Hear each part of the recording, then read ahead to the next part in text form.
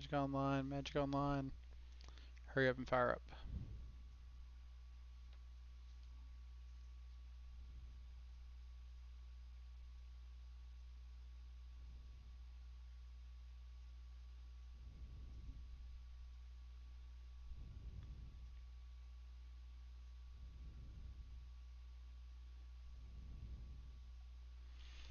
Alright, collection. Let's export this to Stream Decker. Alright, is there anything I want to change out before I start? Not particularly. So let's just export it as is at the moment. Hopefully Steven gets a kick out of the name.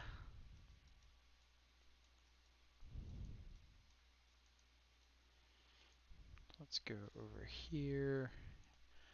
Go to Stream Decker.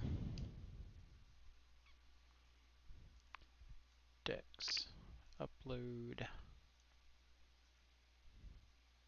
This one.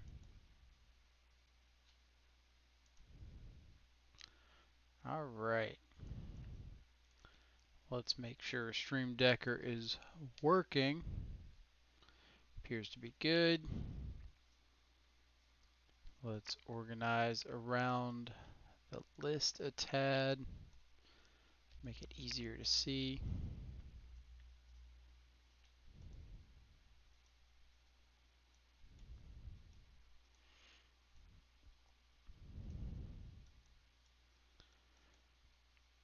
Alright. Voila. And we'll put stuff over here. Why not? Alright. What have we got for today? We have got, as you can tell, Grixis Death Shadow. But Michael, Grixis Death Shadow is boring and so last year, and why would you play that in 2020? Well, let's go over some of the things we're going to be doing today to hopefully spice it up a little bit. So the list we have got today is 98%, 97.5%, something like that, attributed to a list sent to us by our very own moderator, Stephen Mirabito. And if I could find his original list real quick. I could. It's almost the exact same mainboard 60. A few. Oh, the professor coming in with a Twitch Prime subscription before I've even had a chance to play a game, putting a whole lot of pressure on me here. But I appreciate it. Welcome to the subscribers. So back to this content for today. Steven suggested this list. It was running Serum Visions over Inquisition of Kozilek, the full play set of Snapcaster Mage, and Agadeem's Awakening as a way to go with Grixis, which we've already talked about the advantages of things like Gurmag Angler in the current metagame, with cards like Lightning Bolt, Fatal Push, Blood Chief's Thirst, Skyclave Apparition, all running around like crazy. Gurmag Angler gives you a way to fight those CMC-based removal spells without skipping a beat, while still allowing you to play down to the board and get things like Stubborn Denial active as soon as possible. Let's see, Jacob also playing a league of Grixis right now. Nice. I just played a league like 2 hours ago and ended up 4-1 with this exact list. So I'm hoping it goes a little bit better on camera. Forgot I had a Twitch Prime sub, and I've been following and watching you for a while. Well, I greatly appreciate it. It's always nice to know that people are enjoying the content and the horrible, horrible commentary that I provide.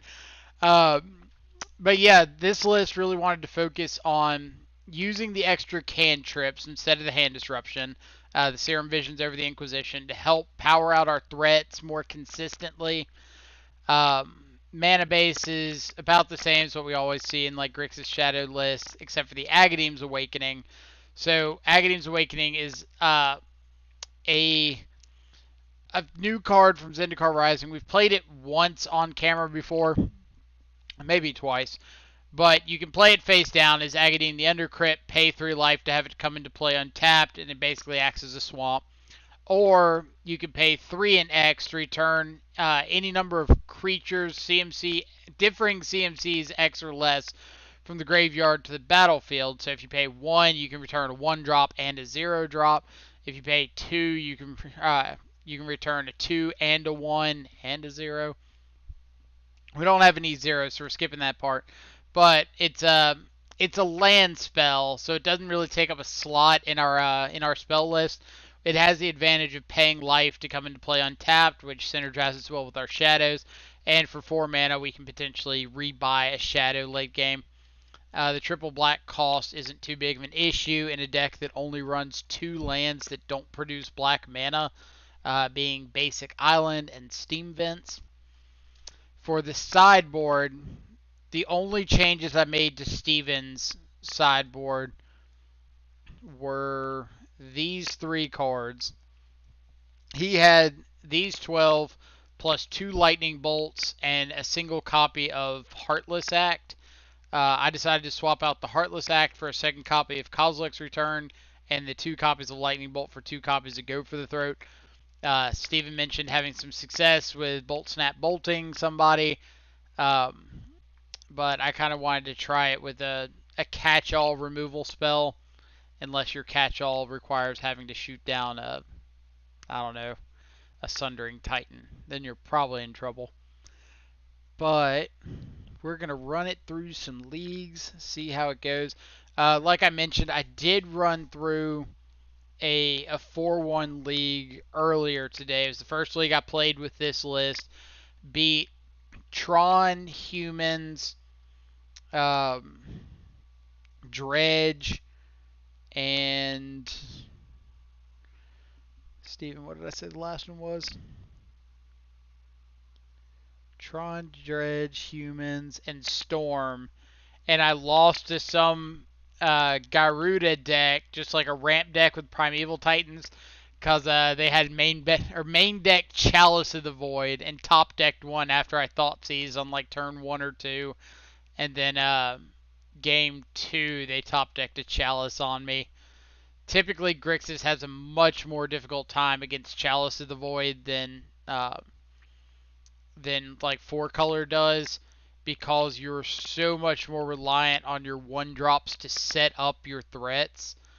Uh, like you can get down a Gurmag Angler under a Chalice, but you need Thought Scour to set it up most of the time, or you're just casting like dead spells into Chalice. So, my Grixis Shadow list I put together runs 8 hand disruption spells. Nice, you have a list available.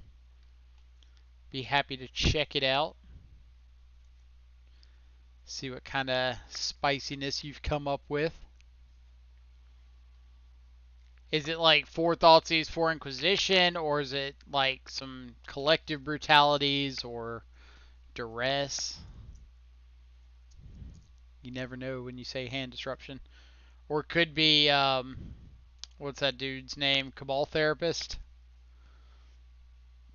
I saw that in like a rock list months ago, like before the companion rule changed. Alright. Round 1, what do we got? Yeah, we got water. Alright. Pretty solid hand to try out these Serum Visions.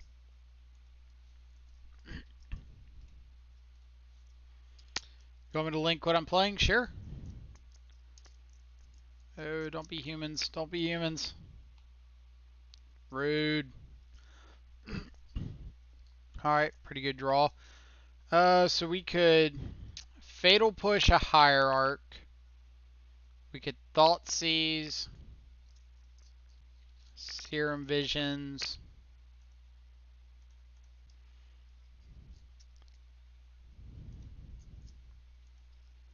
I kind of want to just Thoughtseize here. The reason being is our opponent could just have like multiple things to interact with us um, as they do in this case. And we kind of want to take one because we wouldn't want our opponent to have something like a freebooter that we have to use our Fatal Push on and just can't get around it.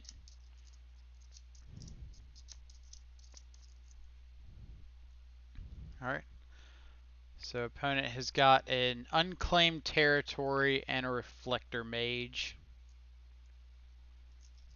It's not bad. It's not the worst. We can certainly fight through those two cards.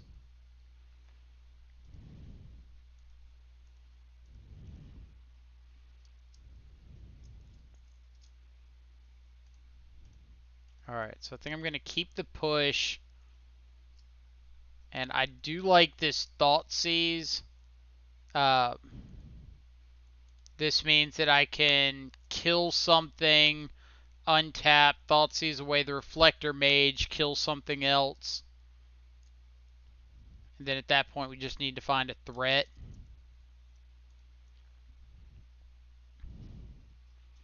Like our opponent can just play this Reflector Mage down.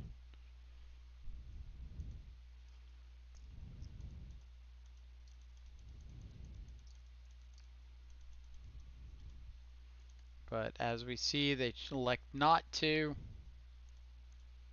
So let's kill a champion. We do need to find a threat pretty quickly.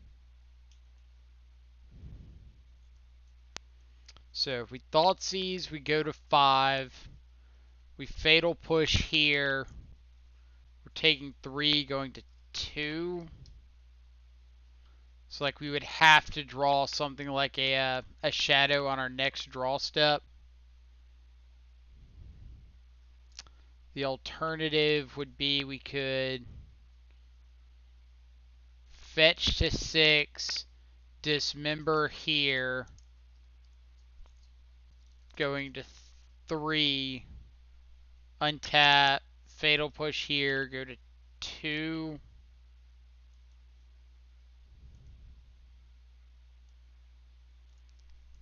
Either way, the line's not great.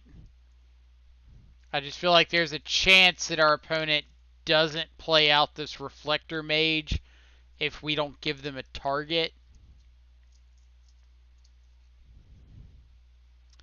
Now they could just hit like running lieutenants. Alright, so if we Fatal Push here, fetch to 6, pay 2, dismember here, we're taking 3 off of this and going to 1.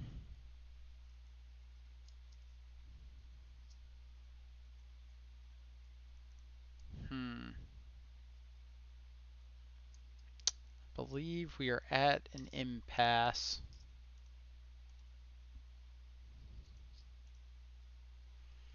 So what I'm going to do is Fatal Push here, let my opponent image, and see if they're attacking with both or with just one.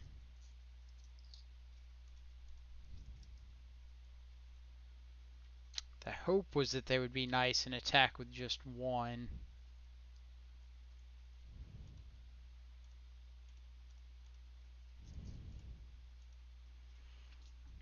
So now we're pretty dead. Well, are we pretty dead?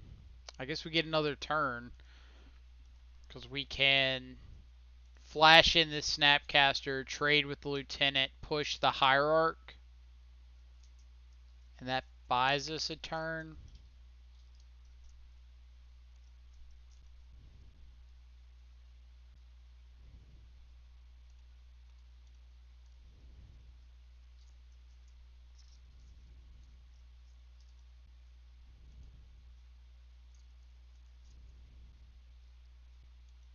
So let's block here. Push here. Now if our opponent just plays out Reflector Mage to have a threat,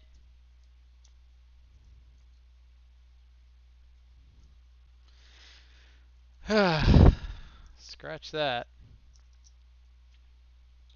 It's like another Snapcaster would be nice. Or something to just kill this. Something that we can make them play out the Reflector Mage against.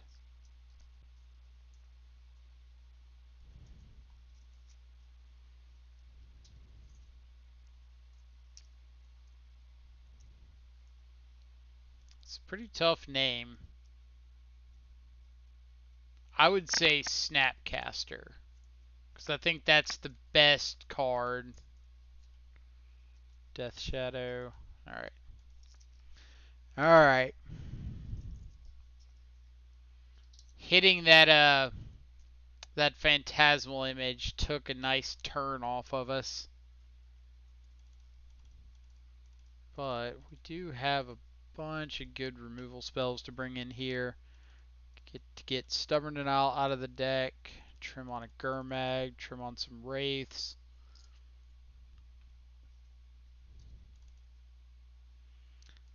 I actually think I'd rather trim on Agadeem here. Well, I guess it is just a land when we need it. So maybe trimming on Wraith is better.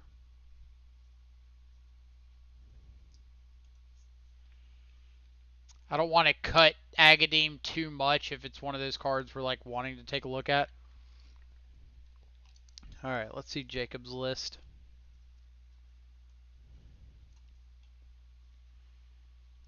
We got 2 Cling, the 4 Inquisition, 4 Thoughtseize, 3 copies of Mishra's Bauble. Pretty standard land base. 2 Rejection, 2 Spellbomb, 2 Feed the Swarm. How's Feed the Swarm been for you? Curious to see if your experience with it has been different than mine.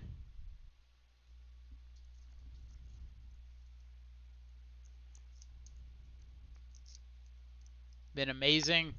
What kind of matchups have you been particularly impressed with it against?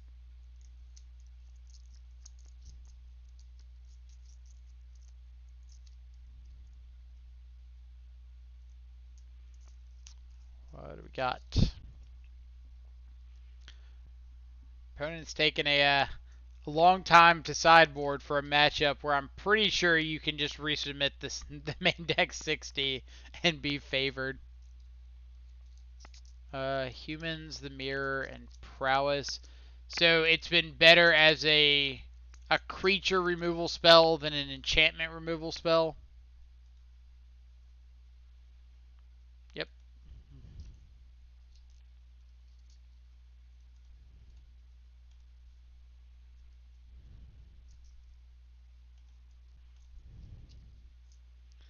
So my question then would be, is it better than something like Terminate or Go for the Throat or something like that?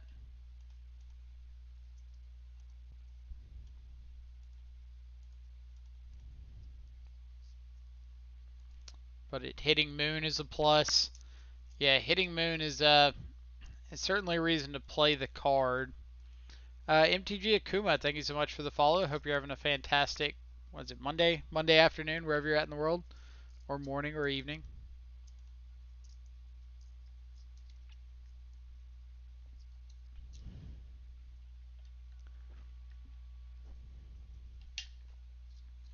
All right, opponent, what you got?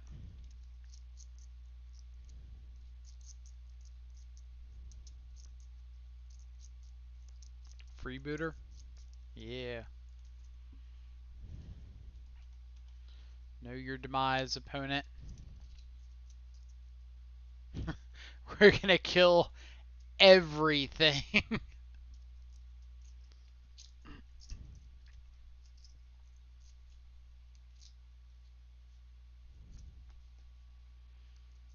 Now, all we want is a threat so we can follow all of this action up with an actual clock. did mill over a Kozilek's return.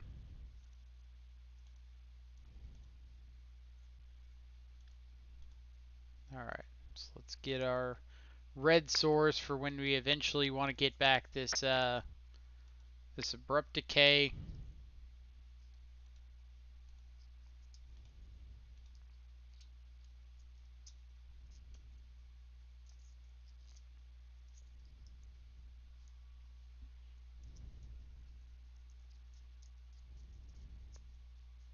Sometimes I wish there was just like a colorless 4-mana 4/4 companion or something that just had no restrictions that we could just like put in our board for games like this.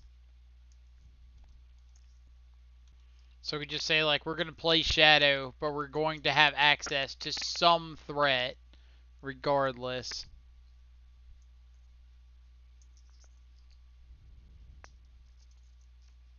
Like I don't think there's really a companion that would do that. We could run something like um, what's his name, Giganta, but you'd have to cut Street Wraith and um, Dismember.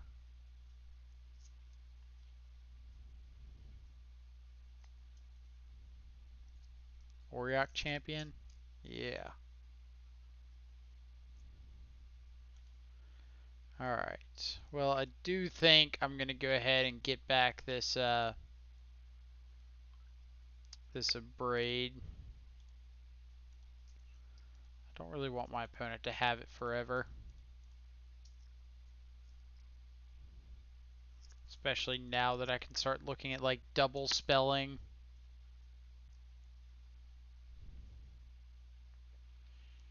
Do I want to just go ahead and blow up this vial?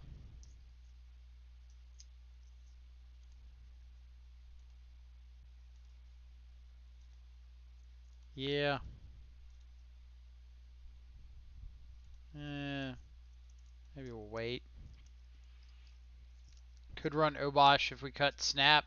We'd have to cut a Braid or Teamer Battle Rage, a Braid, um, Mishra's Bauble.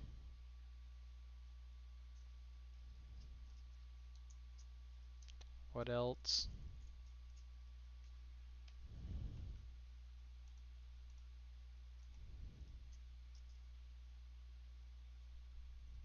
If it was only permanents, we could make that work. But unfortunately, it's all spells. Militia Bugler.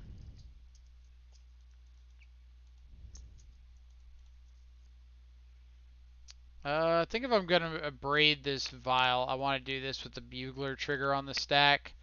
Because I don't really want them to find a 1-drop off of this and be able to vial it in.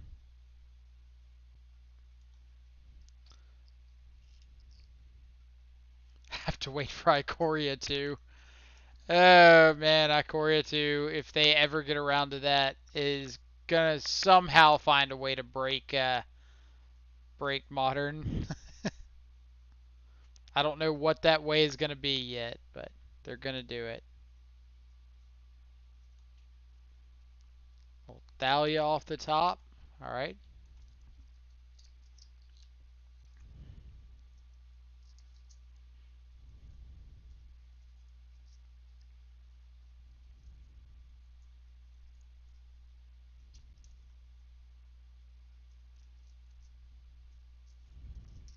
Yep.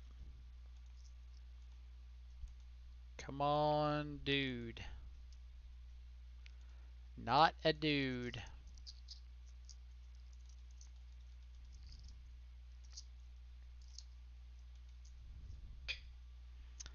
Beat this matchup earlier, but I also had a little more reliable threats.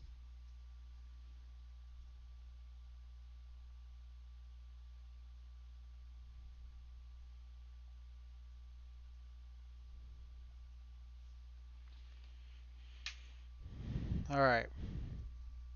So, what would be our best draws? Drawing like a Snapcaster would be pretty good.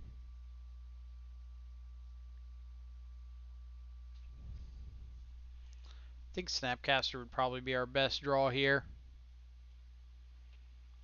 If they're swinging with both, I'm going to go ahead and go for the throw with this Bugler.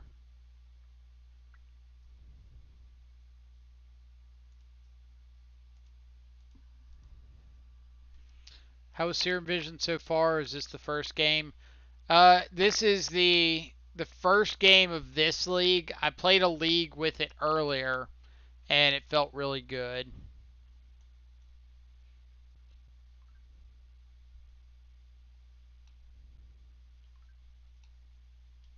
Name the other. Go for the throat. Sure.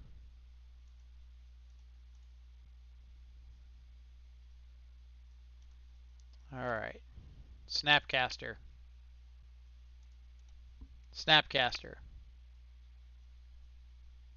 Oh, Plague Engineer, you say?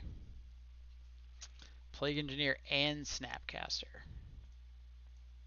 So I definitely want you on top.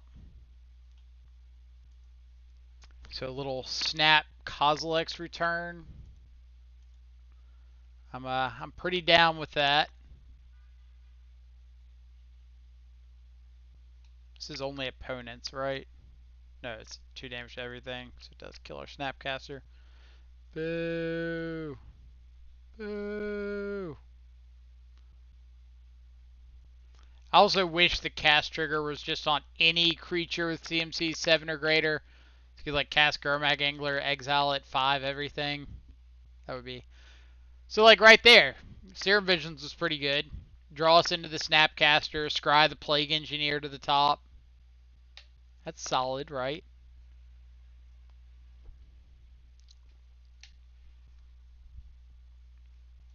Alright. So what is my plan here? Am I Snap K returning? I think I am. I think I just need to go ahead and get this Auriok champion off of the board.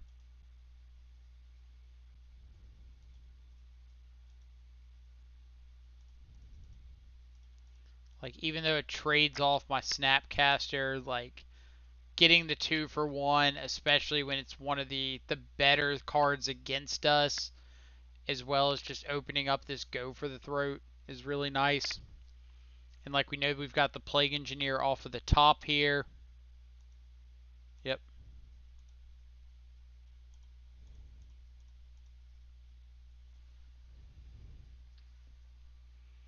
So let's take care of that. This Plague Engineer also blanks like Thalia.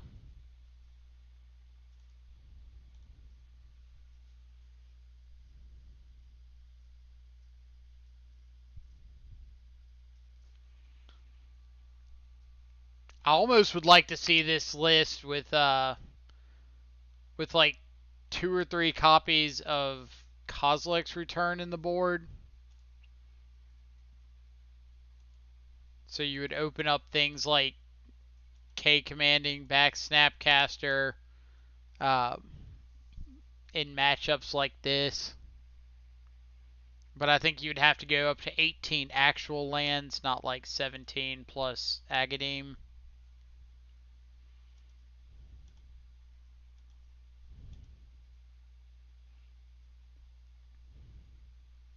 So I'm waiting on this Go for the Throat, because if I have the chance to hit like a Mantis Rider, I need to hit it instead.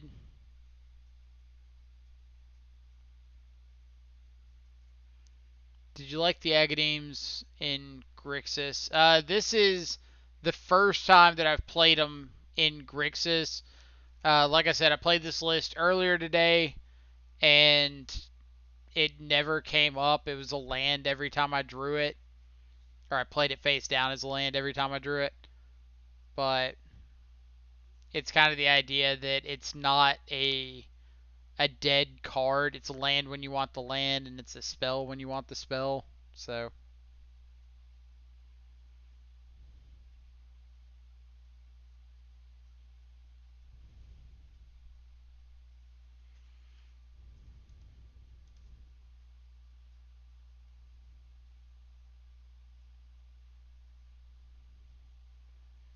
Alright, I do think I'm just going to go ahead and go for the throat this.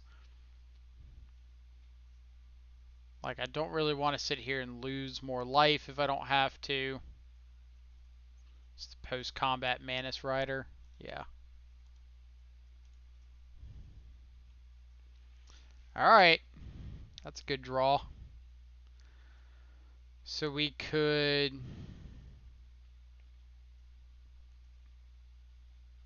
We would have to fetch and shock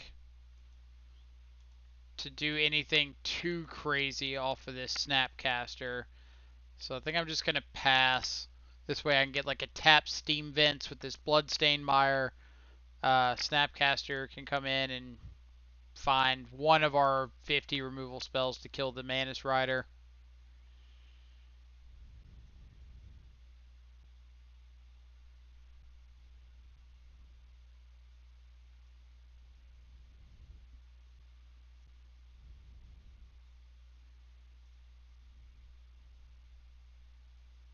So something like Phantasmal Image would be good here. Something like another Manus Rider would be bad. Thalia's Lieutenant would be fine. Thalia, Guardian of Thraben. So this has got to be like Thalia into Thalia's Lieutenant, right?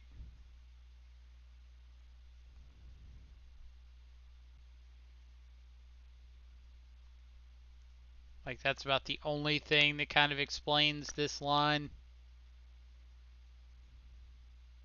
Yeah. Because you don't play out the Thalia into a known Plague Engineer if you don't have the Thalia's Lieutenant.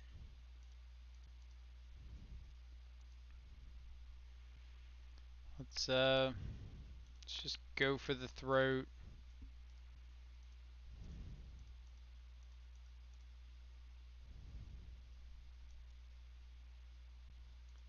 Get our tapped Steam Vents.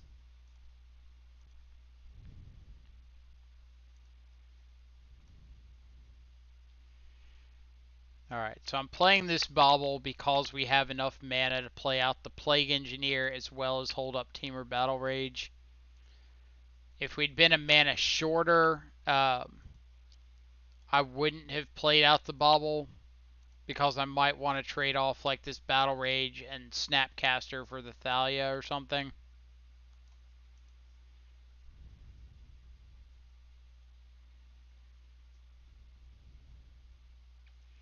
In my league, I got destroyed by Omnath. Omnath is a funky one to play against for sure. Another Manus Rider. Alright.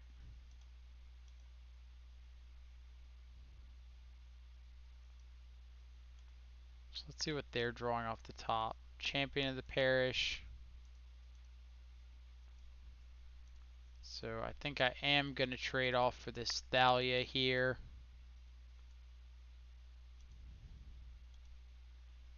Just get another thing off the board. And threat. Not a threat.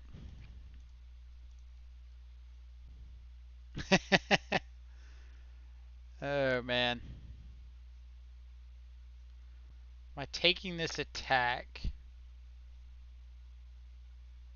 I don't think so. I think I'm waiting because if my opponent plays like a Reflector Mage or something to get this Plague Engineer off the board, I just get a free Revolted Fatal push. If they don't, then I get to Snapcaster, like go for the throat this Manus Rider. So I'm not terribly afraid of it.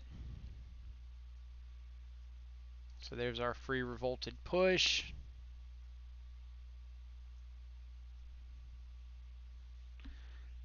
Now.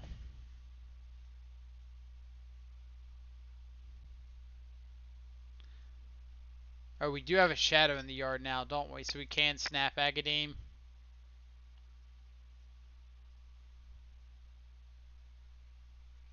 I didn't want to waste the Snapcaster on a Battle Rage on a Plague Engineer. That was kind of the issue there. Like, that's just killing Manus Rider, and that's all I'm doing with that Snapcaster. And I think it's got more value than that.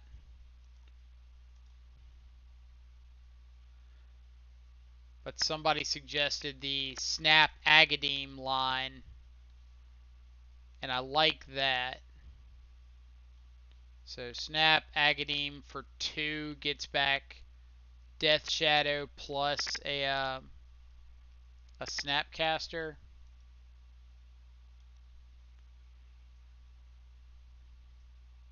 But is that the best? So my concern here is if I take that line of Snap Agademe, all I'm doing is allowing this to stay on the board. And this pairs too well with too many cards that my opponent has access to. So I just don't think I can afford to let that sit around.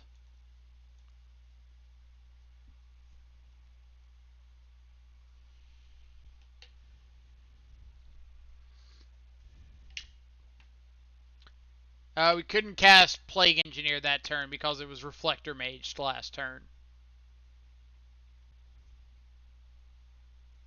Alright, so Thalia grows Champion, sure. Pedro, how's it going? And now if we get to Snapcaster, trade Snapcaster for Champion, get whatever removal spell. We'll get a... No, just getting Dismember. Yeah. Just get Dismember and Dismember the Reflector Mage.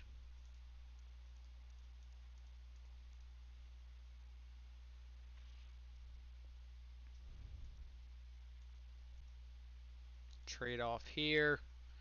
Then we get to untap with Plague Engineer to kill Thalia.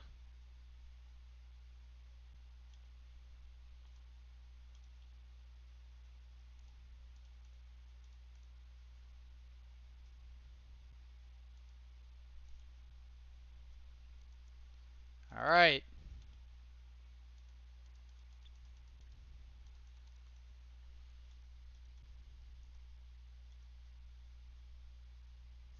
So we've still got another Snapcaster in the deck.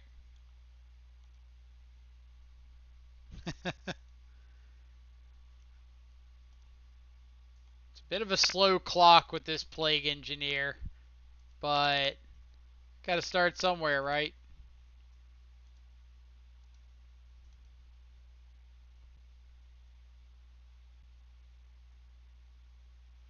It's like pseudo testing the OGs. We've got the Serum Visions, but we could certainly go more OG.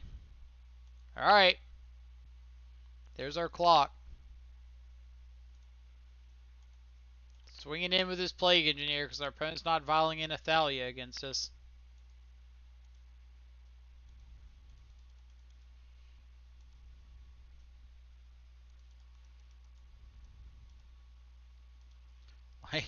We've killed off a lot of really good things.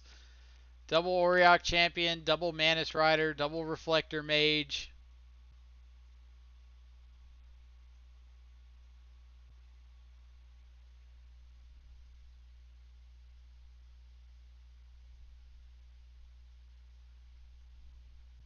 Manus Rider, yep.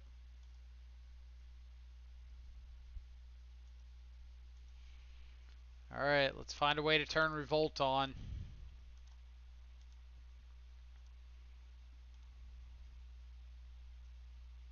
Ooh. It's not a bad one. I think we're drawing and discarding. I don't think we're pumping.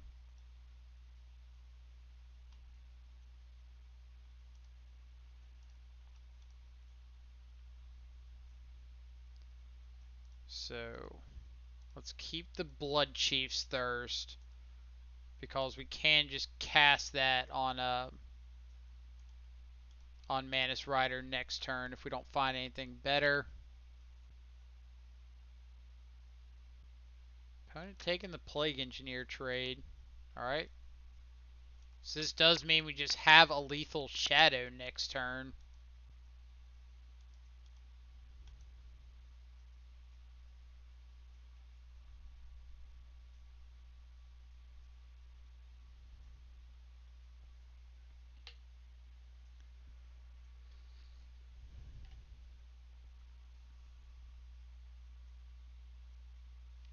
Champion, yep. Don't care about that one.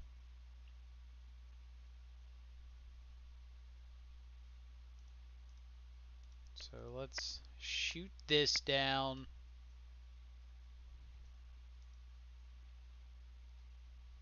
No Manus Rider image. Well, I don't think with one card left they can have Manus Rider image. And this means that they're just dead.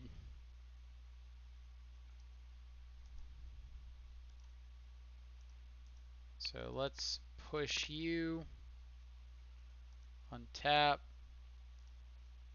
Pump our Shadow. And attack. Let our opponent block, thinking that their decisions matter. And trample over for lethal. Ha ha ha. Shadow control. That was OG Shadow at its finest, outside of the whole Royal Scions thing. Just control the board, control the board, control the board, play down a threat, kill them next turn. Or 2 turns. You get the idea.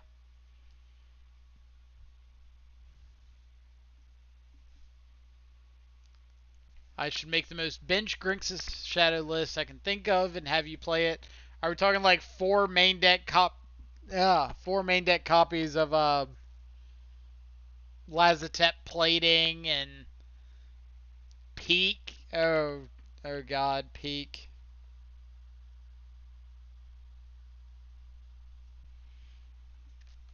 Though I do like Peak as a magic card.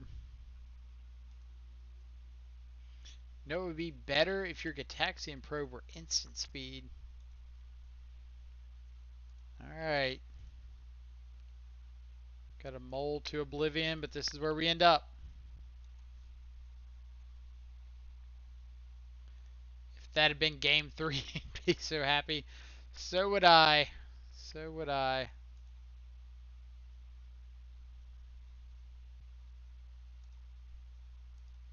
Alright.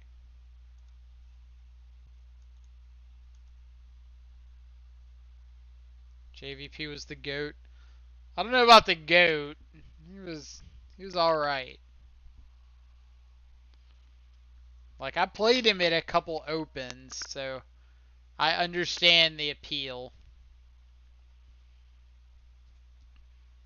If you want to know what card was the GOAT for me in Shadow, what creature that I only played for like one event and it came up probably 4 or 5 times and won me several games, is Kira Great Glass Spinner.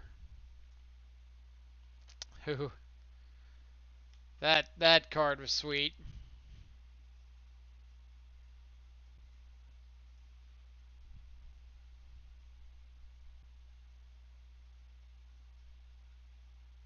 For me, it's Brazen Borrower out of the sideboard. I do like me some Brazen Borrower. I'll give you that one. Bugler.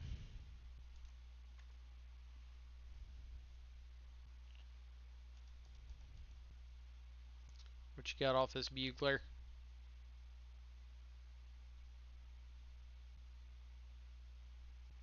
Thalia's Lieutenant. Alright. So we got a Water Grave off the top.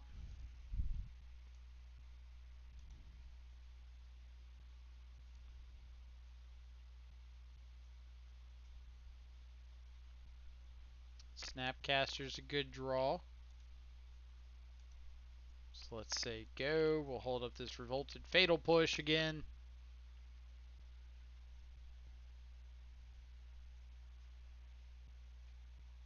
Yeah, like the only thing that I haven't liked about Brazen Borrower is not holding up Ferocious with it. Has been a little awkward.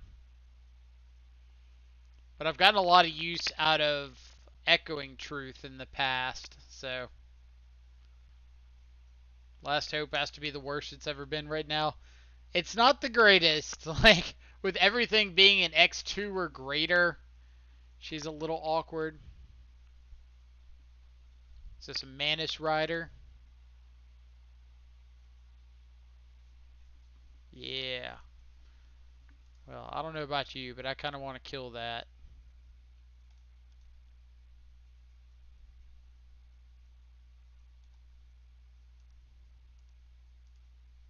that one. Let's kill that one.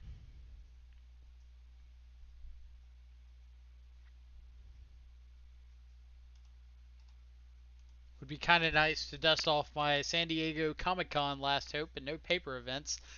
Those San Diego Comic-Con promos are pretty nice, I'll admit. I'm not a foil fan, but those are pretty up there.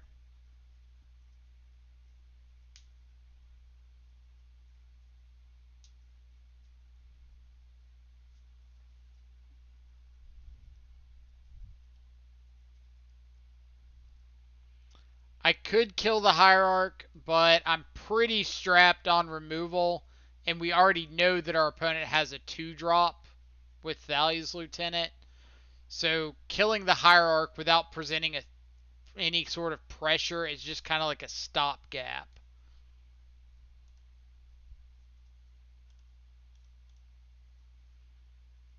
Like it's just kind of saying, well, we'll get around to it later.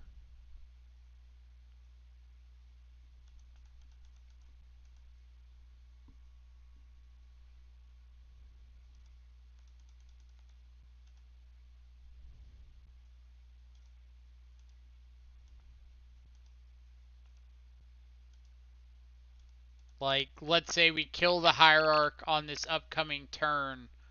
All we're doing is letting them cast Athalia's Lieutenant, get the counter on the freebooter, and nothing really changes. We do have this Kozilek's return now. Like, I would like to work to that.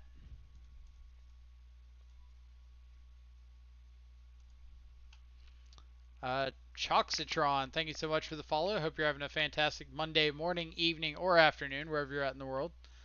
Appreciate you coming and hanging out and spending some time with us today. I'm not a fan of foils either, but those are awesome. I do love the new expeditions come non-foil.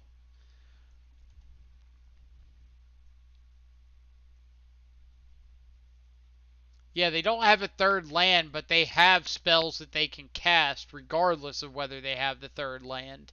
And since we only had one removal spell available, we would be saying, okay, you get to resolve um, this Thalia's Lieutenant. If you find a third land, you unlock the entire rest of your hand if you're even stuck trying to get a third spell off or 3-mana spell off. Um, or we can just hold the removal spell for the thing that's going to bug us.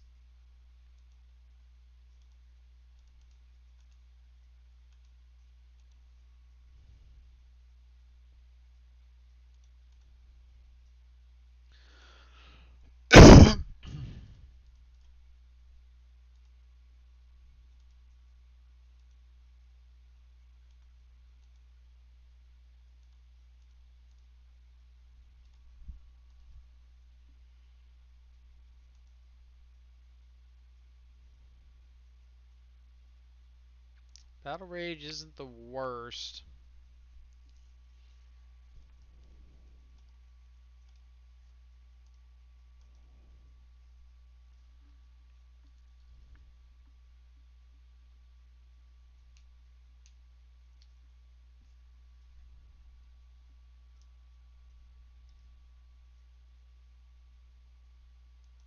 Lieutenant, yep. So are we trading off? If they attack with both, yeah, we're trading off Snapcaster and Battle Rage for Militia Bugler if they attack both.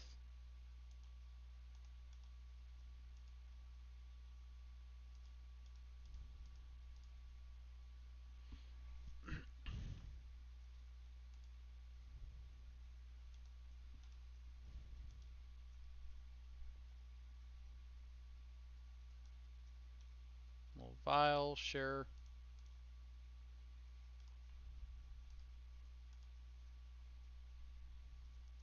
Second Gurmag Angler.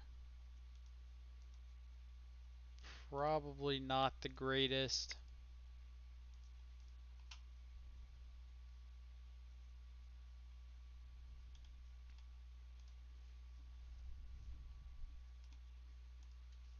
Alright. What do you got, opponent? Like, we do have to remember, we were on like a mold of 5 here. So it's not like we were heavily favored to win this game from the start.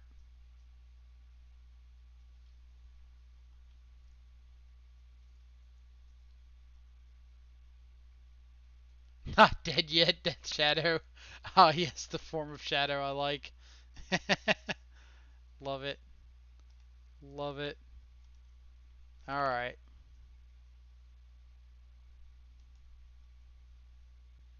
Alright. You're correct. We weren't dead yet. We will fight to the bitter end.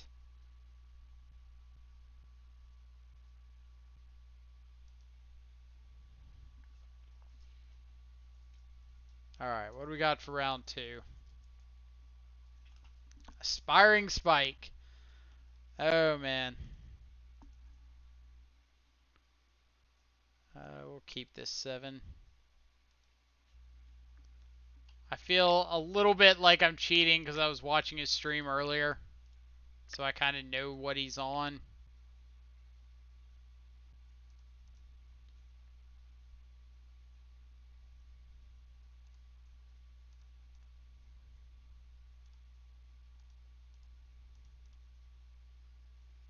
But knowing what he's on and having the ability to play around it are two very different things.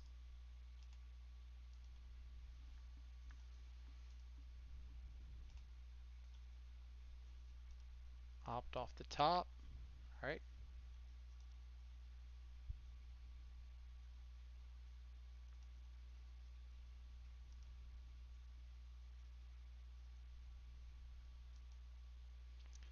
He was playing blue-red boil control earlier. So running like a mana base that's not weak to boil, but allows you to play boil out of the sideboard against a lot of the other blue-based decks in Modern, like against the Uro decks and God, Uro, blue-white control, all those sorts of things. So he's running all lands that like produce blue, but none of them say island.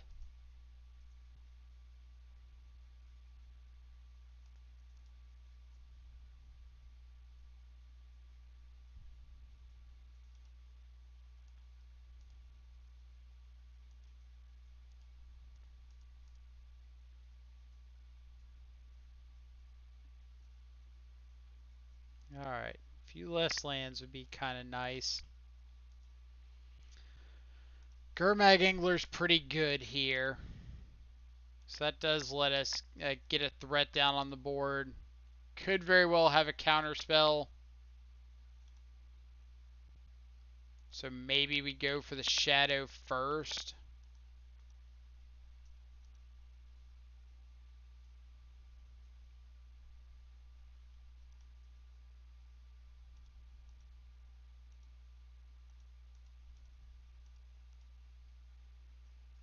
This way, if he's got something like Archmage's Charm to take the shadow, we've got interaction. Alright.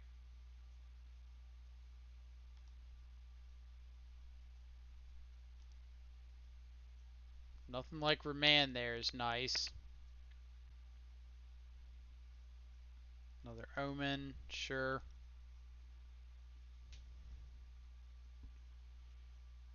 So from here, the goal is just to untap with both of our threats.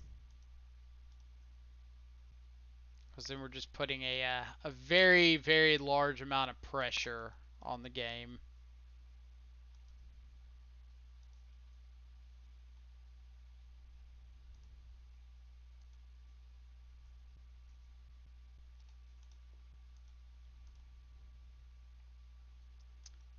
So I'm not fetching and shocking here because there's a pretty high likelihood, I didn't see his exact list, but there's a decent likelihood it's just playing things like Lightning Bolt.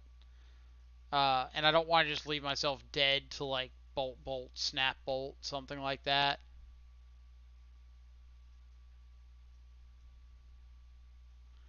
Like, if I can afford to play around it, then I should play around it.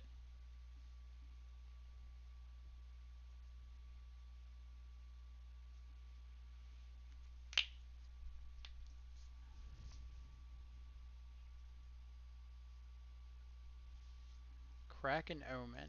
Sure.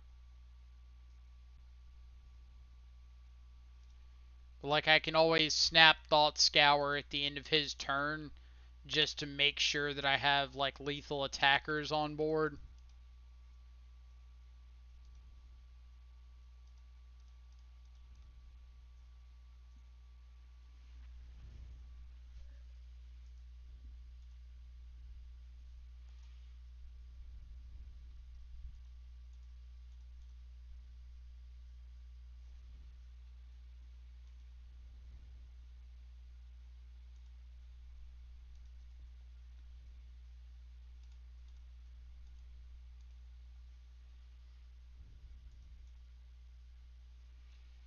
Alright, so let's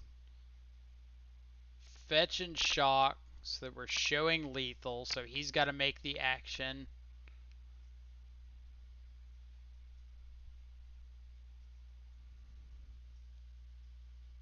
Bolt me.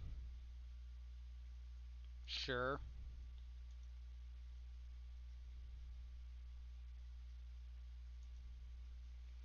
So it does look like bolt, snap, bolt.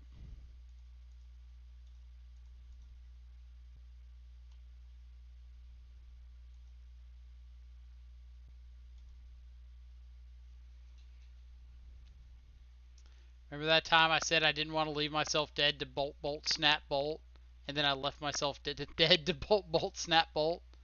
Yeah, so do I.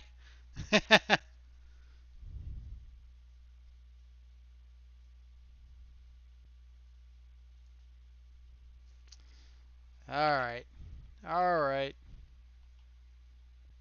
So let's see. If I'm expecting boil, I don't really have a great way to play around it.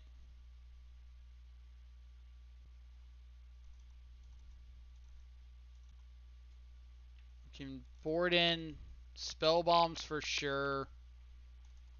Delays are alright. Maybe something like that. Like, if I can get down Royal Silence or something on the play, I feel pretty good getting in under boil.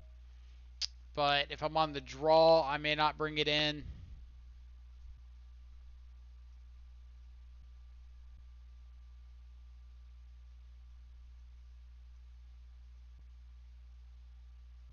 Then again, there's not even a guarantee that he's bringing in boil.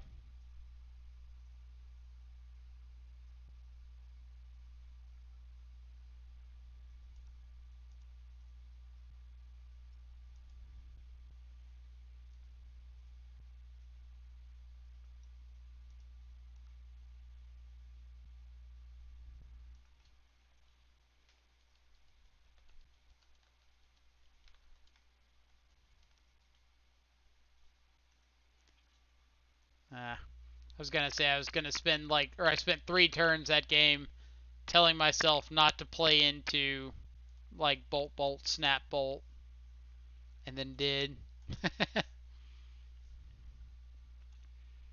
But getting down a turn 2 angler and then being able to follow it up with a delay here is extremely nice.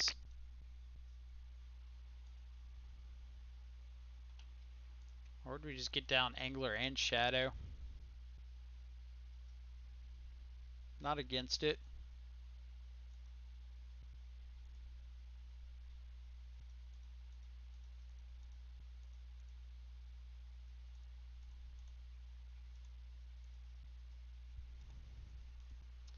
So if he wants to bolt our shadow, pretty okay with that.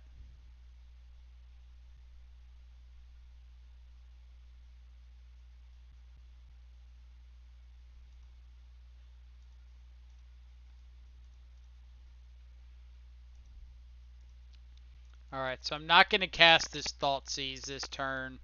I could, but I'd rather hold up delay. Because then I can Thoughtseize plus hold up delay next turn.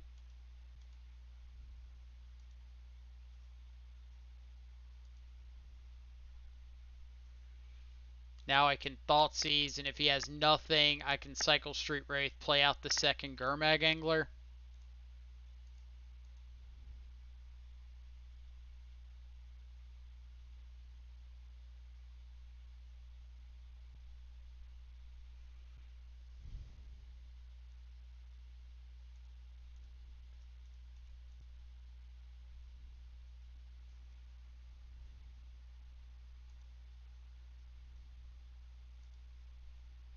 Alright. Yeah, I think I am just playing out this second Gurmag Angler here.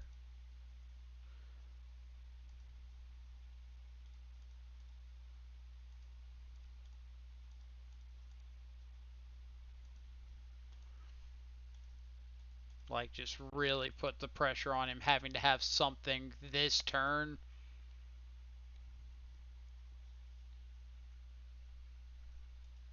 Madcap into Platinum Imperion, sure.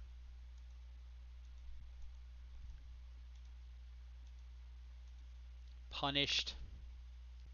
Super punished.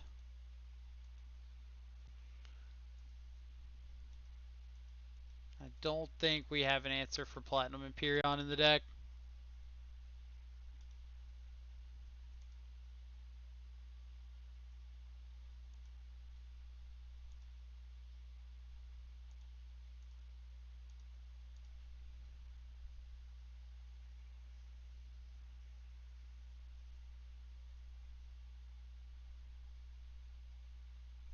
Flusterstorm.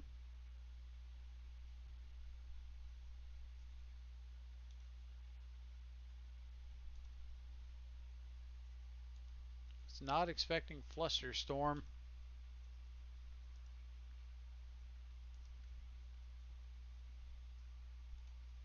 Yep. Yeah, I mean, the Madcap combo is like pretty free to splash for a lot of decks.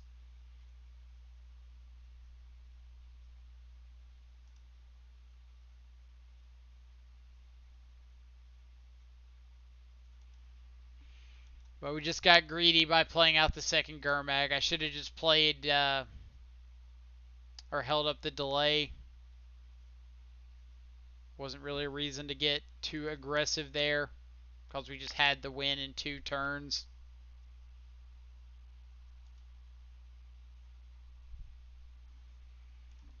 So I think we'll just delay this Snapcaster. If they want a Flusterstorm, we'll pay for Flusterstorm.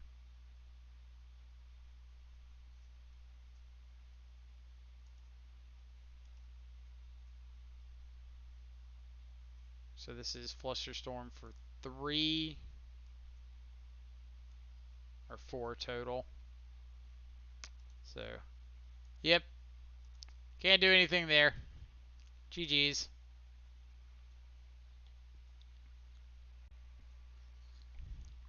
Where's Steven when I need to tell him that I mentioned before I played the first league this morning, or I asked about Colligan's Command, and he said that Colligan's Command hadn't felt good in Modern recently, which I'm not against that idea, but I have such a hard time not playing it in Grixis, since you don't have to force it.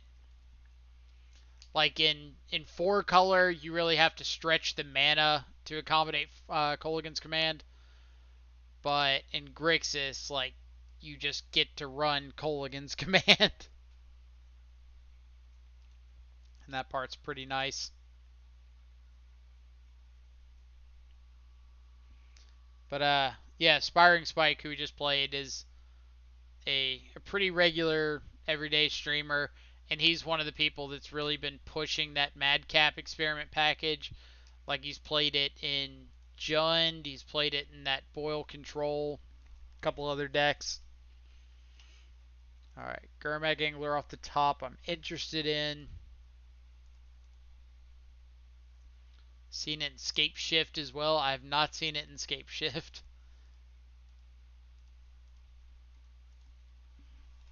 Alright. So we take about 1,000,000 damage to get that Arbor Elf off the board. But, mission accomplished.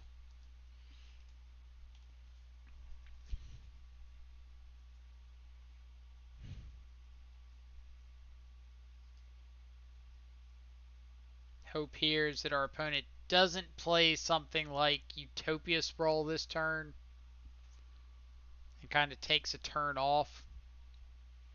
Because I wouldn't mind just fetching for a basic swamp off of this Polluted Delta than like scouring myself getting down Gurmag.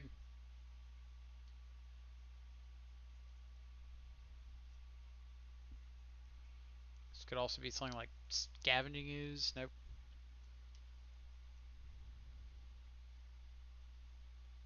Alright. Main deck Relic, you say?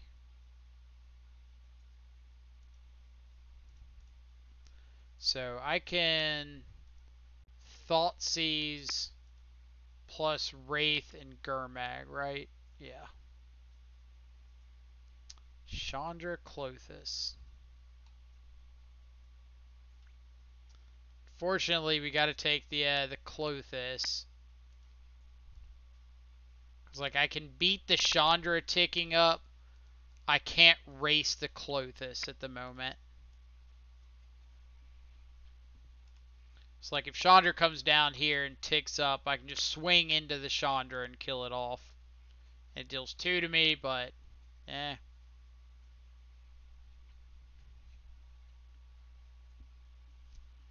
Now if they have Chandra into something, we could be in trouble. Like Chandra tick up, play whatever, Seasoned Pyromancer. I guess they don't have the mana for that, do they?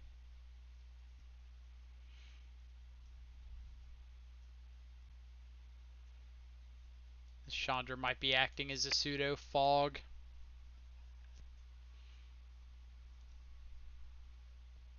We played out both the Stomping Ground and the Chandra, so we know nothing of their hand.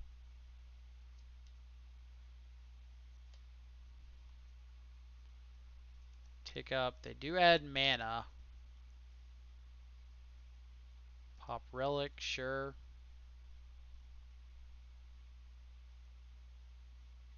Alright. So that's nice. We do get a free shot on this Chandra.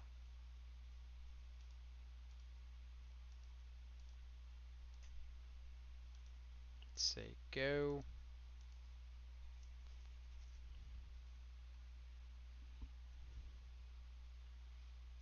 No Glorybringer. No Glorybringer. What did I say, opponent? What did I say?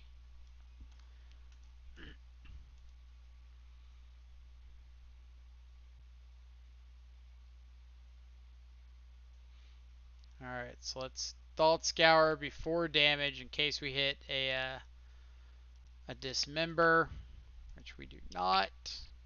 And nope. Ah, Glorybringer. Glorybringer, you flying scaly bastard. Alright. Delay is great.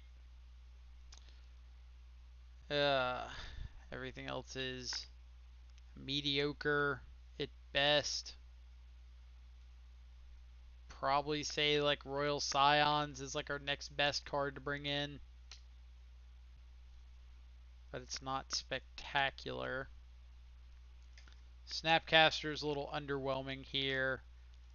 We can shave a Gurmag when we see main deck Relic of Progenitus.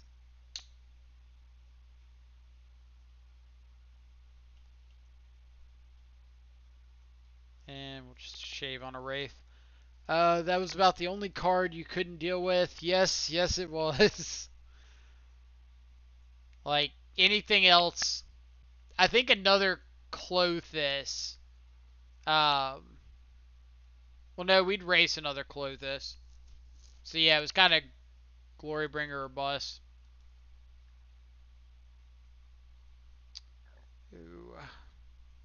His hand's so close. Go for the throats are okay, but we don't really want to go too heavy on the creature removal plan. Like, they do just have a whole lot of non-creature spells that our removal spells don't line up against as such.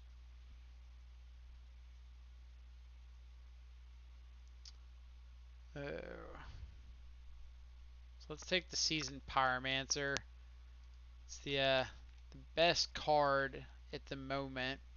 Hopefully we can draw into like a Stubborn Denial, Delay, something like that to stop one of these. Maybe Snapcaster Thoughtseize the other. Right on time.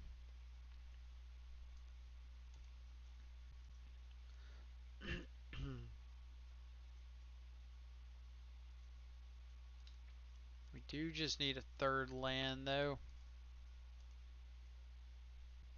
Right on time. Don't you love it when the deck listens?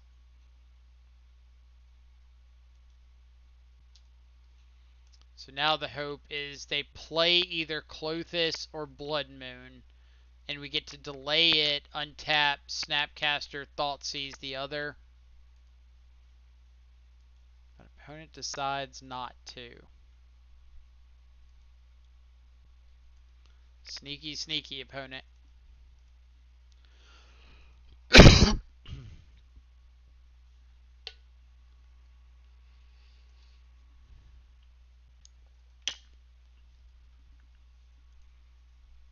Alright. I know you got a Vista. What is this? Blood Moon. Is this a Blood Moon with a Veil of Summer backup? I'm gonna be so annoyed.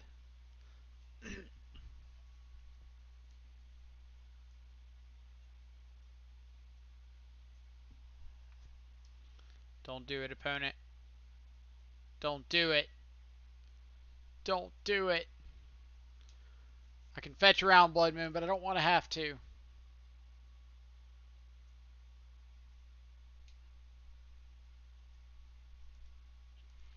Doesn't really make a lot of sense to have the Blood Moon to cast on turn 3 and choose not to. Like, I don't know what you're playing around there by not just going for the Blood Moon.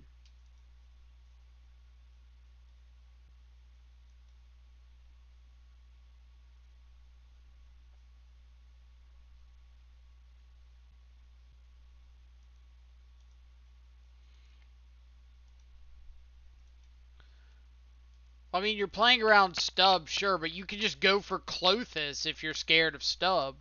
Like, it doesn't make sense to not play anything on that turn 3 when they have Stone Rain, Klothys, and Blood Moon. They can play around Stub with Klothys. They can jam like a Stone Rain if they just want to cast something.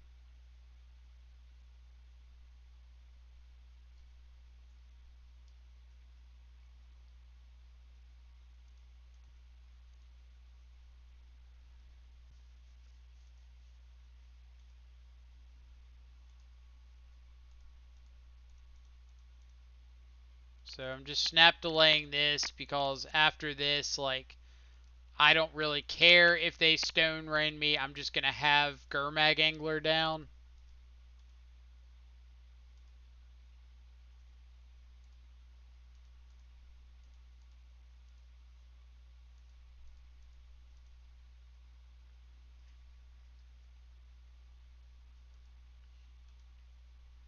Like, now I don't care about Blood Moon. I don't care about Glorybringer.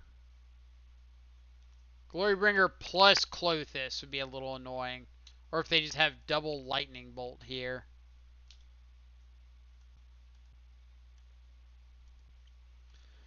Well, they always keep in Pillage because they're a cheese deck. Like, they want to have those free wins where your opponent just sees 2 lands and doesn't see a third, and they get to Stone Rain 2 of them, and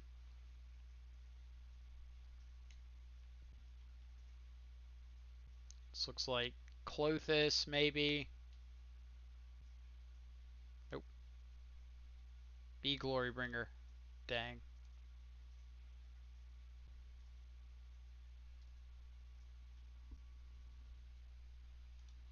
Yep. Chandra into Clothis. You got it. You got it, champ.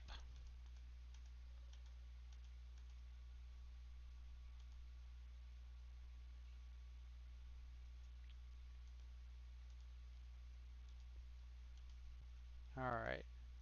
Am I just going face?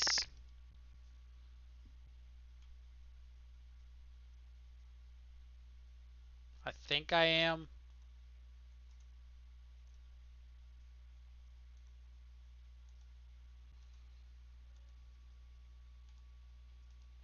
Because opponent's going to go up to 11 off of this Clothis. Or no, they're not. Because they have to hit exile Seasoned Pyromancer if they want to gain life. Otherwise, they have to exile land and not gain anything.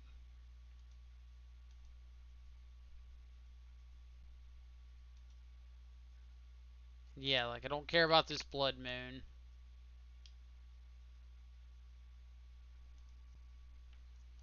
You got a Blood Moon. And if they don't exile the Seasoned Pyromancer, then they're at 9. They can make 2 tokens. I can kill 2 tokens plus Battle Rage. So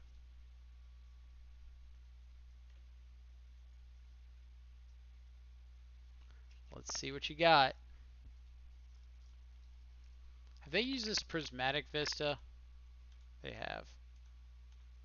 So we know nothing. Pyromancer from hand. Yep.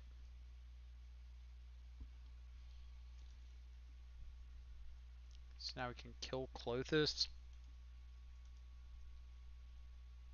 Ditching Clothis Blood Moon. Not too shabby.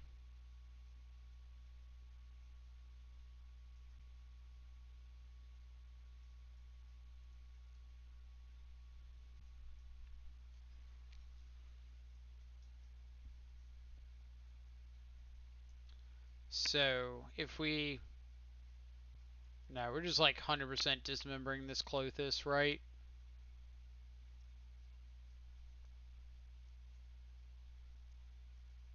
So we might set up an opponent, or set up an opportunity where our opponent misblocks, and we just get to Battle Rage for lethal.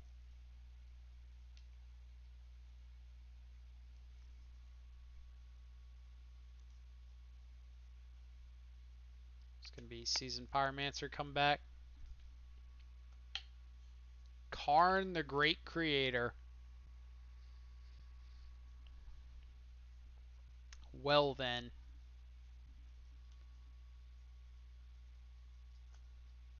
If we went down a list of cards I didn't expect right there, Karn, the Great Creator, pretty high up on the list. So this could be Karn for a Liquimetal coating.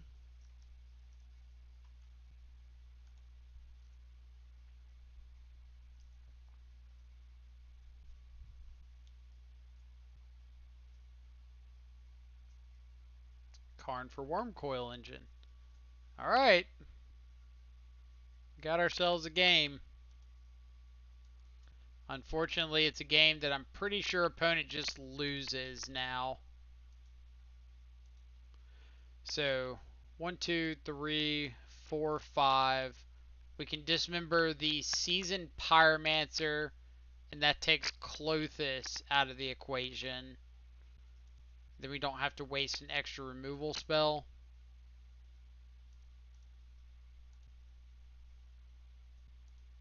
We'll Thought Scour ourselves, doesn't really matter. Untap. Attack with both of our gentlemen. And here they're dead regardless of how they block. If they block both on Gurmag Angler, we Battle Rage Gurmag Angler. If they block 1 and 1, we Battle Rage Gurmag Angler. If they block none and none, we Battle Rage Gurmag Angler. If they block 2 on Snapcaster, we Battle Rage Gurmag Angler, and I'm sure you're getting the point. And opponent, we would like you to be not alive anymore. Haha.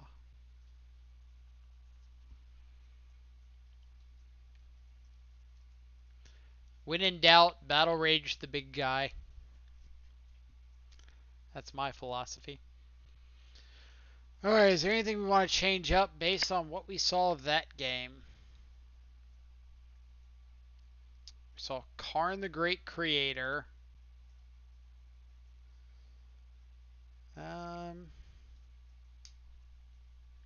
The issue with things like Blood Chief's Thirst is they're good against Planeswalkers, but it's bad against the land destruction, Blood Moon part of the deck.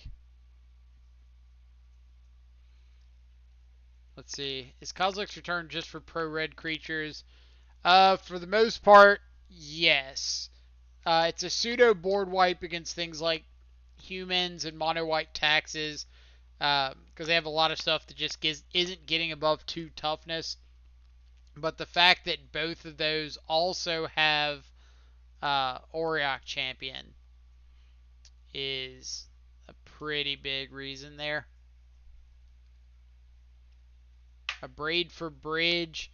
A Braid for Bridge is an option, but like my opponent right there didn't get a bridge, so I'm kind of wondering if they're even running it. Which they very well could be. Like, I don't think you run Karn the Great Creator without running a bridge in your board. But I kind of want to lean on the plan of just not let them get Karn down.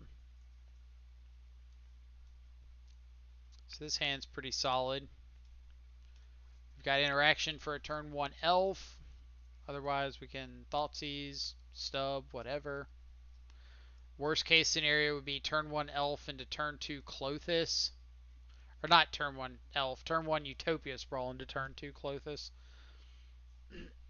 Alright, Windswept Heath pass. So, opponent is 999% likely to have a Veil of Summer. I am 996% likely to not care and Thoughtseize anyway.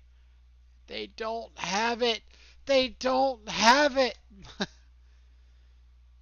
Oh, Simeon's Spirit Guide into Seasoned Pyromancer. Alright. Man. Simeon's Spirit Guide in Ponza. I know that was Windswept Heath. That wasn't land from hand. So they have a Stomping Ground in hand in addition to this. Play the Stomping Ground to make my math correct here. Please. Dang. No Blood Moon off the top. You can have a Magus of the Moon. You can't have a Blood Moon.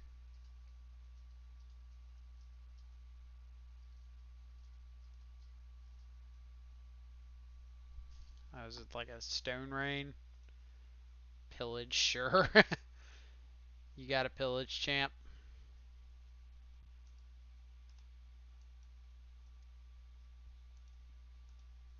So double Glorybringer, Stomping Ground, Unknowns.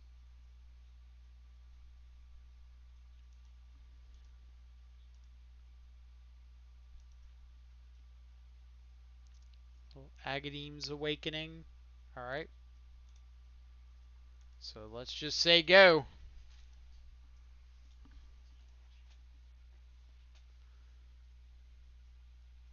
Maybe our opponent will be nice and miss a land drop.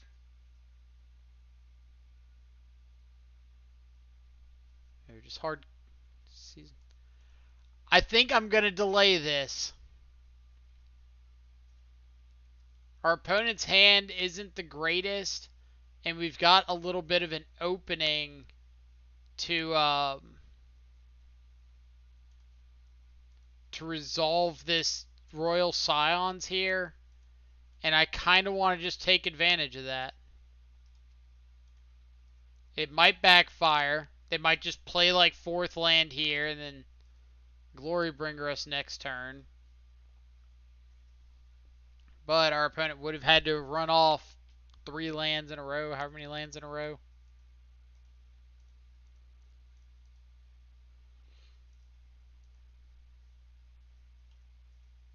Let's get rid of Agademe.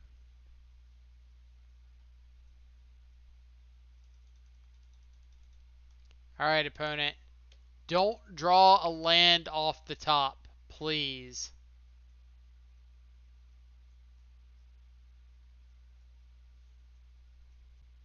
Yes, you got it.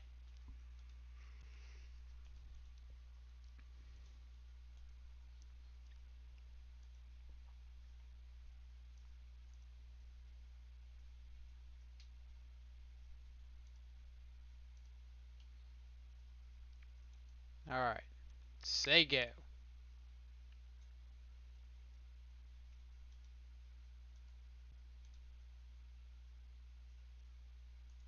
I don't want to snap Seas because they have 2 Glorybringers here. Like, I can answer the Glorybringers as they come down.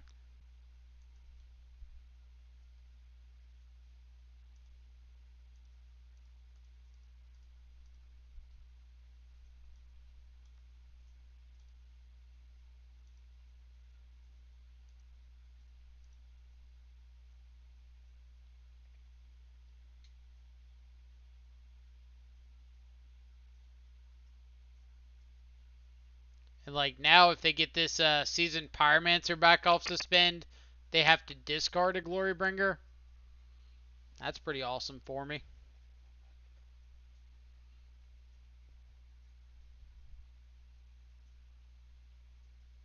Let's just get rid of push. Then I can ult a Royal Scions next turn or the turn after.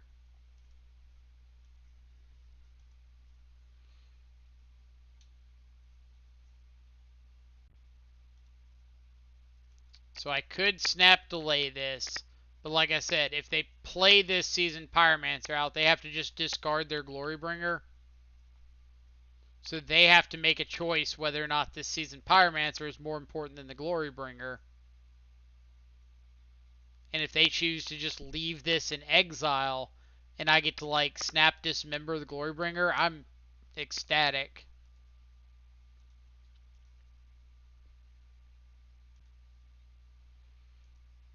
They are choosing to discard the Glorybringer and another Seasoned Pyromancer. So that's pretty good for me.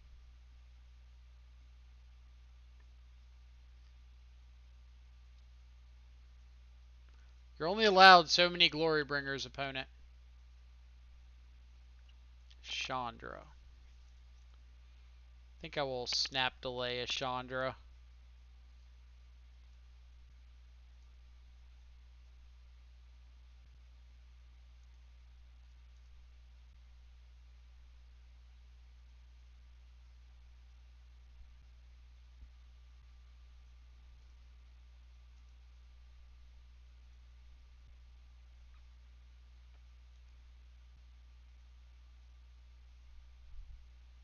Delay is a whole lot better when you've got a threat on the board so that you're taking advantage of these turns that you're gaining off your opponent.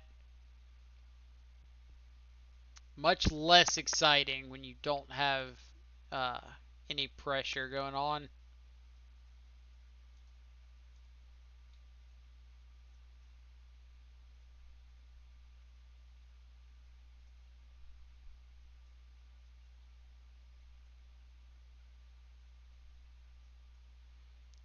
Stub, snap stub. It's an option, but I would rather save this stub for when I get like an actual threat down. So this is a really good attack if my opponent has a lightning bolt. Yeah, and just 2 blue. That is fair. Arbor Elf off the top.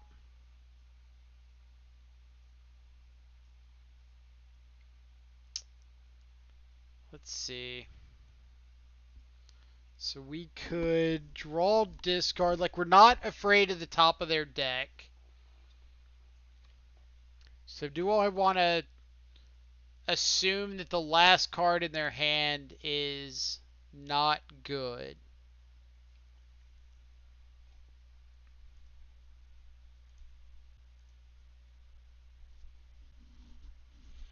Basically, I'm trying to decide if I want to try to keep my Royal Scions around after the ult or not. And I think drawing into this shadow means that I do.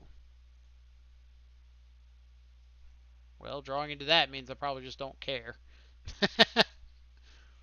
So let's get rid of Thought Scour, play out our shadow, say go. Now we know that they've got an Arbor Elf coming off the top that we don't care about. We can stub any... Well, now they no longer have the Arbor Elf. We can stub anything like a Karn or a Chandra.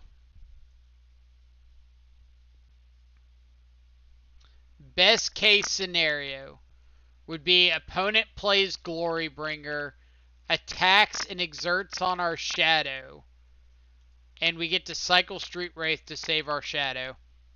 Because then we just have lethal on the crackback through double chump blocker.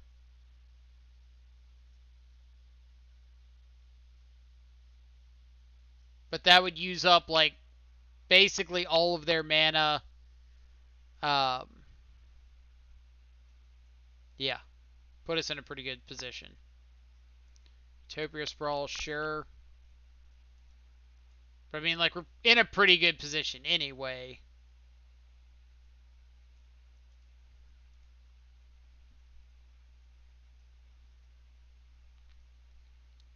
Alright, if opponent passes the turn, who sees the line?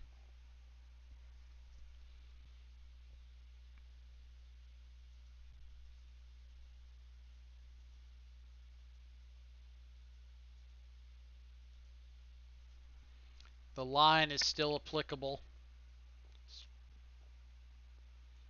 Who sees it? Yes. Cellular Crouch, or Cellular Couch got it right. Ultimate our Royal Scions, target ourselves, and then swing in with a Battle Rage Shadow for lethal.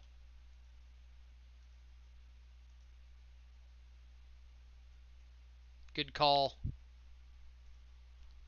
So we draw up to 8, or 7 in this case. Shoot ourselves in the face. Show our opponent a Teamer Battle Rage. And now we've got Delay or Stubborn Denial, whatever we need. 2 tokens off of a Seasoned Pyromancer. Exile isn't going to do it.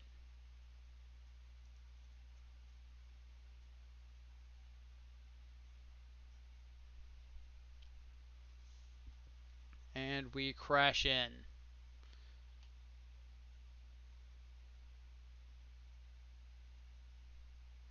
Hiya, opponent. Alright, on to match number 4. So, next league, we're definitely throwing in some K commands. Scions is pretty cool there. Scions is always pretty cool. Like, I've won a lot of games I shouldn't have won because of Scions. I just don't know if it's in, like, the best place in the meta right now. Oh, what are these hands?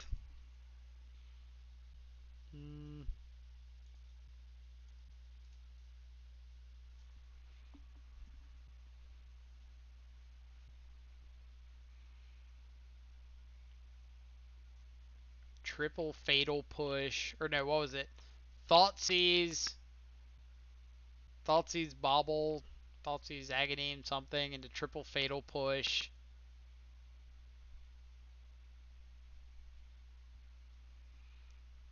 Our opponent mulliganed to 3.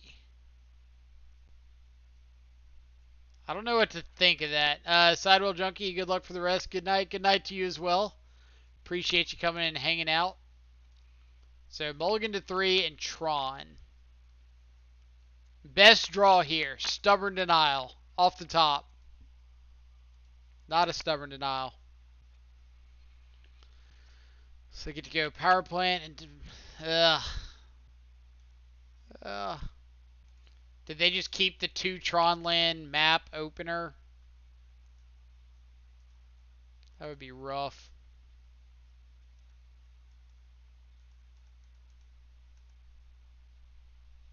They did. 2 Tron land map.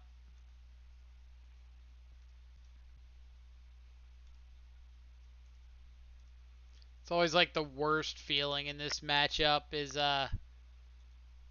opponent keeping some hand that should be horrendous, but it's just gonna win because you mold to oblivion or something like that. Like opponent's 100% gonna win this game because we mold to 5.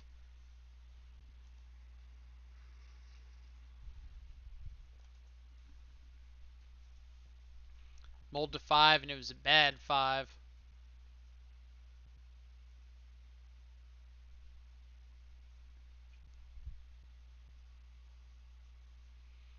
So if opponent gets a Walking Ballista here, never mind. What do I know? And we've got no main deck way of beating Ensnaring Bridge.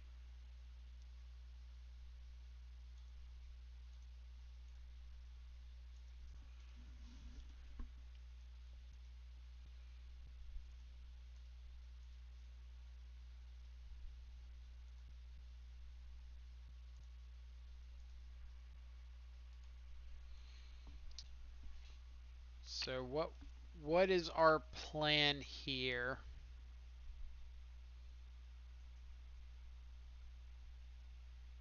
Nope. Nope. All plans went out the window. Plan's gone. Plan way over there.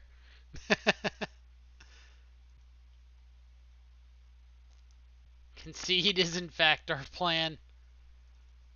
Alright. Delays are great. Scions and a Braid are okay. Let's get out a lot of this removal spells.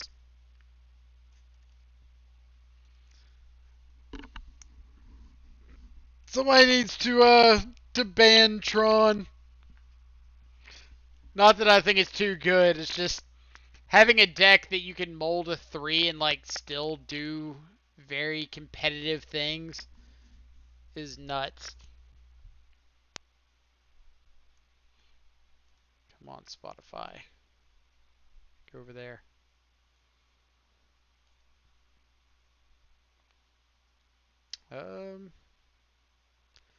Okay.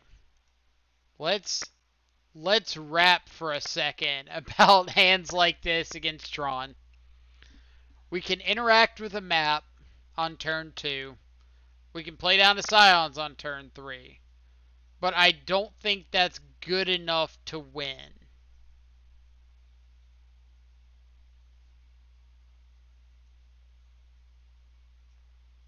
Like, we need hand disruption into threat.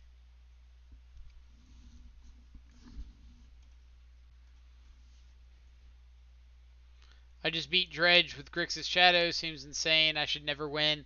So, Dredge is the kind of matchup where if you just, like, oops into a Shadow plus a Battle Rage, you can win pretty well. If you don't do that, you're going to have a rough time. What are people's thoughts on Blue Tron? I would say Blue Tron is okay. Natron, O-Stone, O-Stone. Well, let's start taking O-Stones.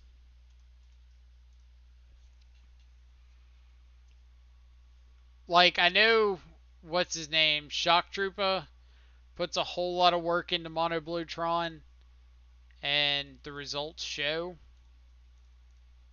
So I'm going to assume it's the kind of deck where if you put the hours into it, it's going to be good for you. Alright. We need opponent to whiff, and for us to find, like, a big threat off of this Thought Scour.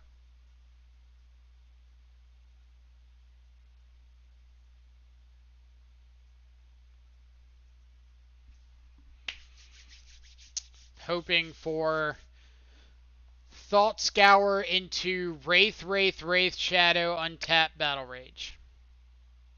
I think it's doable.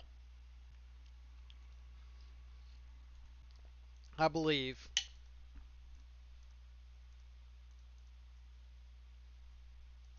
It's not a bad one.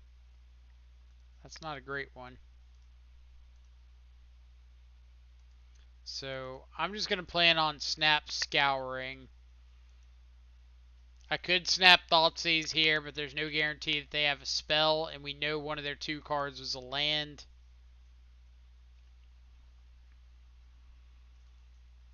But Snap Scour gives me a better chance of finding something real. But I will Snap Soft Stub a Karn. Yeah, opponent, how do you like that? Your 7 mana spell just got Force Spiked. Until we get Simian Spirit Guided out of this opponent too. Yeah. Let's see. Hi, how's it going this league? Do you like 4 Snap and 1 planes with 17 lands plus Agademe? So this is the second league I've played with 4 Snapcaster. So I wouldn't really say that I have a huge opinion on it one way or the other. It was a list that was submitted by one of our mods, so I wanted to put it through its due diligence today, see how it went. I would say that historically I've been a fan of 2 Snapcaster, maybe 3, depending on what I'm expecting to see. Are we just stubbing this? I think we are. So I really don't want my opponent finding like a worm coil off of this.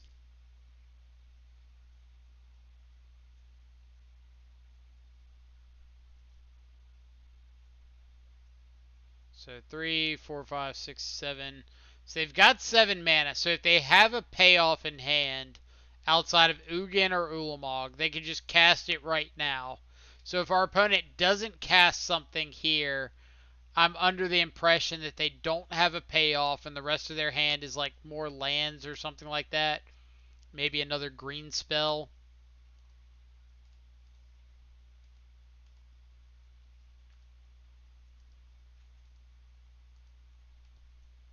So we're just going to hope that's the case. I could very easily see their hand just being like, what is it? Sylvan Scrying, Ancient Stirring, Sylvan Scrying, Thragtusk, something like that. And they just can't cast anything.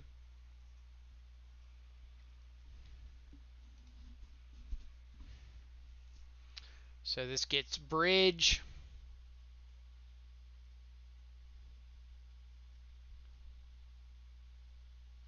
See, just walking in, how's testing gone so far?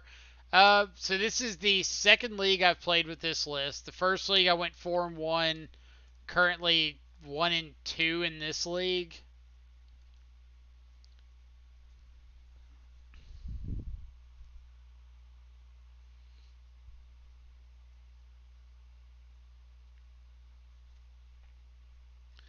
Yeah, we got to take out this Karn.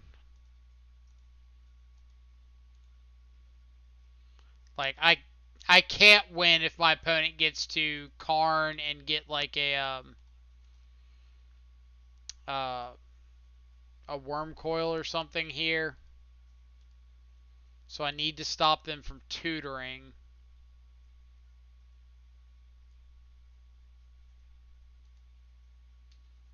So if we were right and their hand is a bunch of green spells, they get to cast one here.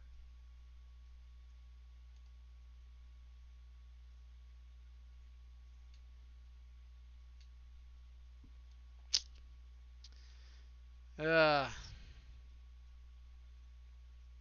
Remember when I stubbed that Ancient Stirrings earlier so my opponent couldn't get a Worm Coil? Yeah.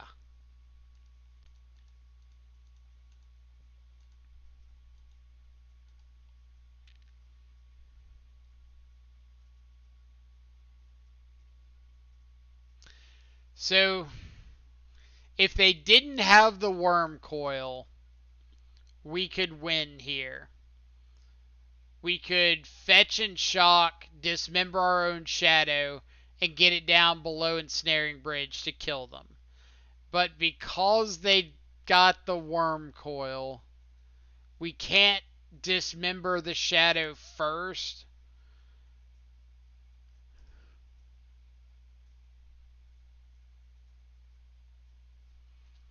So we have to give our opponent another turn.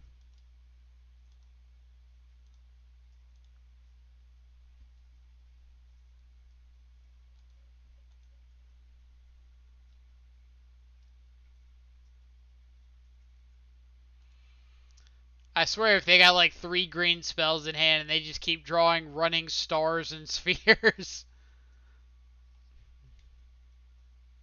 Which that looks like what it is. Yep.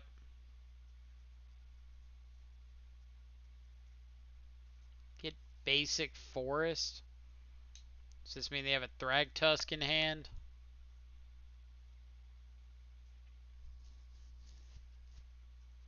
Another map, sure.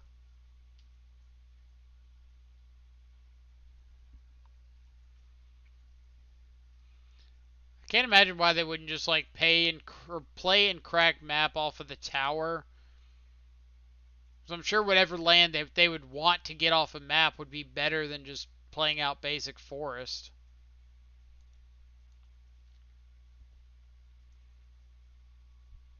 Alright, so our out.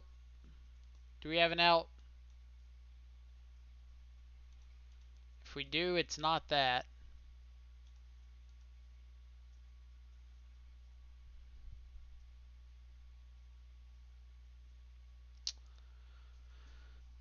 Let's see. Yeah, I think we're pretty done in by this Karn bridge if we can't find a braid. So we'll give one more turn. We'll see if our opponent tutors with this Karn. Because if they tutor something, we're probably just dead to whatever they tutor. If they don't tutor anything, then we've got another look at look for a braid. Because if we can abrade the bridge, we can dismember whatever worm coil blocks and get lethal.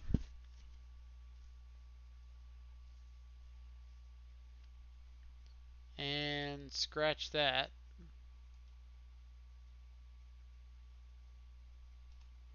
Yeah. Um,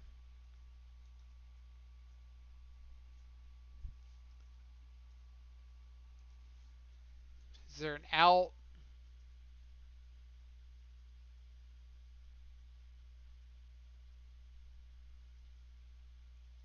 Like now I'm just wondering if a braid even does it anymore. I guess a braid does because they chose that line. If they had just like -2 the Ugin and got rid of both the Shadow and the Gurmag Angler, then a braid wouldn't be an out. But since they got rid of both, now they open us up to. Never mind. Trinisphere shuts off a braid. Or we can't a braid plus dismember now.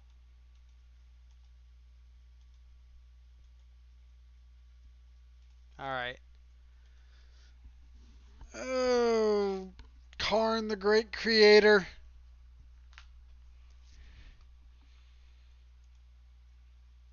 So yeah, for this next league, definitely jamming some K commands in here. I don't know how many, but some number of them.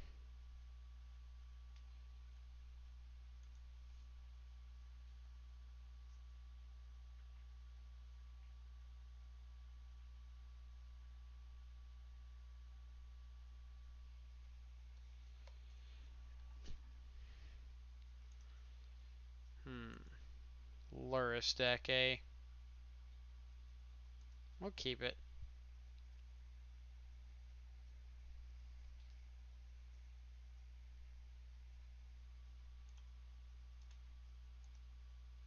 We have baking going on. It's gonna make me hungry.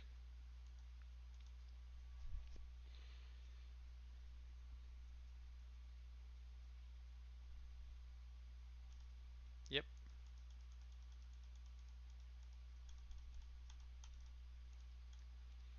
Now, why would you play the bauble to get the prowess trigger on the creature that can't attack here?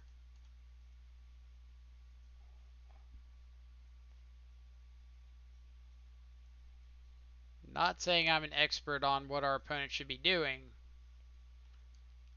but I question that one. Unless they're like short on mana, then sure I could see it. Well, Polluted Delta doesn't seem like it's any good, but it does let us play out a turn 2 Angler.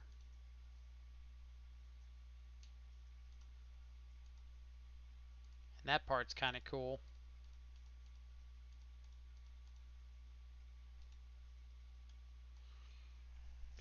Played against this matchup 3 times in a row yesterday.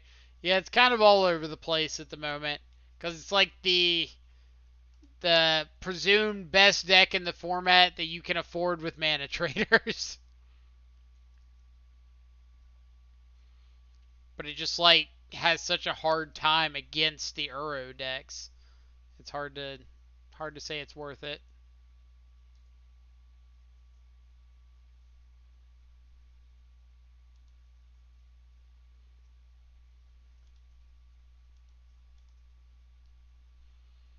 So I think I'm just gonna play Watery Grave Shadow. Because if our opponent wants to kill our Shadow, I can just Agadeem's Awakening it back next turn.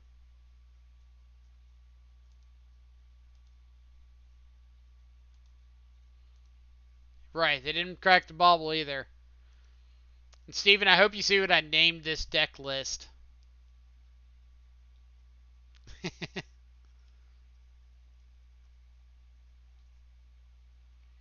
Yeah, I thought it got hated out a bit because of all the Euro decks packing like Condemn and Oust, right? Unfortunately, it's the kind of deck that just like doesn't get hated out, or doesn't get hated out very easily. So kind of funny. This is lethal if our opponent like doesn't have anything.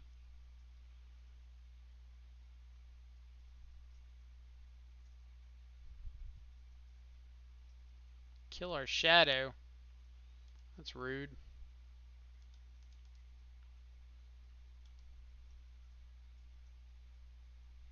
Well, either way, here's 5. I want it to be noted, this is the first time I have ever cast the front half of Agadeem's Awakening.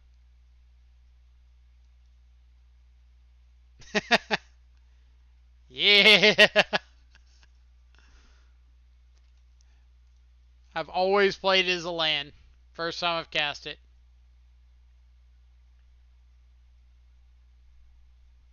Nice that you got Agadeem's value on our first game. I mean, if we want to consider that value, yeah. Yeah.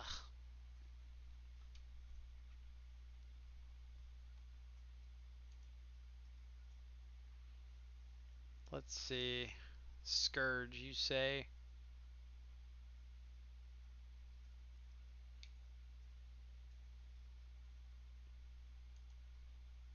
We're so close to Battle Rage, Snap Battle Rage. So we can attack with both. If opponent blocks the Scourge on the Shadow, we kill them. Assuming they don't double block the Gurmag Angler.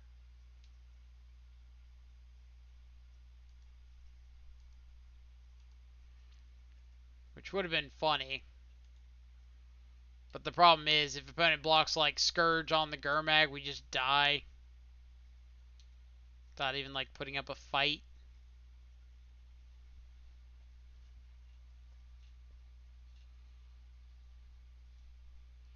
Well, that's rude. So let's fire off a Battle Rage on something. Doesn't matter too much.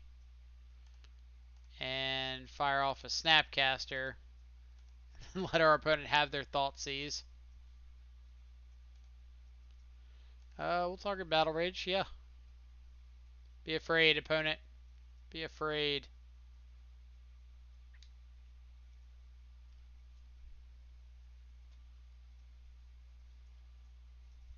Lost because MTGO client is dog shit. What happened, Jacob?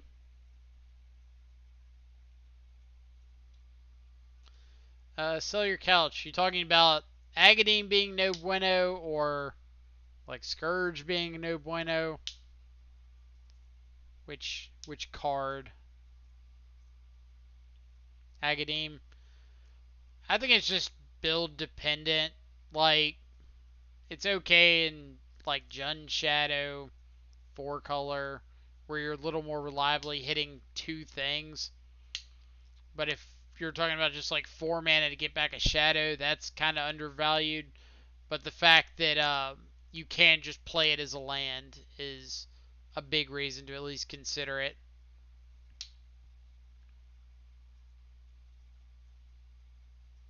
Shadow.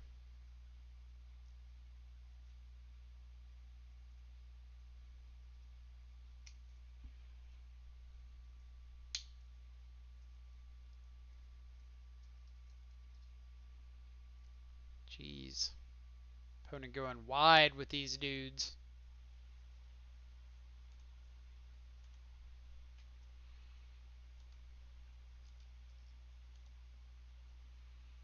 So our out here is opponent making a really bad attack.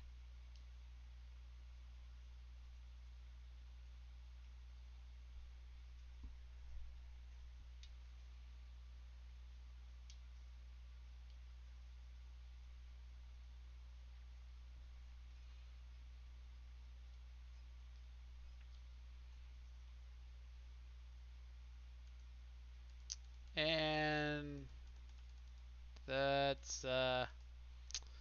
that's probably game. Because now we have to chump both of these big guys. Let's see. See maybe cutting second Blood Crypt to slot it in, but I don't feel like it's worth a slot. It, again, it's just that argument of if you want a land that does something else, it's fine. The biggest consideration is the fact that you do have to take the mana colors you're able to produce into the equation. Let's see. Pikes. May I ask why you're on Grixis and not Rectus Shadow? Do you just enjoy the play patterns of the deck more? I am on Grixis because of this card, and to a slightly lesser extent that card. And this card out of the sideboard has been absolutely nuts. Basically, I think the access to blue just helps improve your overall game plan in Modern in general. And I think the cost of playing blue is so low that there's not really an argument that I am in favor of to not play blue. And because I don't really like Scourge of the Skyclaves. So I feel like you have to put together an awkward list of situations with Scourge and or awkward list of things have to come together to make Scourge of the Skyclaves good, and I don't like that list of things. Let's see, my MTGO crashed and just lost for the 5-0. Oh my god, that's terrible. I feel for you, Jacob. Yeah, we're gonna have to ship this. Keep this bottom of crypt.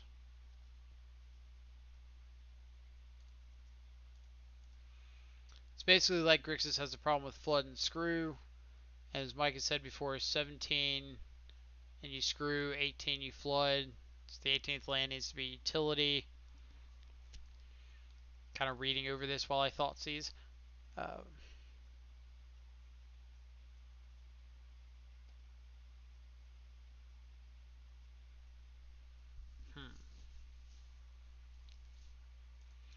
I'm just going to take their thought seize. Let's see, so the 18th land needs to be utility that fixes the problem. Grixis just doesn't have access to something better yet. Hopefully this summer we get the blue-black canopy land.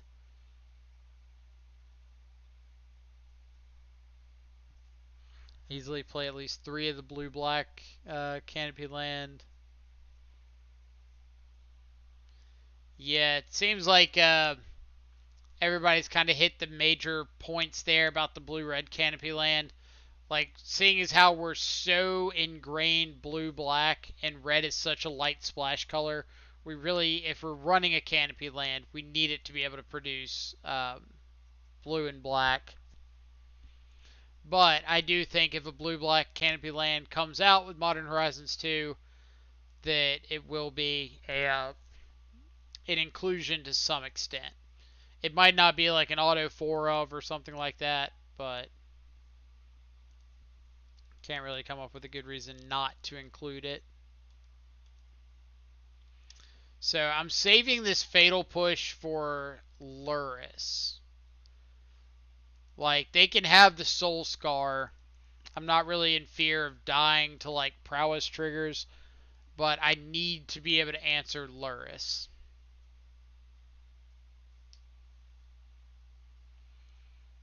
And it seems kind of like they're going to have a turn, maybe this turn, where they put Luris into their hand, and then next turn try to play him out with like 4 lands, get back Bauble, have Apostle's Blessing, something like that. And I want to be able to fight over the Luris at that spot.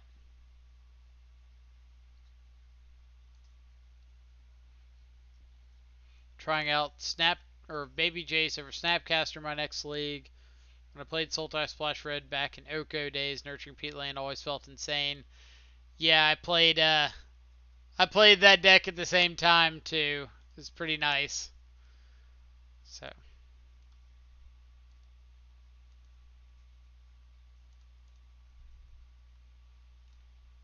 So I recall saying something about putting Luris into the hand and then Luris plus 4th land, get back Bauble here. Try to protect it with Fatal or with Apostle's Blessing. Now if they just put Bauble on the stack, yeah, then I just go ahead and kill this Luris now.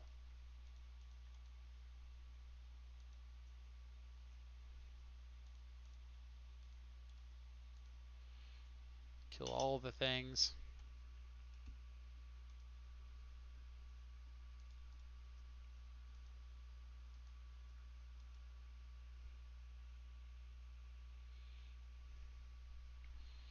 They should have played out their 4th land first.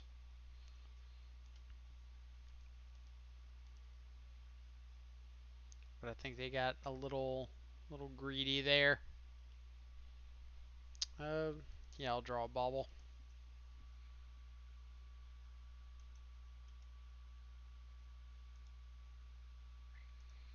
Gurmag Angler is definitely one of our better draws here. That way we can get a threat onto the board. Feed the Swarms a little awkward against Gurmag.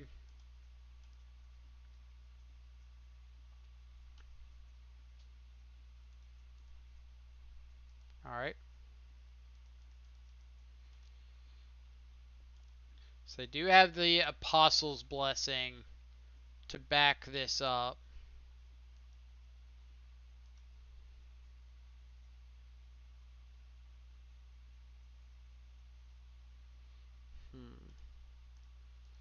Alright, so we play out our Shadow. They go for... I don't think there's a good way we can fight this. Because if we pass the turn, they feed the Swarm. Whether we stub it and they cast the second feed the Swarm, or we just let the first feed the Swarm resolve, doesn't really matter too much. The issue is they attack, and then if we Agadine back the Shadow, they Apostles' Blessing and pro-black their Shadow and kill us.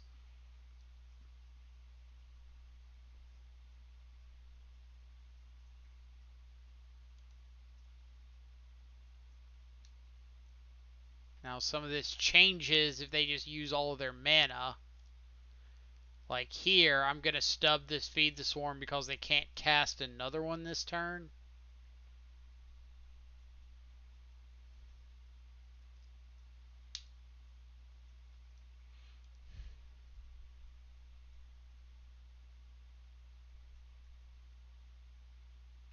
I just kind of have to hope they don't have like Fatal Push. Alright. Guess it's not quite lethal, but basically lethal because now they've got the Apostles' Blessing on the backswing. Yeah. Yeah. That one felt a little rough. That was one of our typical, like, didn't see a threat kind of hands.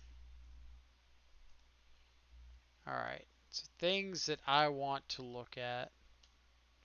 K-Command.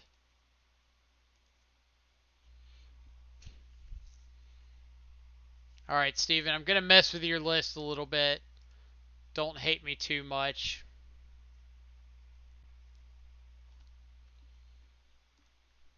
Go pull up Mana Traders.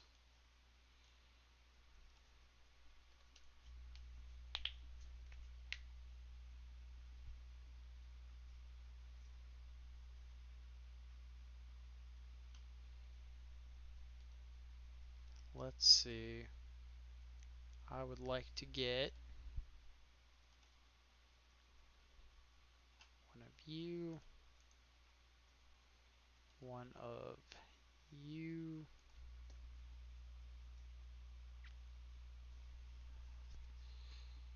What else?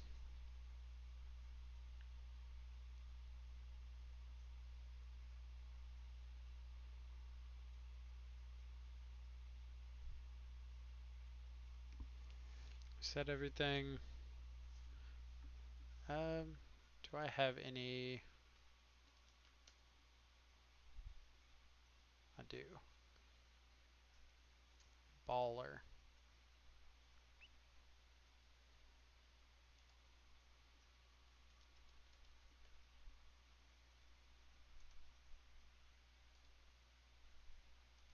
Alright. We're going to throw it back with this league.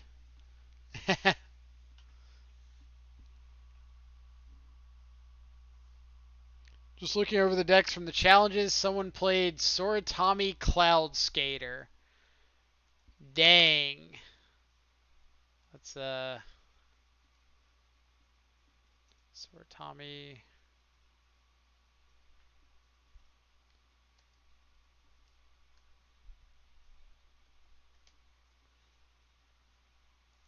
Bringing it up so everybody can see. Soratami Cloud Skater. Champions of Kamigawa All-Star. The Moon Folk were a tribe that includes like Tamio that were printed during Kamigawa block, and a lot of them have the effects that affect lands you control. So like Minamo, Cloud Skater, Tameo.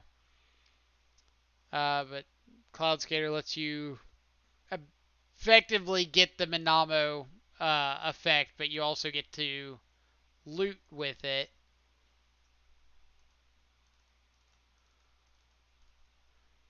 Alright. Is it Oboro, not Minamo? You're right. You're right. Good call.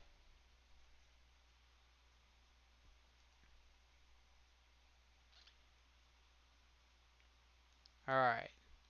So we're going old school. No, come back here, Serum Visions.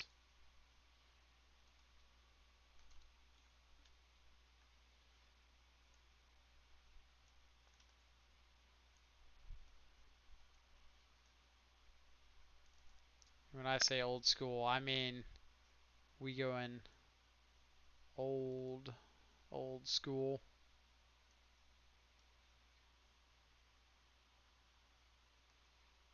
I could go like pre-bobble days, but that might be a little too much.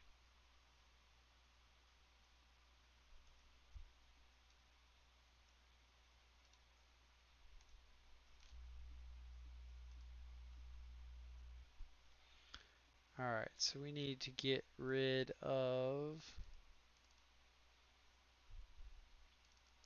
a couple of you.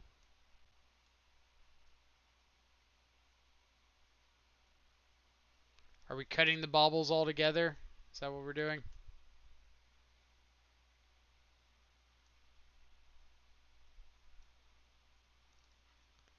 Kill the sacred cows. Oh man. I'm gonna get flamed on so many chats if we do okay with this.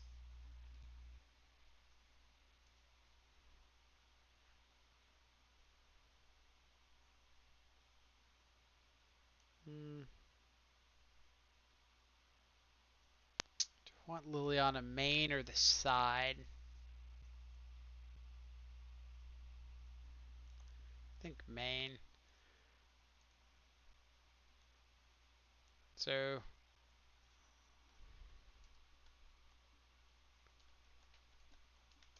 one of the first big players of Death Shadow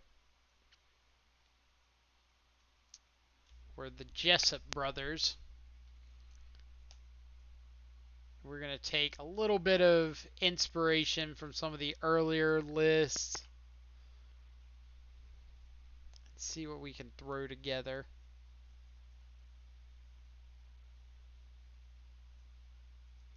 Except we are going to be running Teamer Battle Rages in the main.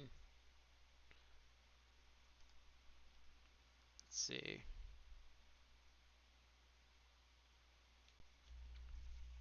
Do we want to find room for the ops? I kind of want to find room for the ops. I guess he just wasn't running any lightning bolts. Do I really not have ops? I'll go get them. Let's go make a trade. You take my ticks.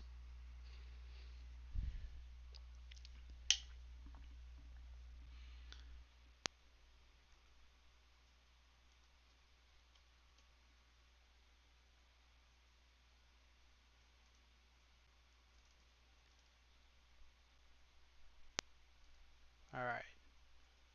Ops have been purchased.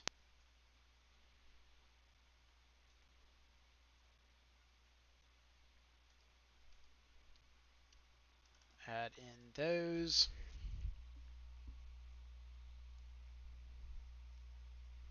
Anything else that we want to change around? It's got to be like a little old school mixed with a little new school. Like we've got a lot of the big points from the earlier Shadow days, but we've got to we've got to update it a little bit.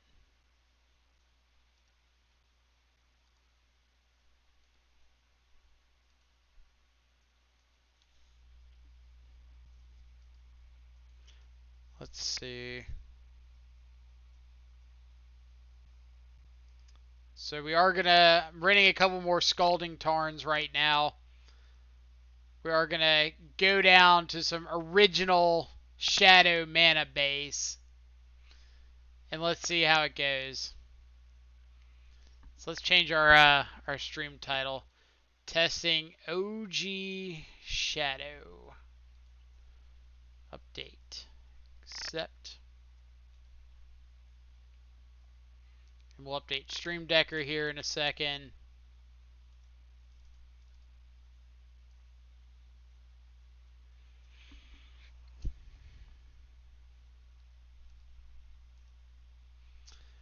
But if you haven't gotten a chance to see, why was that canceled?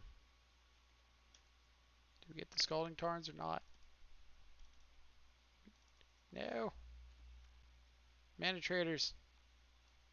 I need my Tarns.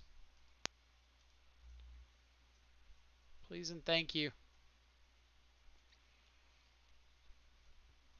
But if you haven't gotten a chance to see the older Shadow lists in action, they play out much differently from the newer Shadow list.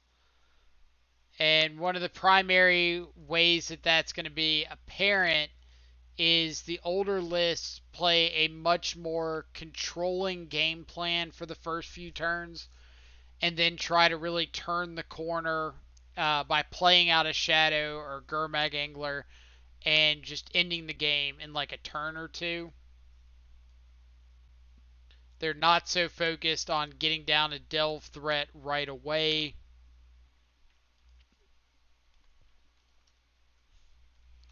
How many Inquisitions was? 2. Yep. So we do have to find room for those. Maybe that's our concession. Like maybe we. So like I know Andrew wasn't running the Battle Rages in the main. Was running those in the side. Was running Terminate in the main. Do you want to go like all in here and just say like we're running old school Shadow?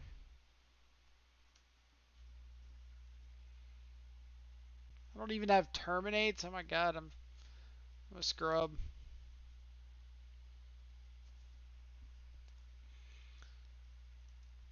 Maybe that's too far down the rabbit hole. Alright, so we do need to find a cut or two.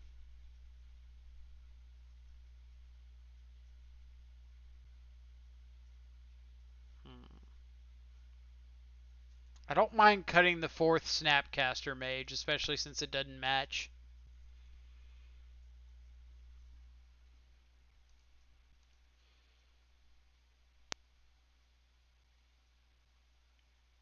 Ooh.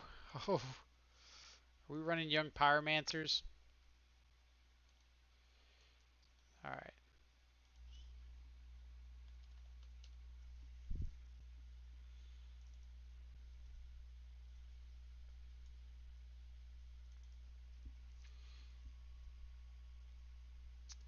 Yes or no to Young Pyromancer?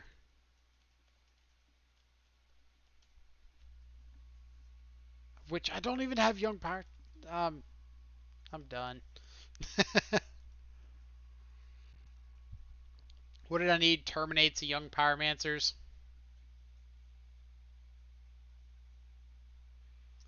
No Pyromancers? What is Peasy even good enough or good against everything? I'm not going to run them, but I need to pick up a couple, so. And I'm not going to run Terminate, but I'm going to pick up a couple before everybody jumps down my throat.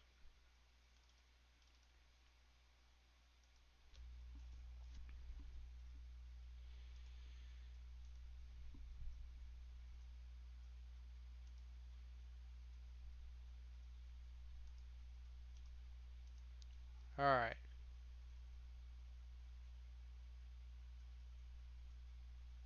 Are we happy? Yeah. Let's do it. Oh, we gotta update the deck list.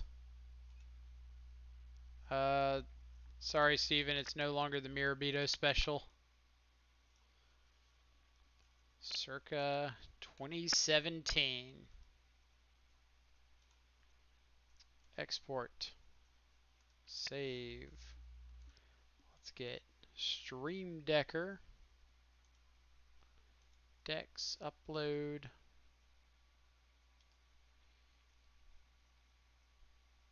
Grixis Shadow circa 2017. Set as current. Let's make sure this is working. Boom.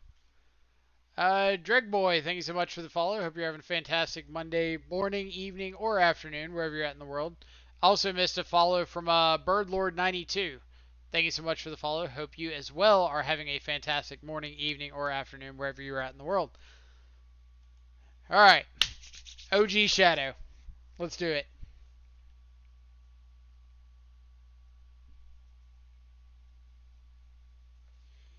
See, I'm a big young Pyromancer fan too, but apparently, chat is less excited about the card than I am. Ooh, also picked up my second copy of the new Expedition Polluted Deltas, so halfway to getting those done. Pyromancer is the Killily special. No argument there. All right. Snap keep. Now, to be fair, Death Shadow was a much more lawless deck back in 2017. So you had more of these. Good draw. More of these turns. So let's keep a Street Wraith. We'll bottom the second Thought Scour. Say go. Real Magic cards. I forgot those existed. Same. Alright, so it could be Eldrazi Tron. It could be normal Tron.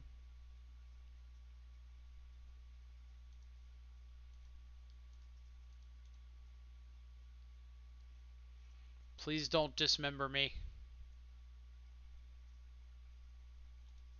Please don't dismember me. Sweet.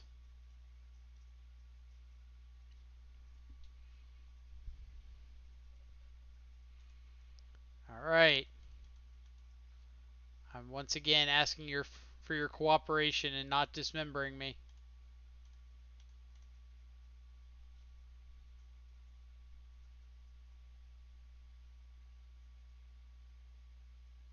Spatial contortion? Oh, man. Oh, man. Opponent. Why do you hate fun? What did I do to you? And they do not have natural Tron. Thank God. So, what's our plan? Take Thought Knot. Pass. Spatial contortion? People are asking about what Peasy's good against. What's spatial contortion good against?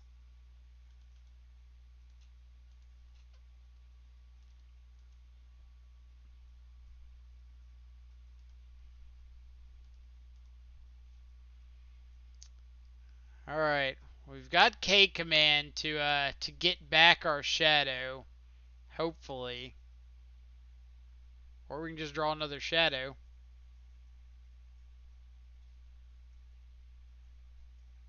Oh, we are 100% responding to that. Let's return a shadow. Have you discard a card. Please and thank you. My shadow. You stay on your side of the board. Opponent thought that they were playing around the Gurmag Angler. They didn't understand that they were playing into the Death Shadow. So next turn we can Thoughtseize, play out Shadow, hold up Stubborn Denial, and then the turn after that,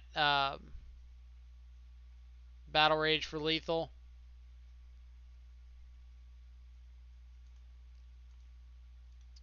Unfortunately, this means that we don't get to Thoughtseize, but we do just get to like Fatal Push this, play out Shadow, and hold up Stubborn Denial.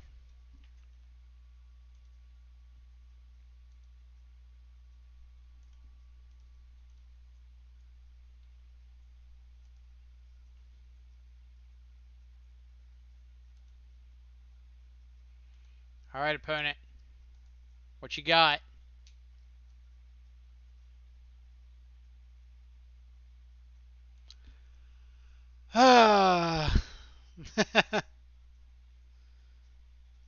Fair.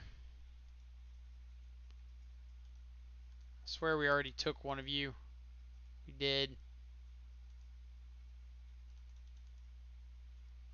Alright, so we need something. Lightning Bolt.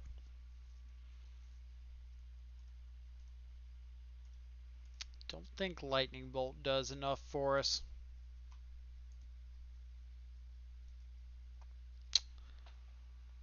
Alright. No attacks, opponent.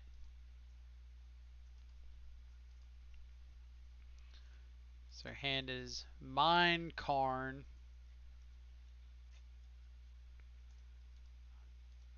Fortunately, we have to interact with this.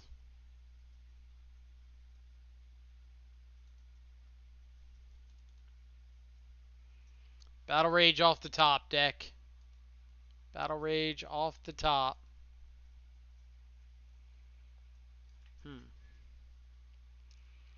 Does that mean we're attacking? I think it does.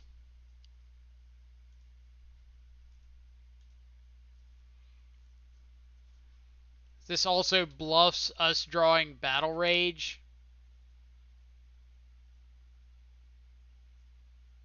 Because our opponent could say, well, why would they make this attack if they don't just have lethal?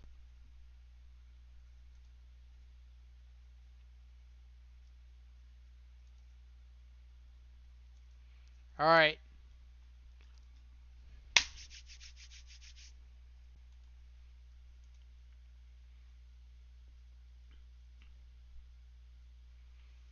Expedition map. Our opponent only has the Karn left. So I think we're just snap stubbing this. Or are we just stubbing from hand? Yeah, we can just stub from hand.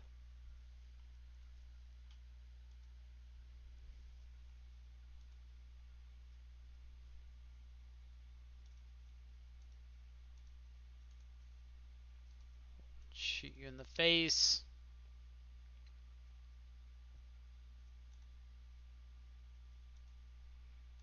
Then hit you with a shadow.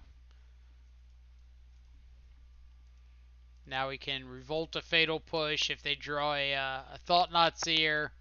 We can snap stub anything else.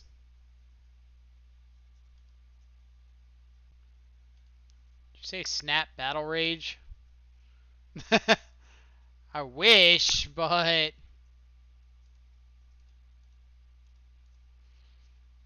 ha ha ha ha ha! Old School Shadow takes game one.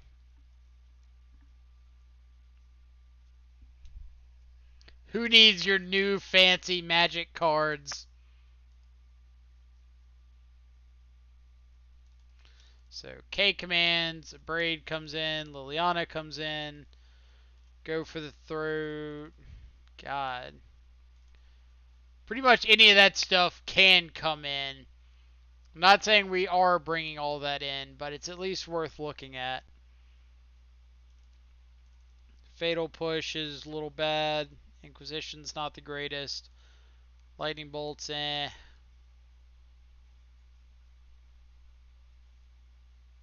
What year is it? It's the year of our Lord 2020. And we're getting to play some OG Shadow. Oh man.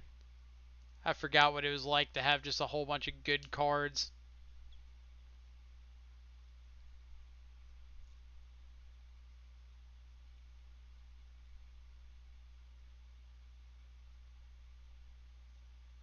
Um, let's see.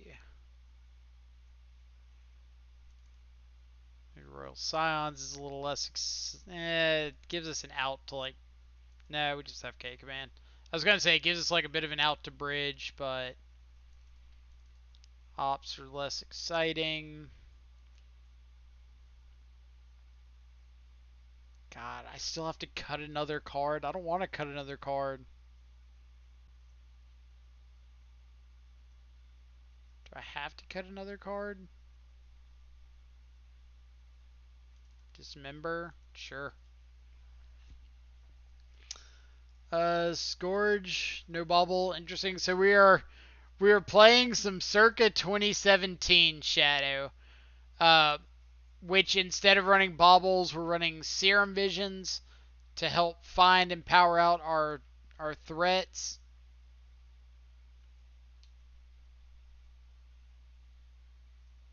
All right, I can kind of dig it.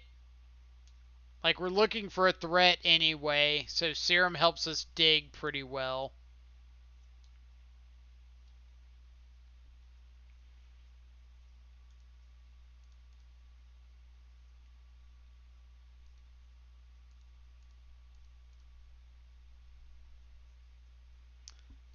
We're looking for a threat. I think I am going to bottom one of these shadows, though, and keep the second. Like, we don't have ways to lose our life total very aggressively.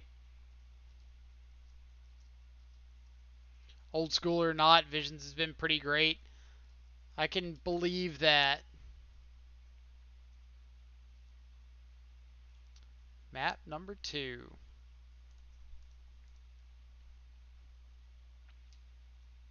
Ooh. So let's bottom of Thought Scour, top of Thought Seize. Say go.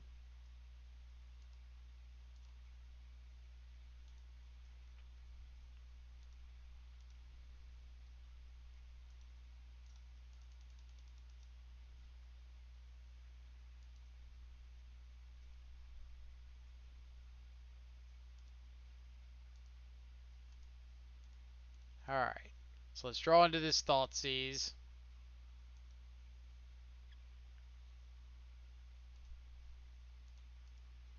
So now we can.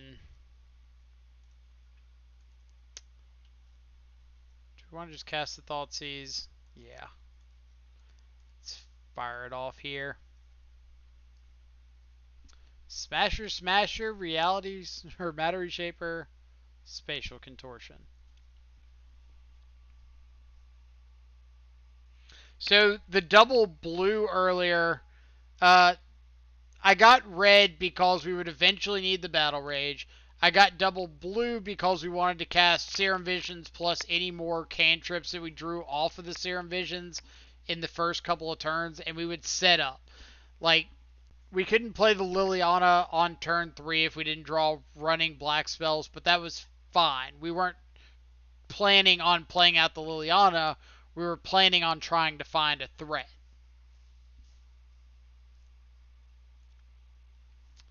So, let's just start taking smashers.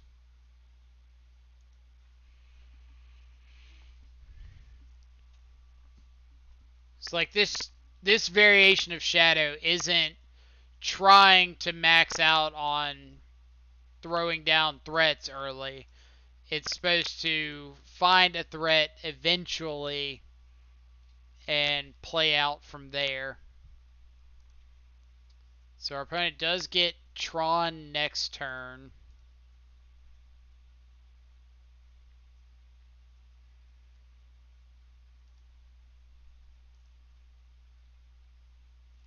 So I'm all for playing out Shadow and Gurmag, holding up Stubborn Denial.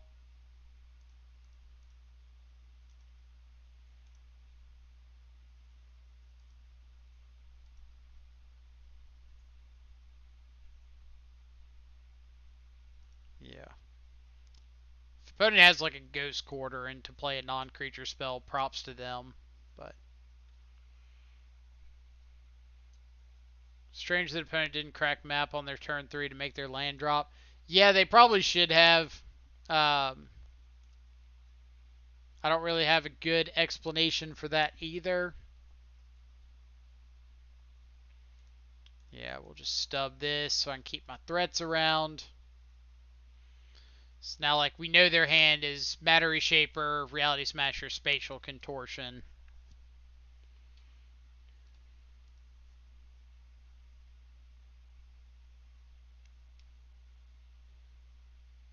So I expect them to play out both the Smasher and the Matter Reshaper. Yep.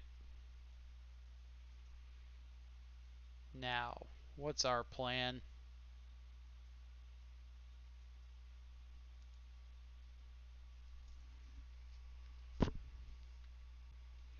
We could attack with, like, just the Shadow. And if our opponent blocks with Matter Reshaper, we play Liliana, make them sacrifice the Reality Smasher. We could play Liliana, tick up, and discard like Battle Rage and plan on snapping it back. We could snap Thoughtseize.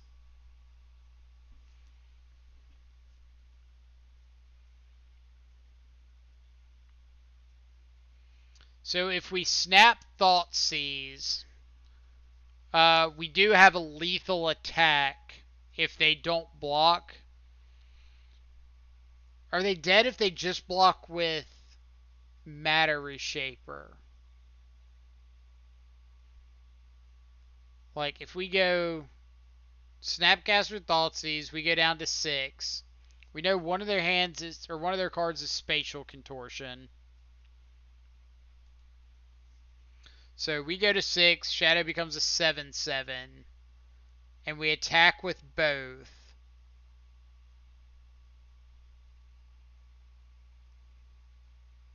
Is that just our best line? I feel like it is. If they block Matter Reshaper, if they block one thing on Shadow, let's say it's Reality Smasher, we're hitting for 2 trample. No, that's not lethal. 2 trample plus 7 is 9 plus the 5 from Gurmag. But then they just have Matter Reshaper to our Snapcaster.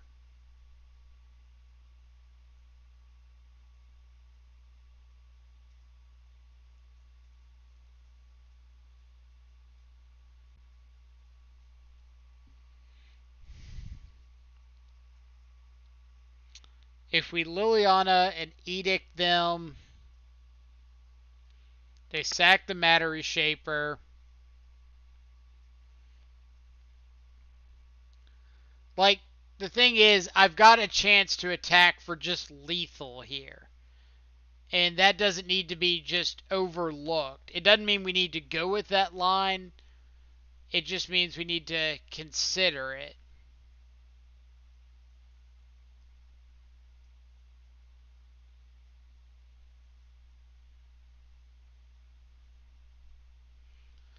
So, Spatial Contortion.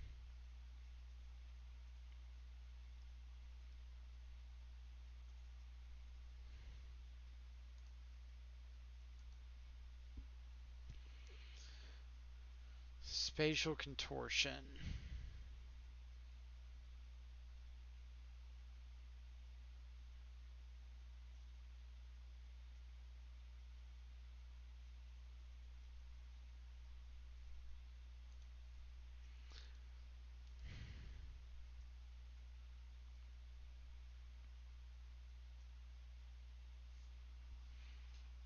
So let's see. Yep. Double block. I was about to say, that gets you pretty blown out.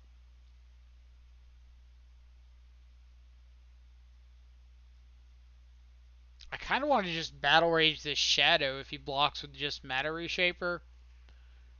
Because I get in 8 points, and then I have Snap Battle Rage next turn.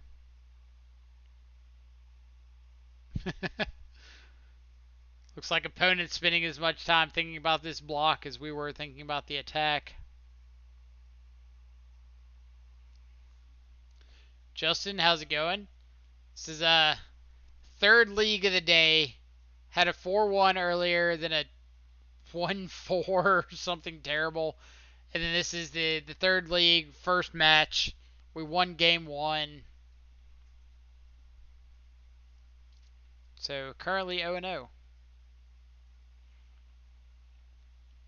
This really is like circa 2017. Eldrazi Tron was starting to get popular. Death Shadow was starting to get popular.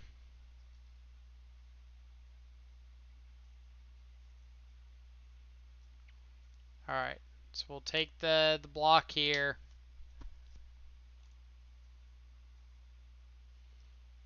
A waste, sure. Play Liliana. Opponent over here like, Liliana the Veil, what is this? Circa 2017? Yes. Yes, it is. Thank you for noticing.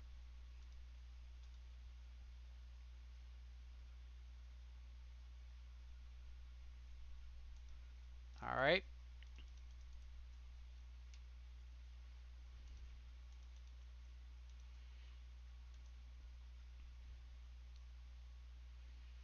So let's start by going to attacks.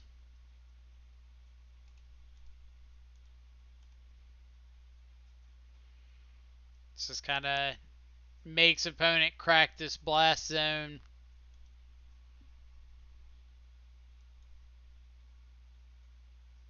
I am going to Battle Rage this Gurmag Angler because I want to be able to snap Battle Rage next turn. And we're just going for the uptick. It's either uptick or play out the second Gurmag Angler. And I think I like the uptick a little bit more. Like, we know this spatial contortion is dead on their side. So all we're doing is like Snapcaster for a Haymaker. Something like an All Is Dust or Karn the Great Creator. What did I tell you? I am so good at this game.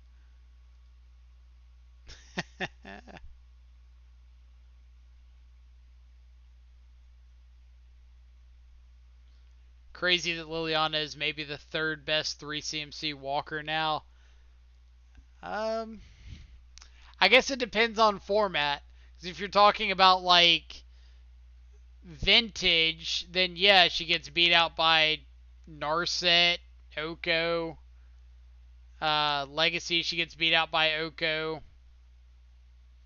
Modern, she was beat out by Oko. Like, Oko across the board. And then in select formats, like, Narset's proven better. What was Cavern naming? I'm assuming Eldrazi. But I could be wrong. Maybe it was naming Construct. Either way, we just had lethal. The South Dakota. Respect.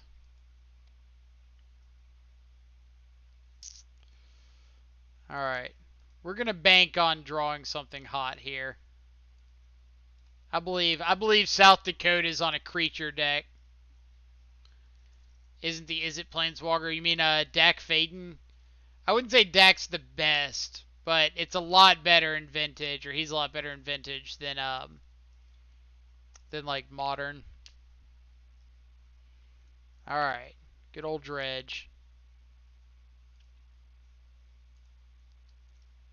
Well, 100% firing off this Thoughtseize, because if my opponent has a Cathartic Reunion, I want them to not have it anymore. There's always the chance that they just have a handful of Dredgers, but kind of have to run that risk.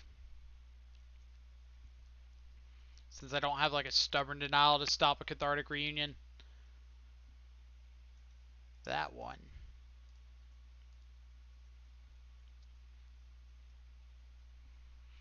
Alright, so we need Shadow, Battle Rage off the top.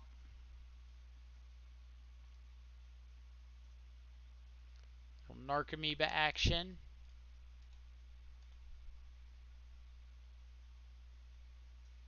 Ugh. That card drives me insane. Alright. Assume this is going to be like a land Conflagrate for 0. Because you kind of need to get this Thug into the graveyard. Yep. Hit me, opponent. Shadow. Shadow. Might be a shadow. Who knows? Yes, I can. Well, no. I really want to get a Watery Grave here.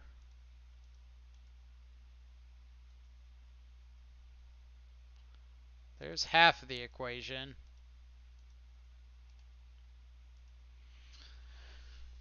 Alright.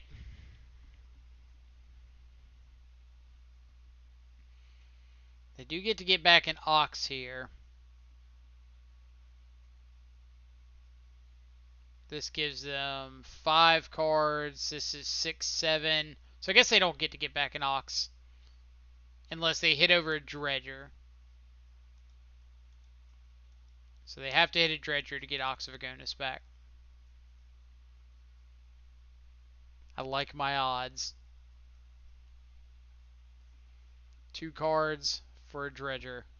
Not a Dredger. No Ox for you.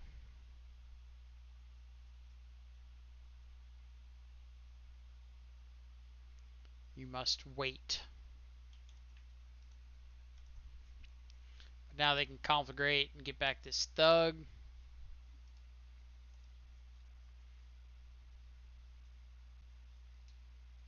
Alright, now they do get the Ox. Dang.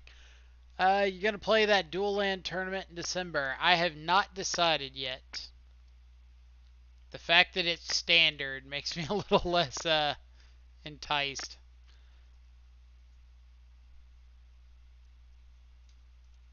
Yep, so they do get to pitch this Thug.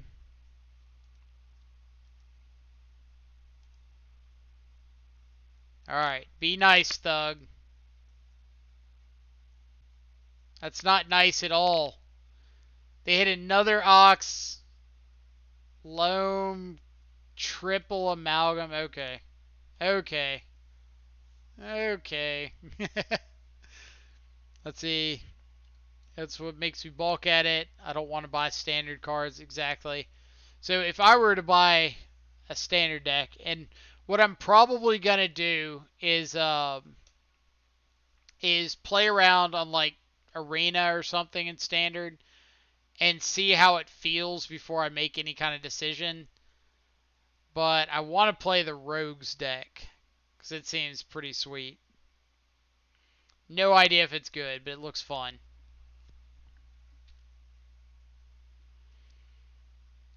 Let's see. Standard is sweet right now. I got into it last week. Like 7 bans. No shadow there. Yeah, you are right on the no shadow part. That kind of makes it a little less appealing.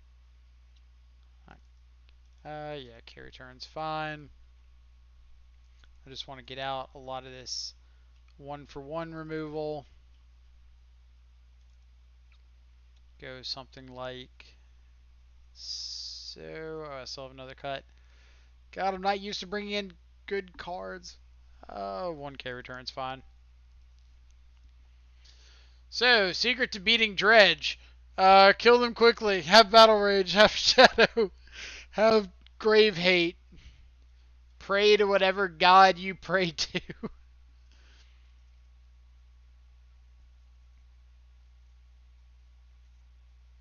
I tried out Rogues. It's definitely good. It's extremely hard to play, though. You'll have to get a few reps with it to know what to play around in the format. That's understandable. Like, typically blue black X decks are kind of where I gravitate, so having one of those be good in standard means at least a little more interested. What did I say? Have Shadow, have Battle Rage. Pray to whatever god you pray to. Get a little lucky, get a lot of lucky. But this is at least a setup to beat Dredge kind of hand. We still need a couple pieces to fall into place, but it's a start. It's not one of the pieces we need.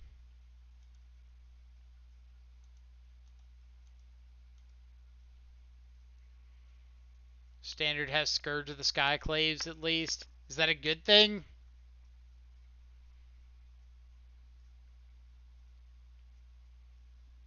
Don't Shriekhorn me. So like now I have to start considering things like Lightning Axe. How am I playing around Lightning Axe? Can I play around Lightning Axe?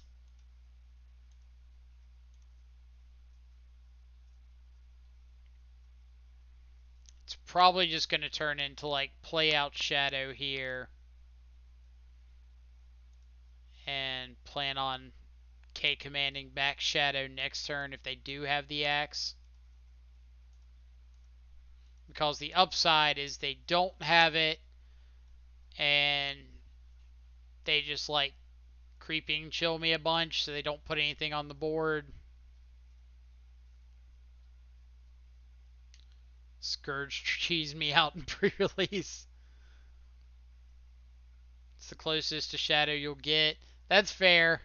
But you do get a lot of sweet cards in modern or in standard at the moment, like Drown in the Lock, like modern playable cards that just happen to be in standard.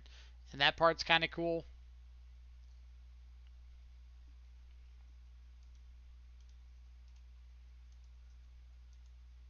So there's a chill. Are they going to choose to exile it? They choose not to. Nope, nope. Hadn't resolved yet. They do. Alright.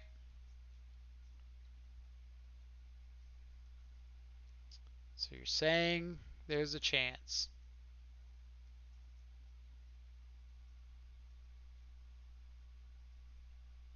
Alright. So let's go down a little bit of life. We can blow up the Shriekhorn and the Narcomoeba and get in an attack. I kind of like that. So that kind of helps out with this this Battle Rage next turn.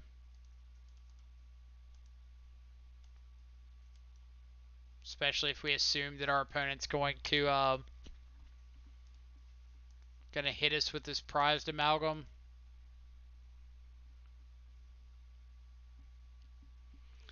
Alright. We're at your mercy, opponent. Let's see. Skyclave Apparition and the Elephant are my new favorite cards. The Elephant gets big. I have no idea which Elephant we're referring to. Tried to make Shadow Dex and Pioneer. Scourge, Battle Rage, Stubborn Denial, Gurmag Angler, Thoughtseize, all Pioneer legal. It sucked. Fair. Fair. Alright. So at the moment, opponent is dead.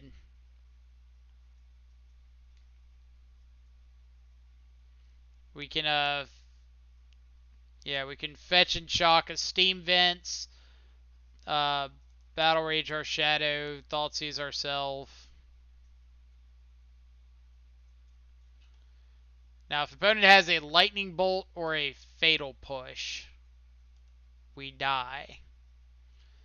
But you know how much I'm playing around either one of those things out of Dredge? Nada.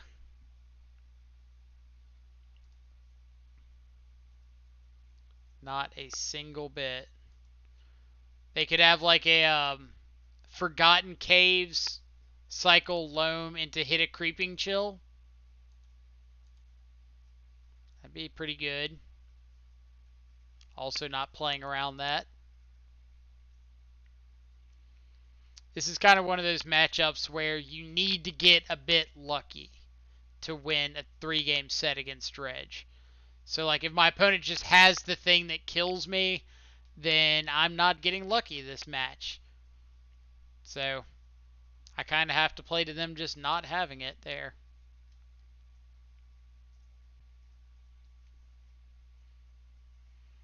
Let's see. Kazandu Mammoth is the name of the elephant. It's got landfall to add +2/+2. I'm pretty sure I've seen it, but I don't remember off the top of my deck. Or the top of my head. See, okay, guys, I got to prove everyone and everything can 5-0 on MTGO. I just trophied with Red White Land Destruction Super Friends. That is awesome. Super impressive. If you have a list, we'd be happy to check it out. Alright, we got the Shadow part. We just need the Battle Rage part. Forgot about Scoot Swarm. That's fun, but I would not play that in paper. I'm not dealing with all those triggers. Yeah, I think that just means if you're playing standard, like, you need to have some sort of a Wrath effect, because Scoot Swarm is pretty nutty. Wrath or Counterspell. Like, I'm fine drowning locking a Scoot Swarm on the way down. Is, what's it called? Veil of Summer was, like, banned and rotated out, right? Like, just all the pieces.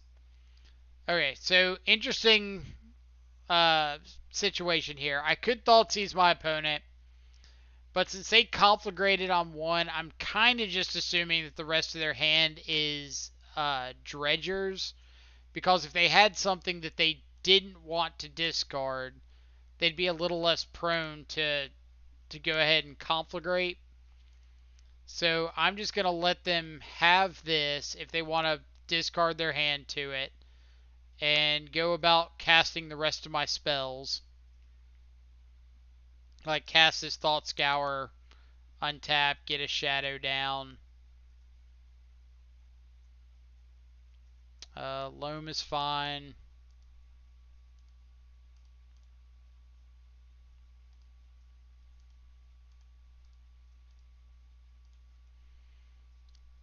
Wraith is good.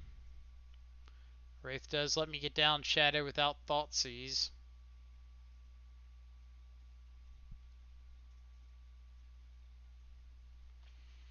So here I'm... Hey. Hey! Magic Hand, coming together. So here I do want to Thoughtseize because my opponent is just sitting on, like, what's it called? Lightning Axe. I want to get it out of hand. And then, yeah, we'll just discard the Loam. So, I can't play out the Shadow here because if my opponent Loams back, or if they Dredge Loam and Conflagrate for 3, all targeting my Shadow, I can't save it with Street Wraith. Is that right? Should I be playing around that?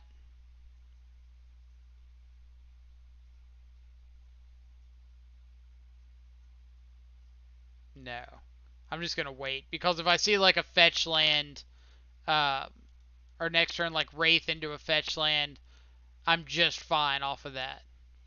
Like, I'm not under a ton of pressure from my opponent.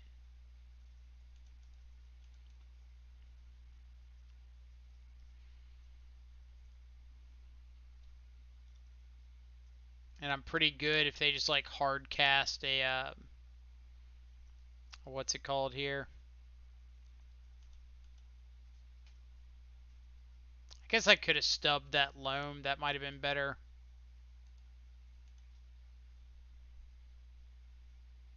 But if I can get this shadow up to a 4/4, then I'm just not worried about loam anymore. Or I'm not worried about conflagrate anymore. Because I can just stub it on the way down. Stub it on the way back from the yard. You know what I mean. Words are tough. It's like here, I don't care about loam anymore. Or I don't care about conflagrate anymore. Because I can cycle Wraith to both grow the shadow out of conflagrate range as well as get shadow up to a 4/4 so that stubborn denial becomes just a hard counter.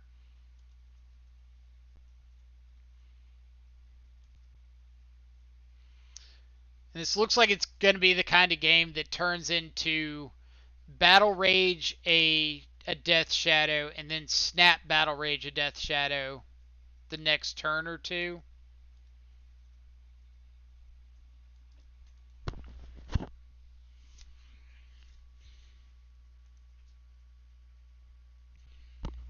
Good old holding Wraith strats. Exactly. Like, put the onus on your opponent to make a mistake. Alright, so Creeping Chill could just mean that they're dead next turn. Like, Creeping Chill makes math in this matchup awkward. Alright, so they chose not to exile it. Smart on them. Because they gain 3, but because of Battle Rage, we're actually dealing 6 more instead of the 3 more that they gained. Alright, so Conflagrate pitching everything, so we will just cycle Street Wraith. So if we draw like a land here, we kill them.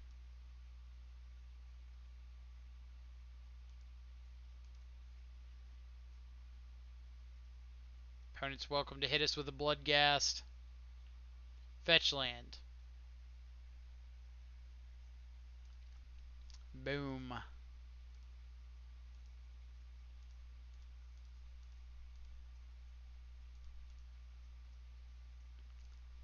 And that's how you beat Dredge.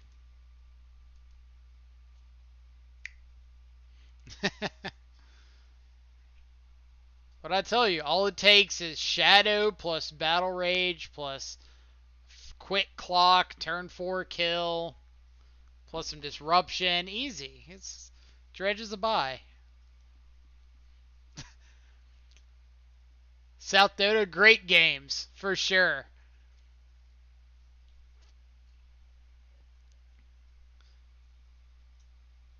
Appreciate you coming by and saying, hey, yeah, that was a pretty nutty one. Like, I wish you could have seen our draws, games 2 and 3, to help us play out those. But I'm pretty sure you would have gotten mad at me if you had. Like, we had a game plan, and our game plan came together. So it wasn't just complete luck, but there was some help off the top for sure. And Jacob, you're right. Dredge is absolutely not a buy. We got pretty fortunate there.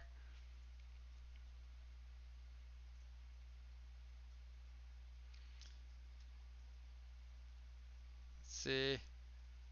All good. It's how Magic is a lot. Very true. Like, you're just going to have those times where the good matchup opponent just draws the nuts. It happens. How's the rest of your league going? I don't know if that was your first match or second like us.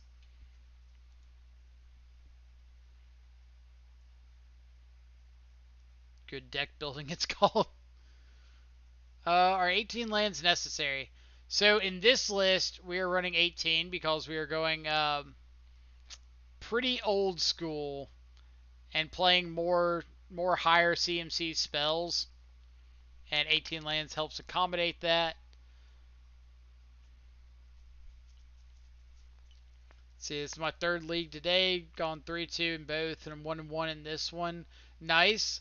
I mean, I think people always get the wrong impression when someone says like they're going 3-2, because 3-2 is above rate, like it's above 50%, and above 50% with any deck in Modern is great.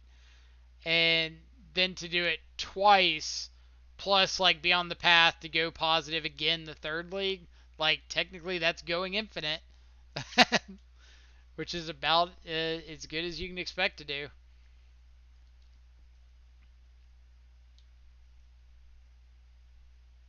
Modern is great right now, Gus. All right. So let's, while opponents deciding on their mulligan choice, let's get back to this red white land destruction super friends. Good old gemstone caverns. A Johnny Vengeant, Chandra, getting into the trials, Gideon Jura, Nahiri with the Emrakul. Oh man, you've gone super spicy here. So let's get a Watery Grave. Fire off the Serum Visions. That's why I don't like the ban and unban discussions. We were in a fine place. Uh, we're in a pretty good place, but I feel like there are a couple cards in the top end section of the format that do at least need to be looked at. I'm not saying they need to be banned, just we need to have discussion about them. Let's see. Testing Ghast at the moment, since Sodek top 8 with them. I think I still like Ghast more. I could see that. Like, Silver Smoke Ghoul has never really impressed me, but Blood Ghast has always been like that solid, recurable, control beating threat. But take that with a grain of salt. I don't play much Dredge at all. So I don't have a super solid opinion on the matter. Ooh. Opponent throwing it back to 2017 as well.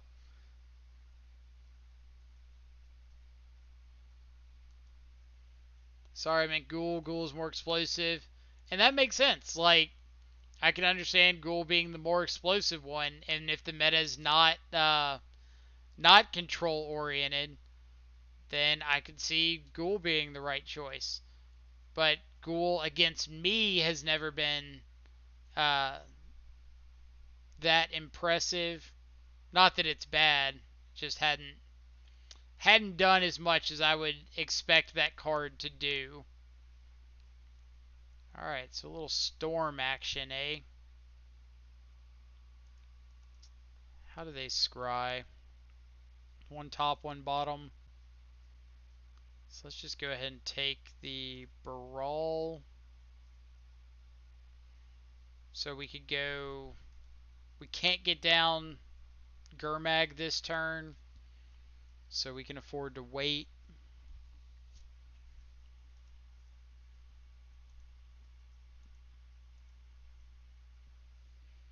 Ghoul fucked me hard yesterday, twice, same league. Did opponent keep another? They did. Touche. Alright. So I need this Gurmag Angler.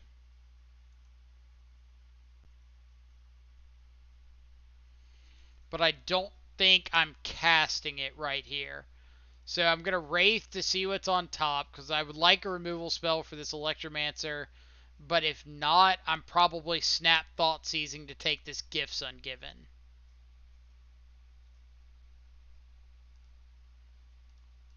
Alright, so no removal spell. So we're going to go for the Snap Thought Seize. Get gifts out of hand.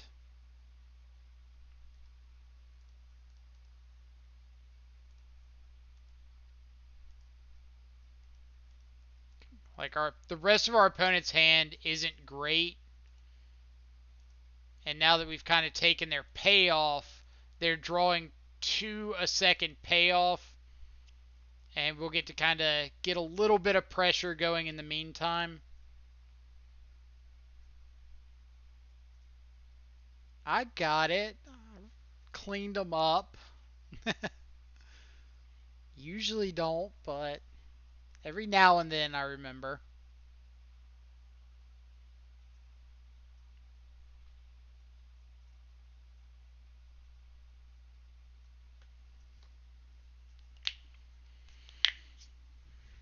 Alright. So I still want to find an answer for this Electromancer.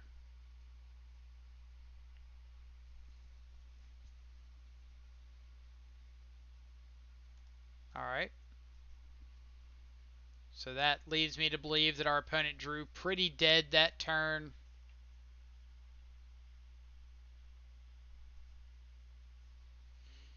So what do we got?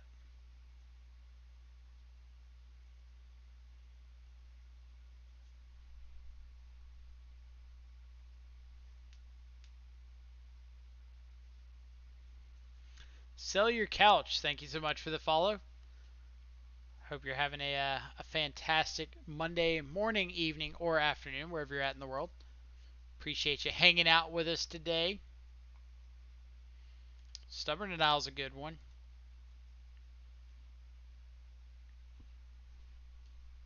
Snapcaster. Alright, so let's get down Gurmag Angler. So usually if I've got the choice between like exiling an extra Serum Visions or exiling an extra Thought Scour, if I can afford to keep one of each, I will. Because Thought Scour being instant speed can have its advantages. So you don't want to just like discount Thought Scour just because it's not as good of a cantrip for 1 mana as Serum Visions. So opponent's hand is... Am I just countering this? I think I am. Because I'm going to be able to untap and have like Snap Stub after this. South Dota, thank you so much for the follow. Which version of Death Shadow do you think is the best right now? I played 4-color pre Once Upon a Time ban, played Jund Shadow when Lurrus was busted. So it's a tough question to answer. And kind of what I mean by that is I think that Death Shadow is a very, very playstyle oriented deck. Uh, in which case, or in which I mean, any variation of Shadow can have very high advantages and disadvantages based off what you're trying to accomplish. Uh, Personally, I think that, and I've kind of gone over the hierarchy on stream a little bit before. Am I snap stubbing this? Repealing your Electromancer. I snap stubbing. We've got a ritual unknown off the top. One more draw. I think I am. My opponent doesn't have the mana at the moment to go off, even if they top deck something like Past in Flames. So I'm just taking them off more draws, getting this off the board.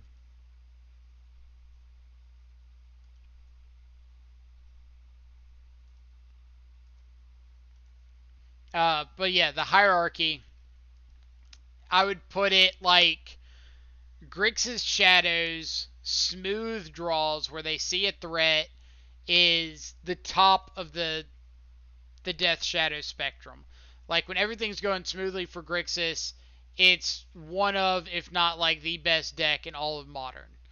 Um, Below it, at the moment, is probably Rakdos Shadow because you just have a very proactive, straightforward game plan that's really great in a lot of matchups, especially when people are like fooling around with Field of the Dead at the moment. Below that would be like your Traverse Shadow lists, like Jund and 4-color, where they're going to be solid, but they're never going to be as tempo oriented or as able to force through their game plan because you're just not as focused around things like Snapcaster, uh, Snap Thoughtseize, Snap Inquisition, Snap Stub is decks like Grixis, and you're not as proactive in your primary game plan as decks like Rakdos. And then below that would be like Grixis with its below average draws, where it doesn't see a threat on time. And below that would be like all of your other shadow variants. That's a great draw. This matchup is terrible for Storm. I've played both sides many times, as have I. It's pretty bad on the Storm side. You're talking about like uh, high levels of disruption with a pretty quick clock, and that usually spells disaster for Storm. Combined with the fact that we've just seen multiple stubborn denials, like 2 actual stubs and then snap stub. We had the removal spell for their dude. Yeah, so opponent was needing the extra mana pretty badly. One more land and they would have been able to at least like try to make something happen. It's not guaranteed. If they see the 5th land, they ritual up to 6, Past in Flames, and then they have like ritual Manamorphose is ritual Past in Flames, ritual Manamorphose. If they can find like another ritual, they might be able to string together into a grape shot kill. But they would need, I think, one more spell to kill us. But either way, we were right at the cusp of death there.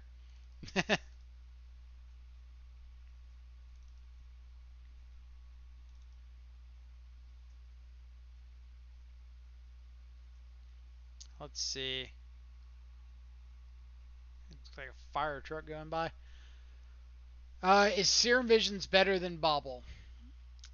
They do very, very different things. So if you're comparing the two, that's kind of what you need to take into consideration. Um, is Serum Visions better at digging for a threat than Bobble? Yes. Is Serum Visions more efficient than Bobble and therefore allows you to play out your existing threats plus hold up interaction more proactively? No. Alright, so what am I boarding out here? Board out an opt. Usually I've got so much like early speed or early interaction that I'm fine boarding out like some extra pushes and things.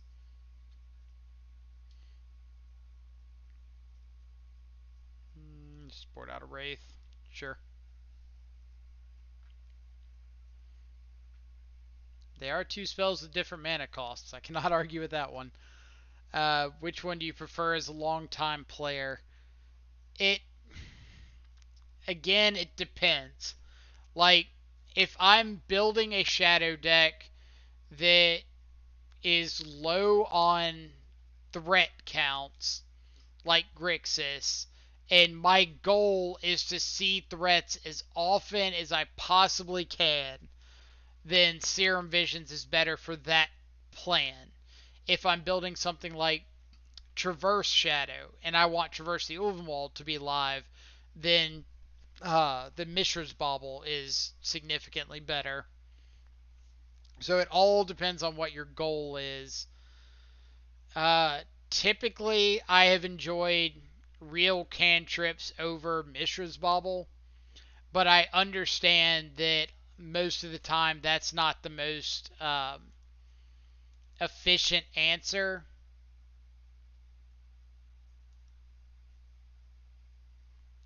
All right. Shadow off the top is pretty good. So I'm just going to go ahead and Fetch Shock, play the Serum Visions.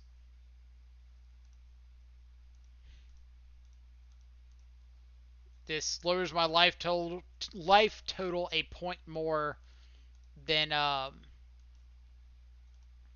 Watery Grave would towards a Shadow, and it gets one more card in the graveyard towards Gurmag Angler. So in Grixis, Serum is better than Bobble most of the time, in your opinion. Again, uh, it comes down to what your goal is. And typically in Modern, at the moment, the necessity of getting down a threat as early as possible is kind of uh, accentuated. And so Mishra's Bobble helps get your Gurmag Angler down quicker than something like Serum Visions would, which is one of the primary reasons that it's so preferred at the moment.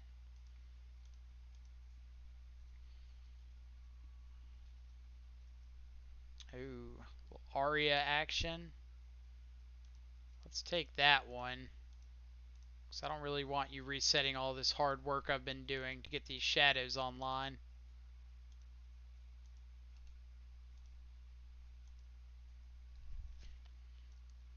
So if opponent drew like Ritual into empty here. Yep. Not bad, not bad. Let's see, recently bought the deck and I'm looking for a list that suits me. I'd say experiment around a bit. Like your the card choices that suit you aren't necessarily going to be the card choices that suit me. So just give yourself some wiggle room. Like just try a list with Serum, try a list with Opt, try one with Bobble, try one with Sleight of Hand. It's been in Shadow lists before, um, and just find one that suits your playstyle. Because like for a long time, I really liked Opt a lot more than I liked Bobble because I wanted to be able to play my cantrip at instant speed and I wanted a little more selection. So Opt was perfect for me. I got to play it into my opponent's turn. I got to look past the first card, unlike Serum Visions if I didn't want it. I could snap it back later. And I had much better results with Opt than I did with Serum Visions or Bobble. Um, but then the meta shifted, it got faster, and it became a lot more important to play Mishra's Bobble out on turn 1.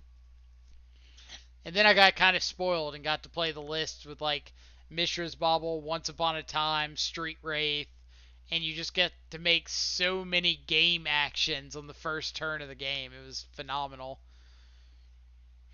See your opening hand and be like, all right, well, I'm going to cycle this Street Wraith, then I'm going to Once Upon a Time, I'm going to get this fetch land, I'm going to play out my fetch land, play my Mishra's Bobble, target myself. Oh, I like that Thoughtseize on top. Cycle my Street Wraith, fetch and shock, Thoughtseize my opponent, and it's like I haven't even passed turn yet. This is all turn 1. And then you play no ban list and you get to add all of Once Upon a Time back in with like Get Probe and Misstep. Literally got 11th at 2 IQs in a row doing exactly that. It's so fun, isn't it? Like you just get to play out all these stupid busted cards and your opponent can't do anything. It's so nice. It's like a pieces of the puzzle. I know, Arya. All right. Little Arya action. So let's find something like a Plague Engineer.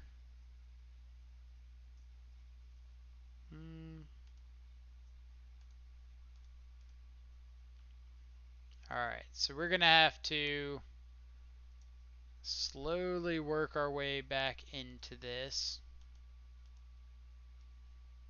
Attacking because I want to incentivize my opponent to attack back. But if they're single blocking, then I doubt they're going to.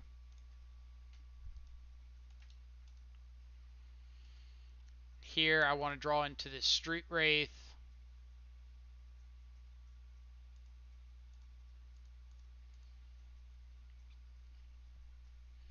So I want to get spells out of my opponent's hand and get my life total down in a way that they can't just flurry me out with a good storm count. I want them to have to like ping a couple times, make these stubborn denials live.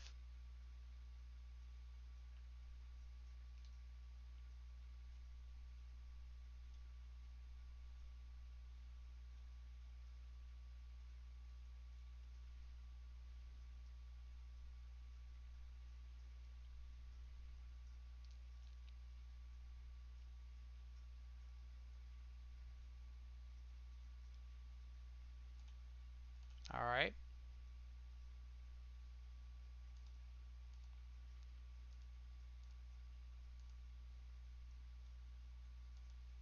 How am I at 23? I'm at 23 because of Aria Flame. When Aria comes in the battlefield, your opponent gains 10 life, and then every time you cast a spell, Aria Flame gets a counter on it, whatever kind of verse counter, um, and then they take damage equal to the number of verse counters on Aria Flame.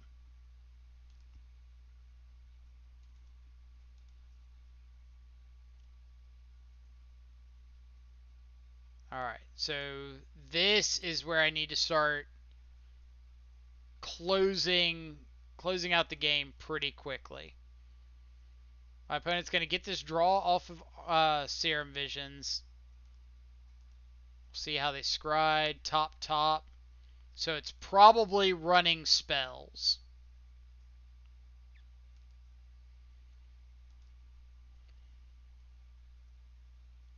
They're attacking. That is fantastic for me. That means opponent is likely misjudging the amount of time that it's going to take to close out this game.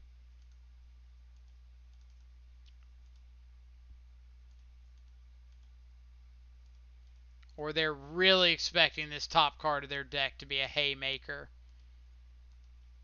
Because if they cast a spell here and I just get to stub it, plus stub their next spell, then I'm in solid shape.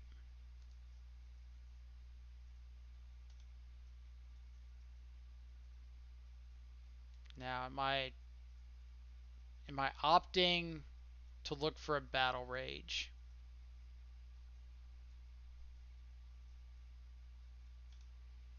Yes.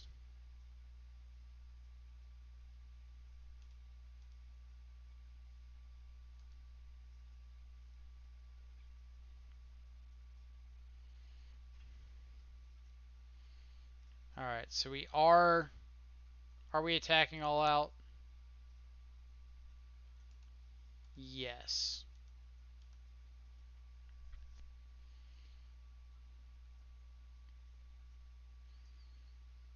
This opponent does have to block here. At least block one. Yeah, if they don't block, they're dead. But they kept two cards on top, which leads me to believe there's a chance we're dead through double stubborn denial. If they just have like Manamorphose, we have to counter it, Grape Shot, or something like that. So, pretty smart block for our opponent here. Are we going down? So 4 or 5 is 9, so we need to fetch to 10. Yeah, there's no difference between uh, 11 and 10 here.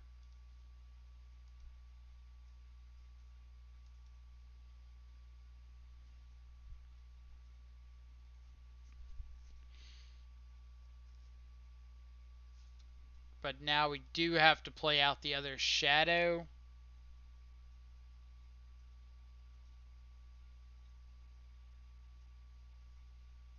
Yes.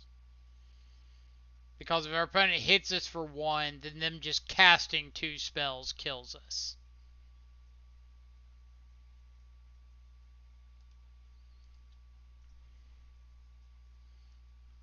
So if this is a ritual, we let it resolve.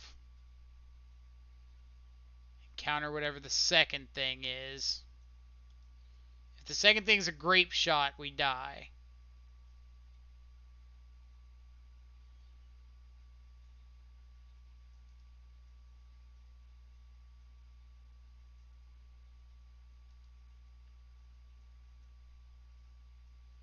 Alright, so we can't stop. Yeah. Okay. Cool. GG's. GG's. On to match number 4.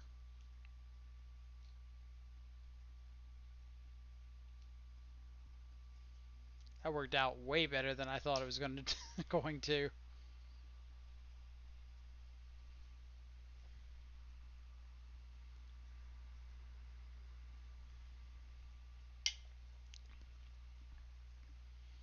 What happened? They played out. So we were at 10 life. They needed 2 spells plus the damage off of the token to kill us. Because the first aria was going to trigger, or the first spell would hit us for 4. Second would hit us for 5. So 9 total. We'd be at 1. And then they'd have the token. Then why'd you ask? Yeah, we won. Our opponent had 2 rituals, and then they couldn't deal lethal to us because we played out that chump blocker. that 12-12 chump blocker. Yeah, Aria Flame's a funky card to math around. But the idea there was we wanted to counter anything that let them see more cards. So like any draw effect. Well, they were just dead after playing the ritual. That was kind of the thing there.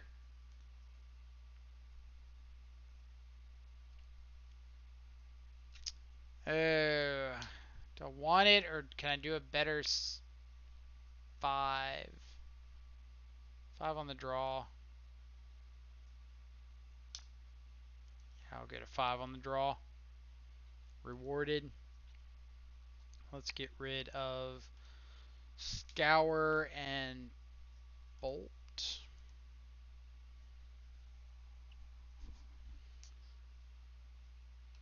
Main deck Leyline of Sanctity. This is Bogles. It's not Bogles. The hell plays main deck Leyline of Sanctity Scalding Tarn?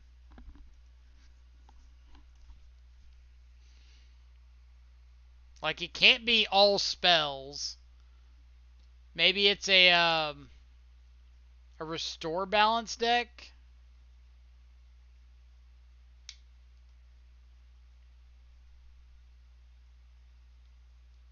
It's like, I don't know if I wanted to hold up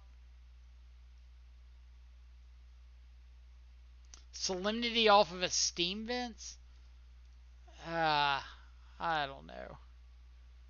Gurmag is nice. I think I'm going to bottom these other 2 pretty easily. Like, if my opponent Spirit Guides into some combo I don't know about, they got it here. I couldn't stop it. Or I could hold up Stubborn Denial, but I'm not going to blindly hold up Stubborn Denial when I don't know what my opponent's trying to accomplish. It looks like it's probably a restore balance combo. Based off of the land choices so far.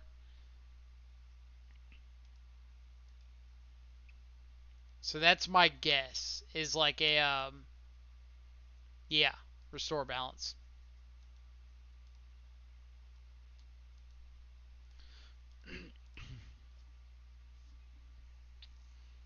Alright. Restore balance.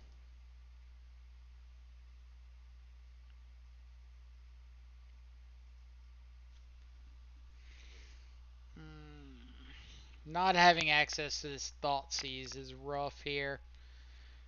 It's like I can Thoughtseize myself and take the Battle Rage, and I think I have to. Like, I just need to get cards into my yard.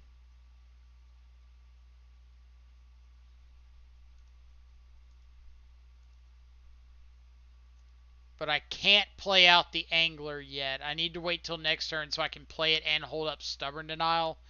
Because if I play it out, my opponent just goes Electro Dominance, Restore Balance. Like, I basically lose on the spot.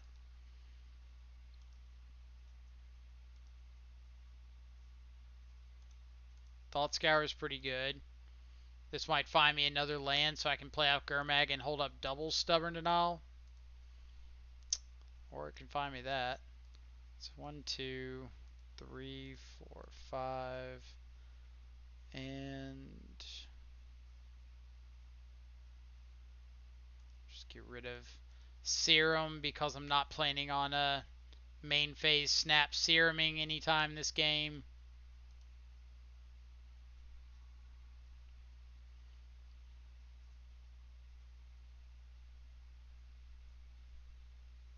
So there's Electro Dominance.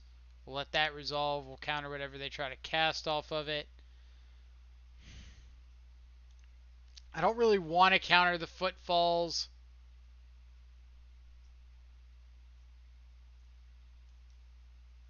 Am I just letting this resolve?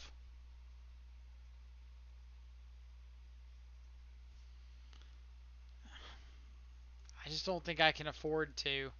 Like, if my opponent's got another Electro Dominance and a Restore Balance or something like that, they kind of got it. But this Crashing Footfalls means that I can't attack with my Angler, so I can't work on, like, closing out the game.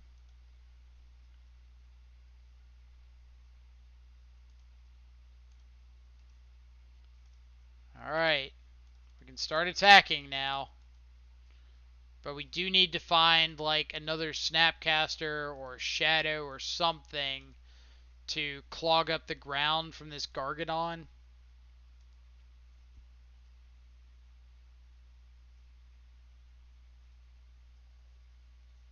But instead it finds you the most useless card here.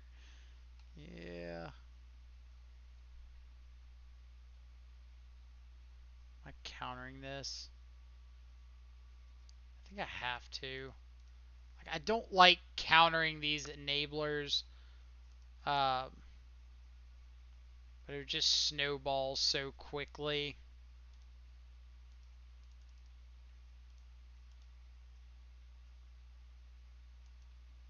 Can this sack enchantments? Cannot.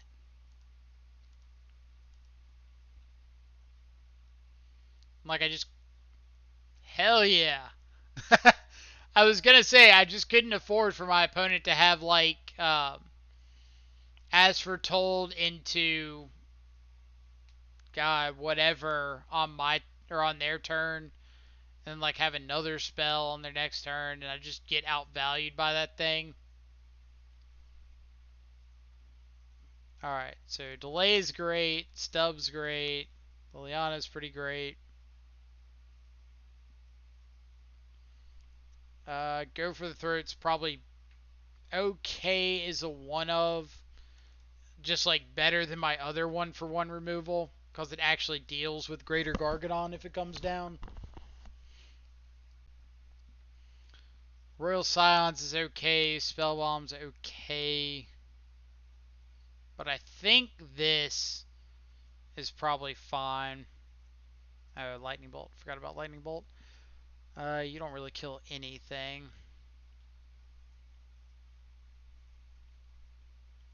It's probably like Scions is better than... Scions or Spellbomb. Yeah, probably Scions is better than Lightning Bolt. This Modern's so weird. Like, the matchups we've seen today have been so all over the place. Boil Control and Blue-Red Electro Dominance. Haven't seen a single Uro deck. Alright, pretty easy ship here. Pretty easy keep. It's either Snapcaster or the second Thoughtseize. We're just going to bottom the Snapcaster. My opponent's probably got a ley line, yep, but hopefully they kept an awkward 6 to enable ley line.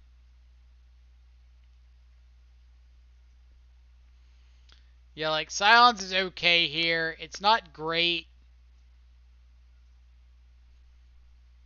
but you're not really looking for great. You're kind of looking for better than what you have, and Silence fits that bill.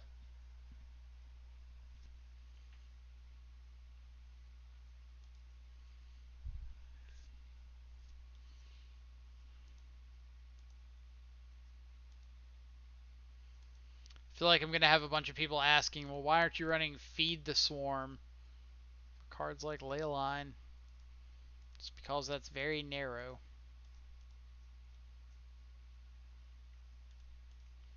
I will take a Scalding Tarn.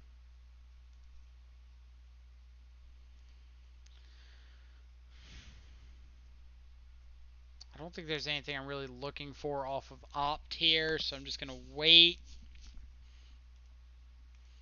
I don't really like Thought Seizing yourself should be your last ditch effort to get a Shadow online. If you can just play out your cards and get your Shadow online that way, do that.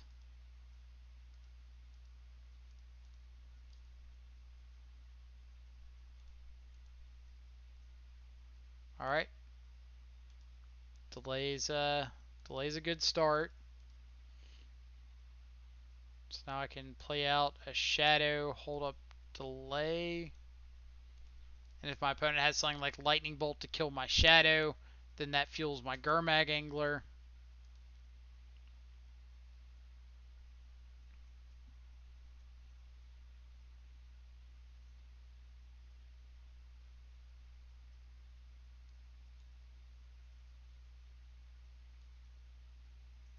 This is Electrodominance into what? Footfalls? Ancestral. I think I just have to let this resolve. I think I let Footfalls and Ancestral resolve there. I think I counter a Restore Balance. It's like I do want to keep my threat on the board. This feels like they've got a Spell Pierce or a Flusterstorm or something. But it was like they played the Restore Balance with the mana available, and they played this with the mana available. But hey, what do I know?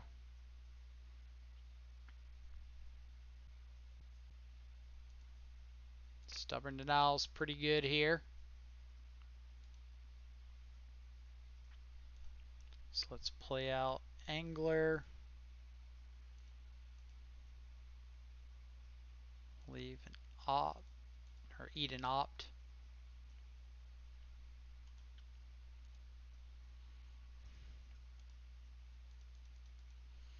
So this is where delay kind of shines, where you are buying yourself like 2 or 3 turns and you're going to kill your opponent in the meantime.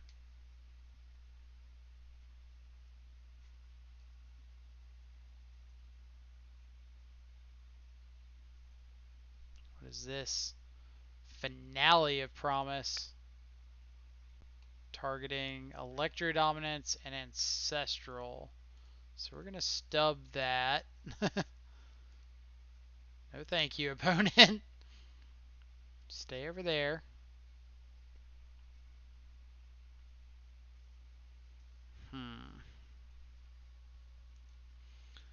Alright. So here we're just going to hit for 7 and pass. I don't want to Thoughtseize myself until next turn when it's going to be lethal. It's like there's a decent chance my opponent just has like another Electrodominance or something. Alright, stub off the top deck.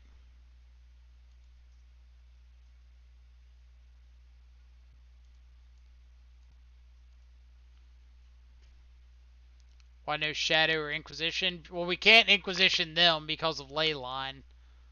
Um, deal. Got another one?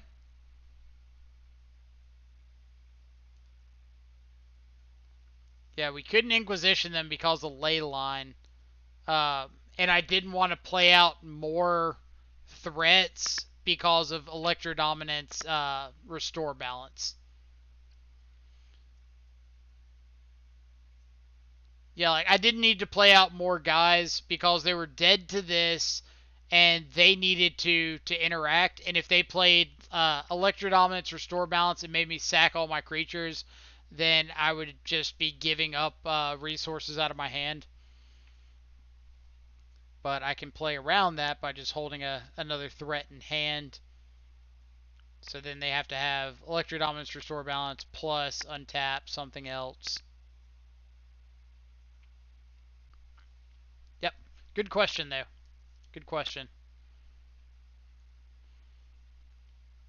Like, there's two times that kind of question comes up, and you get two very different answers. One is situations like that where there's something that is presenting or preventing you from winning if it resolves. Like if your opponent Electro Dominance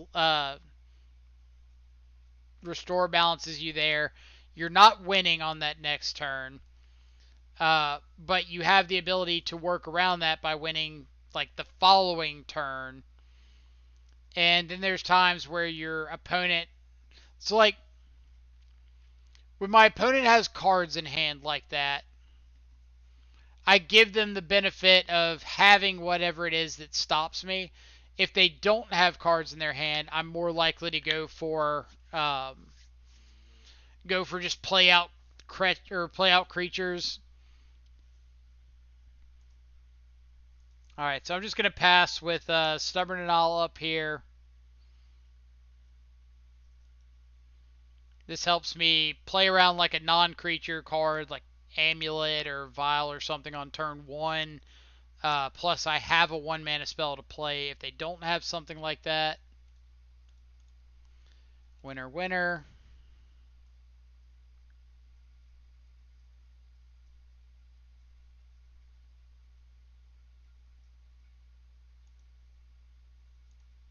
So let's see what we've got. Giver plus Stoneforge. Well, let's take the Giver, or take the Stoneforge, I mean. Uh, it's kind of a tricky one there. I wouldn't fault anybody for taking Giver and leaving Stoneforge, because if our opponent just goes like, Stoneforge, go get Batter Skull, like, you feel fantastic there. Um, but since this Giver can't really protect itself, I kind of want to leave it and find an answer to it. So getting down Gurmag here because it doesn't die to like Skyclave Apparition.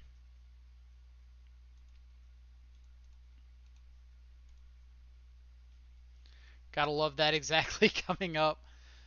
I mean, sometimes it plays out that way.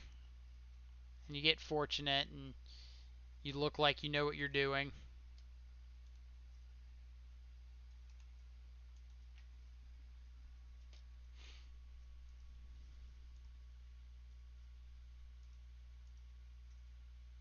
So looking for an answer to a Giver like that.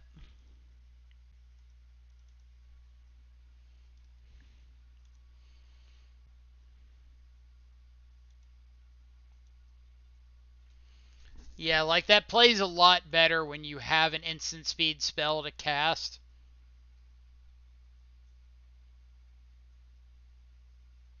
Alright. So this is really good for me.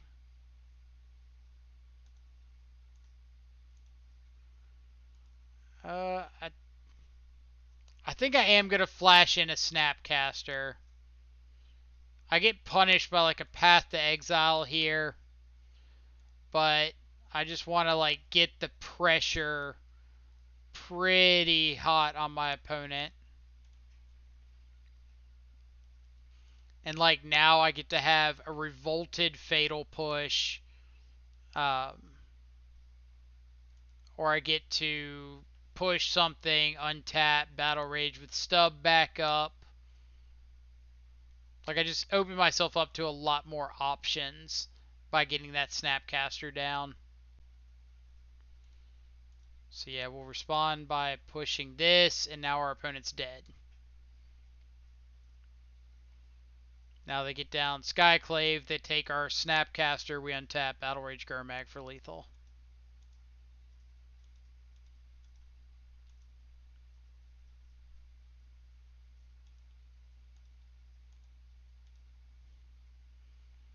This is kind of the point in the game where if I'm playing paper, I'm like revealing or flashing my opponent the Battle Rage in my hand and just like, yeah, you're dead. Opponent has chosen life. We have told opponent you can't choose that. Try again. Let's see. Gurmag dodging Skyclave is so nice. Agreed. That's why we've been testing out a copy of Tasigur in 4-color Shadow.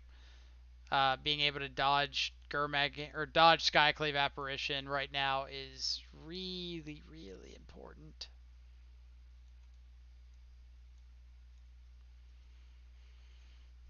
Let's see. Not gonna lie, this version of Grixis has looked really nice. Do you think this is the direction we should be headed going forward?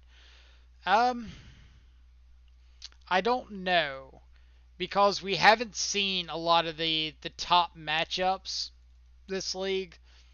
Like we haven't seen any Uro decks today at all. We haven't seen humans with this build. We haven't seen Rakdos Shadow. So it depends. Like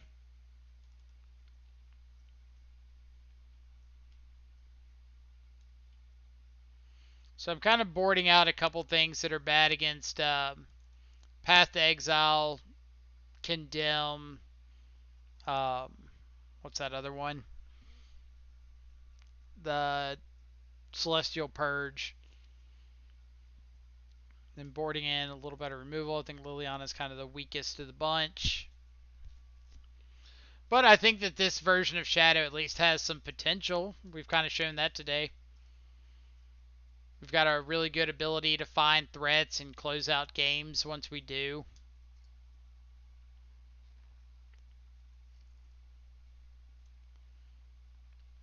I wouldn't mind having a 5-0 with this list just so when people comment on it and they say something along the lines of like, oh yeah, it's budget considerations. That's why they're not running Mishra's Bauble. We can be like, no, we intentionally made that terrible life choice. Alright. Giver is much better for us than Vile is. Like I would 100% rather see Giver runes across the table than Aether Vile.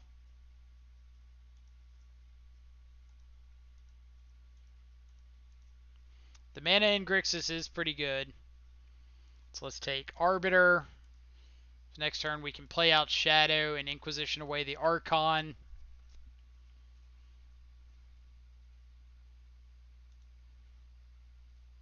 Ooh. Opponent getting spicy with this attack.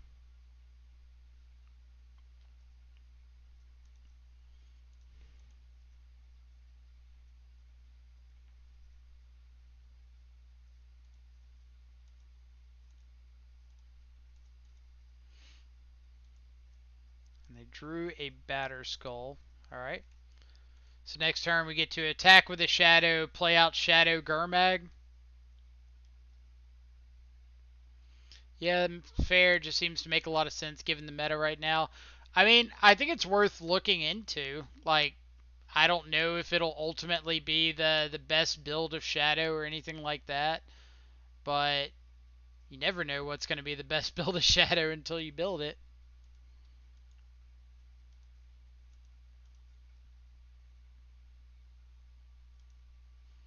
So I'm just going to overload on threats. I can't imagine our opponent having a Wrath effect in their deck, so we're just going to say deal with it. Literally and figuratively. Let's see. We didn't even know the best build of Shadow even when all the cards were legal, including Get Pro. You're right. For so long it was well, that might kill us. For so long it was oh, what's the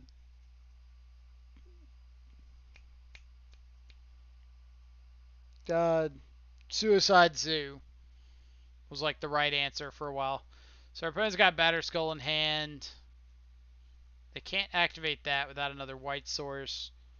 So we're just crashing in with all of our dudes. Alright.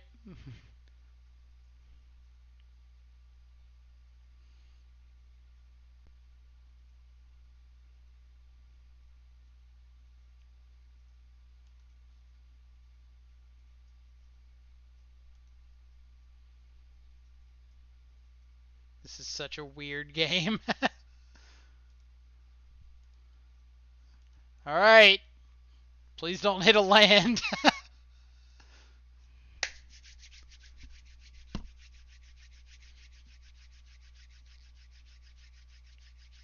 No land, no land, no land.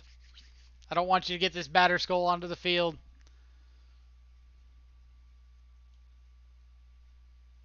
What is this? I have no idea what this is. Are they just paying all the life? Are they trying to kill themselves?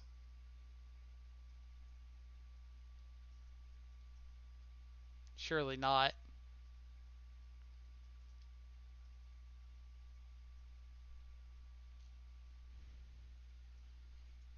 Alright, opponent. You gotta have something more than that. Opponent thinks for a second I won't hard cast this Street Wraith.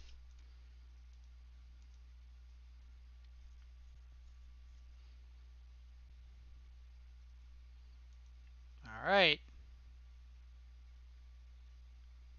Just a path to exile. Yep. Hmm.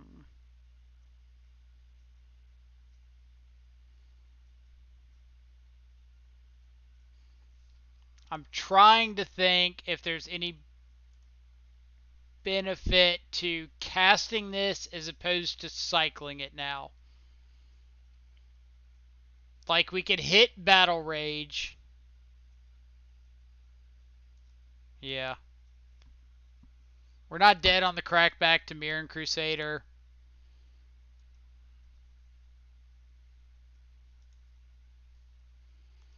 And our opponent actually can't cast Batter Skull without killing themselves.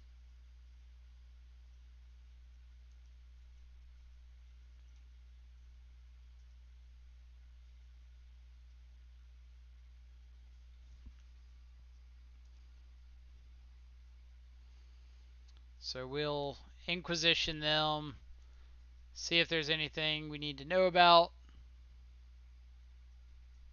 Like that. Play out a Shadow.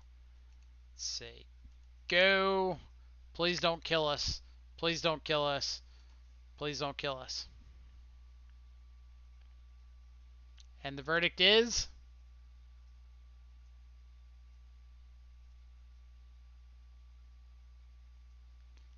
And the verdict is...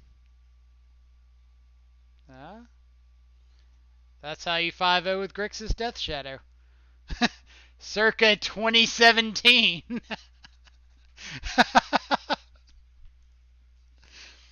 Alright. I've got to admit, that was one of the more fun leagues that that we've played in a minute. Oh man. This is in fact going to the dump. I hope so. I really hope it does. God. that was that was interesting. So let's talk about some pros and cons of what we just slogged through. Um, God. Okay. So pros of this four color or this three color no bobble monstrosity. Serum Visions felt really, really nice. Not gonna lie. Being able to more reliably hit our threats in Grixis was pretty huge. Um, we did add the couple of copies of Inquisition to the list we played last league, and I think those were nice. Grixis control slanted shadows seems sick right now. Uh, keeping the battle rages in as opposed to some of the older builds of Shadow, I think was correct. The third Snapcaster is fine. I don't remember if the main deck K command came up. I think there were a couple points where like we could have used it but ended up not needing to. So like maybe that's the flex spot we need to look at. Uh, Balsam, this is almost Stone Cold 2017. Well, we were looking at where did it go to? Did I close it? Ah, dang, I closed it. We were looking at one of Andrew Jessup's lists from 2017 when we were recalling how the deck was built and what we wanted to do to adjust. The only differences we made were like the two battle rages and the lightning bolt over two copies of Terminate and something else that I can't remember. Some card. Um, but yeah, Serum Visions really, really performed well that league. I was very, very impressed. I don't think I missed the fourth copy of Stubborn Denial in the main. Uh, third copy. Oh yeah, we didn't run the fourth copy of Snapcaster. Pike, you're right.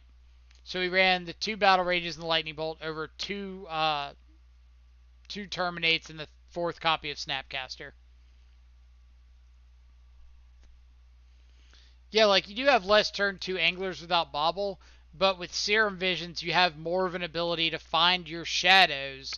Uh, Plus, you have more of an ability to find like hand disruption, counter spells to protect your anglers when they do come down, and that showed that league. Like we had a lot of games where we just kind of grinded out the first 3 or 4 turns, and then just played a shadow and battle rage the next turn and killed them.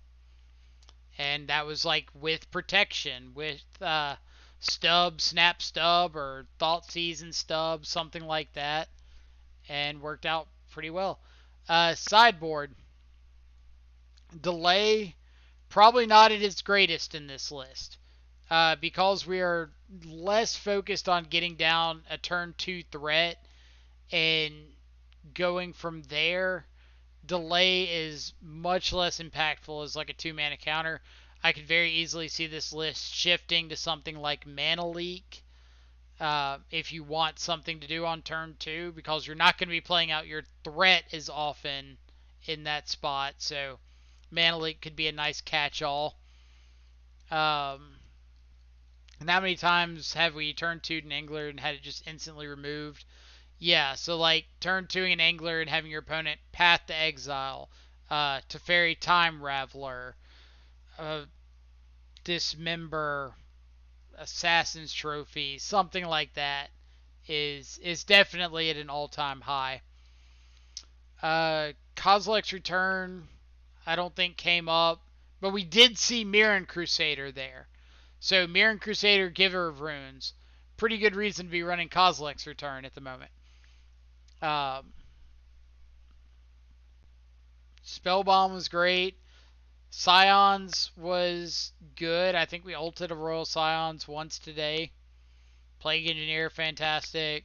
Go for the Throats, I thought were really solid. If you're wanting a removal spell that's better against like taxes, where you might not be able to search out that red source, or you might be um, in fear of Ghost Quarter. Yeah, Giver can protect from K return, but if they're protecting from K return, they're not protecting from your dudes, and having it be at instant speed makes the Giver activate at awkward times.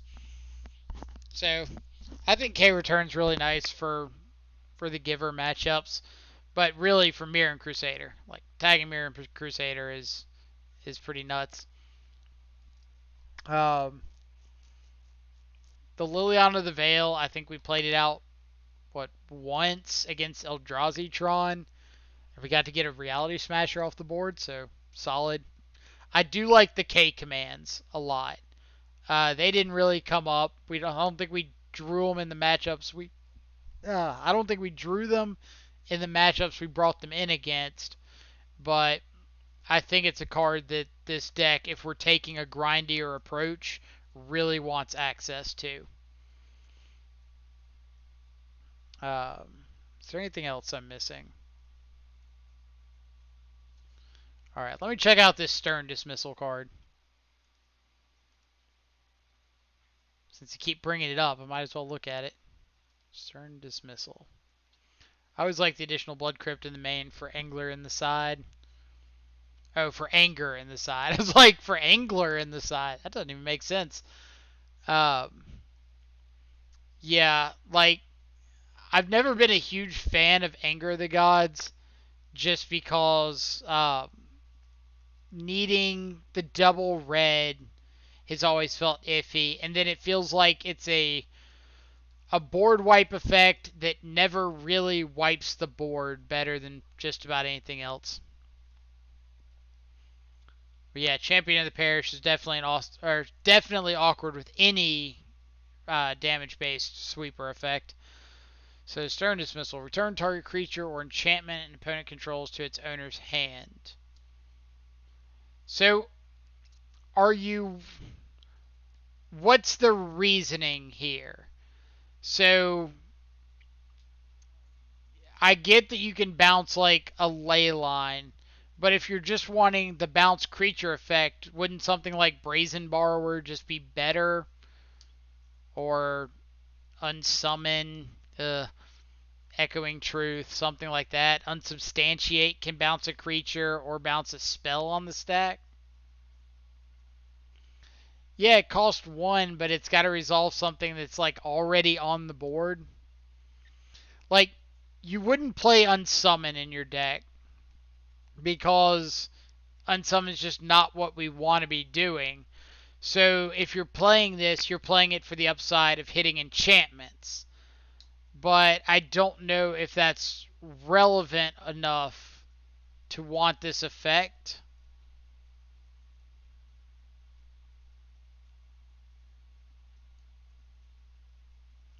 Like, Mill, your whole game plan is just to not die, right?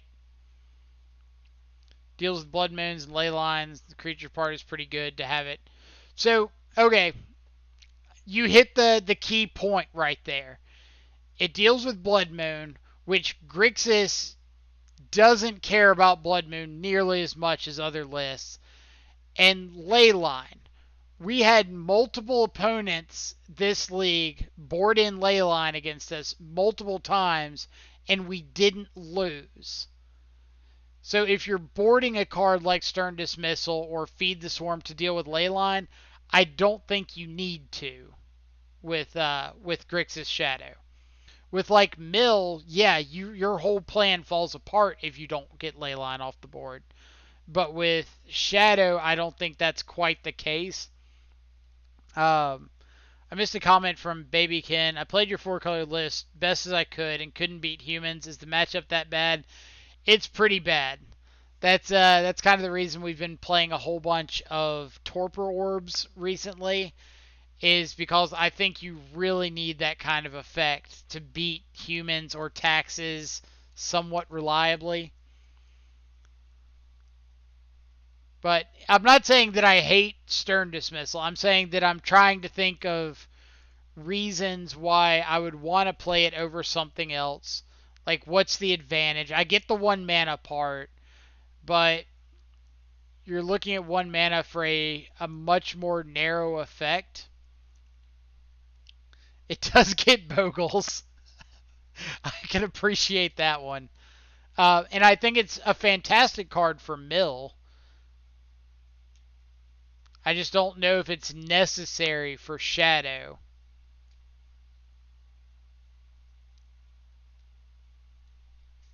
But I do like the idea of the card. I'll let's see. I've got a notebook here where we keep track of all of our potential ideas.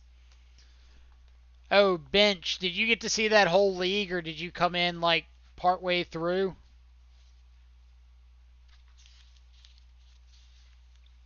I was gonna ask what you thought about some of these shenanigans this league. All right, let's find our disappearing pin.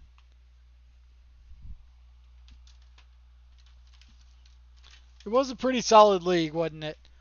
I can't complain.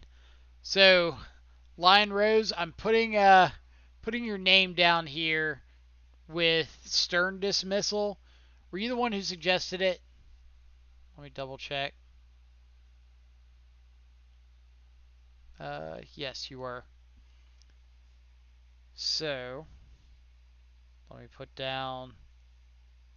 Oh, come on, pen. Stern Dismissal. Lion Rose. Here on Twitch. So, for those of you who haven't checked it out before, Stern Dismissal, Lion Rose on Twitch. I've got a notebook that I keep track of any suggestion people make. Every suggestion that anybody makes that we try out or that we plan to try out, we write it down on here so we can give credit to whoever suggested it whenever we get around to trying it out. Devour flesh for the mirror. Now we're talking. Also, Lion Rose, thank you so much for the follow. Appreciate you coming and hanging out with us today. IJ Strick, thank you so much for the follow. Hope you are having a fantastic Monday. Both of you having fantastic Monday, morning, evening, or afternoon, wherever you're at in the world. Let's see. I feel like with all the shadow decks, you should run Tarmogoyf. Auriok can't beat it and can't purge it. Tarmogoyf is pretty solid, but you do have trade-offs. So with Tarmogoyf, you're correct. Auriok Champion can't attack through it, can't chump or can't block it infinitely. Purge can't hit it, but Skyclave Apparition fucks it up. Your 2 mana 5/6 just became a 2 mana 2/2. Which is one of the reasons we're trying out like Gurmag Angler and Tasker so much recently. Is it just dodges that kind of stuff. Get your points, but I think it's worth a try. Yeah, we'll absolutely look at testing it out. Like, that's the whole reason we got this notebook, is so we can try stuff out. It's like you never know when a good idea is going to come around, and it just like this league we just ran through. You never know if the idea is going to work out until you do it. And that's the entire point of this stream, is to try stuff out. Who would have ever, I guarantee you nobody in this chat would have said, oh yeah, we can 5-0 with Serum Visions over Bobble and K Command and Liliana the Veil and all these really terrible magic cards. So Devour Flesh is the sack a dude, gain or lose life equal to its target player's active creatures and gains life equal to its toughness. So you make them sacrifice a shadow, kills all the other shadows. It's basically Swords to Plowshares. Devour Flesh of Platinum Empyrean. We got Platinum Empyrean in our first league today. We played against Aspiring Spike, and he absolutely Platinum Empyrean the turn I tapped down off a delay. Liliana, terrible magic card. Where's that the commercial of the Native American just like turning with the tear rolling down? But yeah, like this entire list was, or the list we just ran was Prime circa 2017, grind them out, combo Shadow. Can we Vampiric Link opposing Scourge and Shadows? You absolutely can.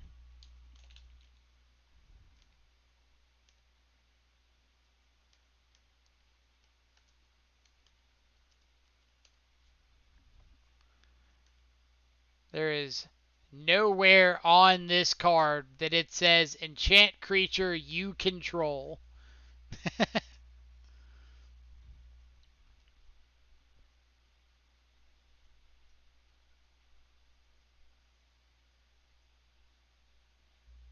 It is pretty funny to slap on an Eidolon. I have done that out of Grixis Delver before, like years back. Let's see. Jay Strick, thoughts on Cruxa, Titan of Death's Hunger, or Scourge of the Skyclaves in the 75? Uh, so I guess we'll attack those one at a time. Cruxa, Titan of Death's Hunger, I think is okay as a one of in a lot of these shadow lists. I don't like going beyond that.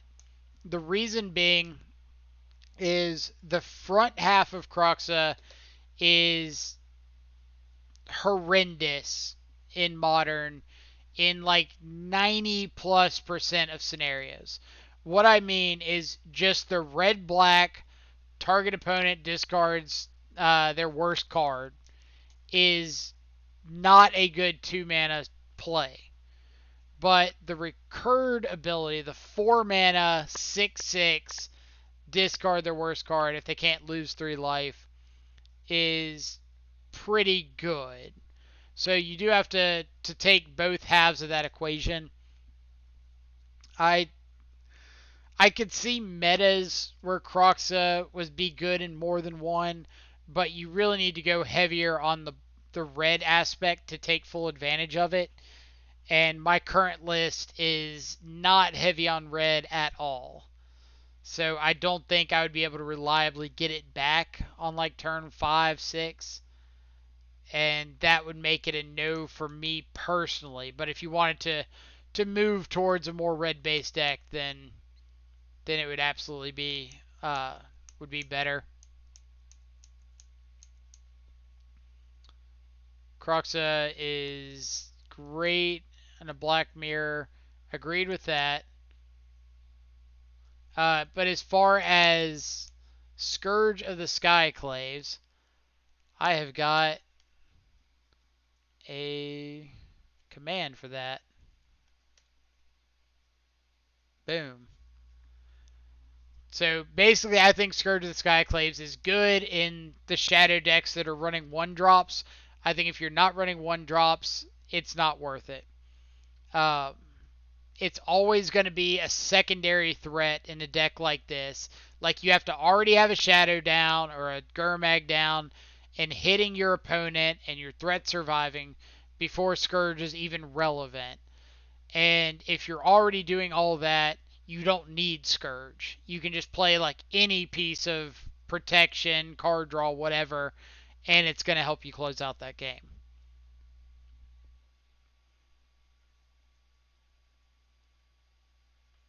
Let's see. Lion Rose, am I going to play any more tonight? Uh, I might be back on later. I don't think I'm going to play another league right now. Kind of getting hungry, skipped over lunch. Need to get food before I just like fall over. Uh, But I might be back on and stream some more in a bit. We'll just have to see. Depends on how the food is. Most of my decisions are based on my appetite. Spike you. Wow, 4 Serum Visions to return. This list is sending me back to the good old days. I am glad you said that because this list was 100% built around the idea of going back to 2017 Shadow and playing a little old school. Let's see, cool. I've been debating between Red Black Death Shadow or Grixis Shadow for a bit now. I love the feel of Grixis. So we've got kind of a hierarchy, and I believe that like Grixis Shadow with its good draws, like that last league, is one of the top 2 or 3 decks in all of Modern. And then your average draws just kind of like drop you down below where Red Black Shadow is on average, just because of threat consistency, being more proactive.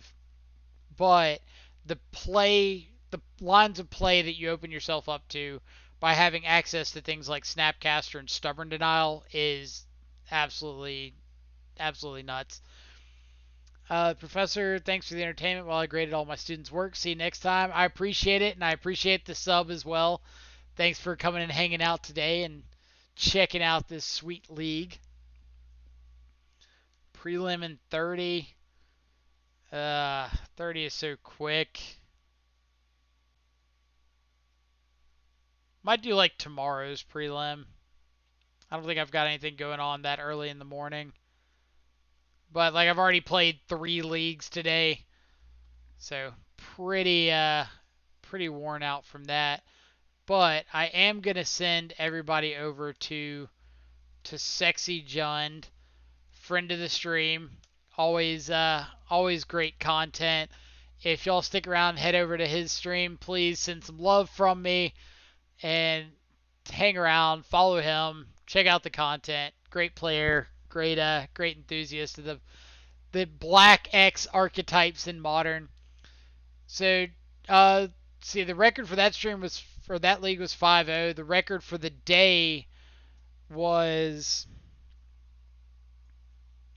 10-5. Yeah, had a 4-1, a 1-4, and a 5-0. So 67% for the day. We'll take that. But I'm going to send everybody over. Thank y'all so much for coming and hanging out today. Greatly appreciate it. Looking forward to playing some more with this sweet throwback Grixis list. But everybody have a great rest of your day. Uh, enjoy whatever you get into. Stay safe. And I will see y'all later.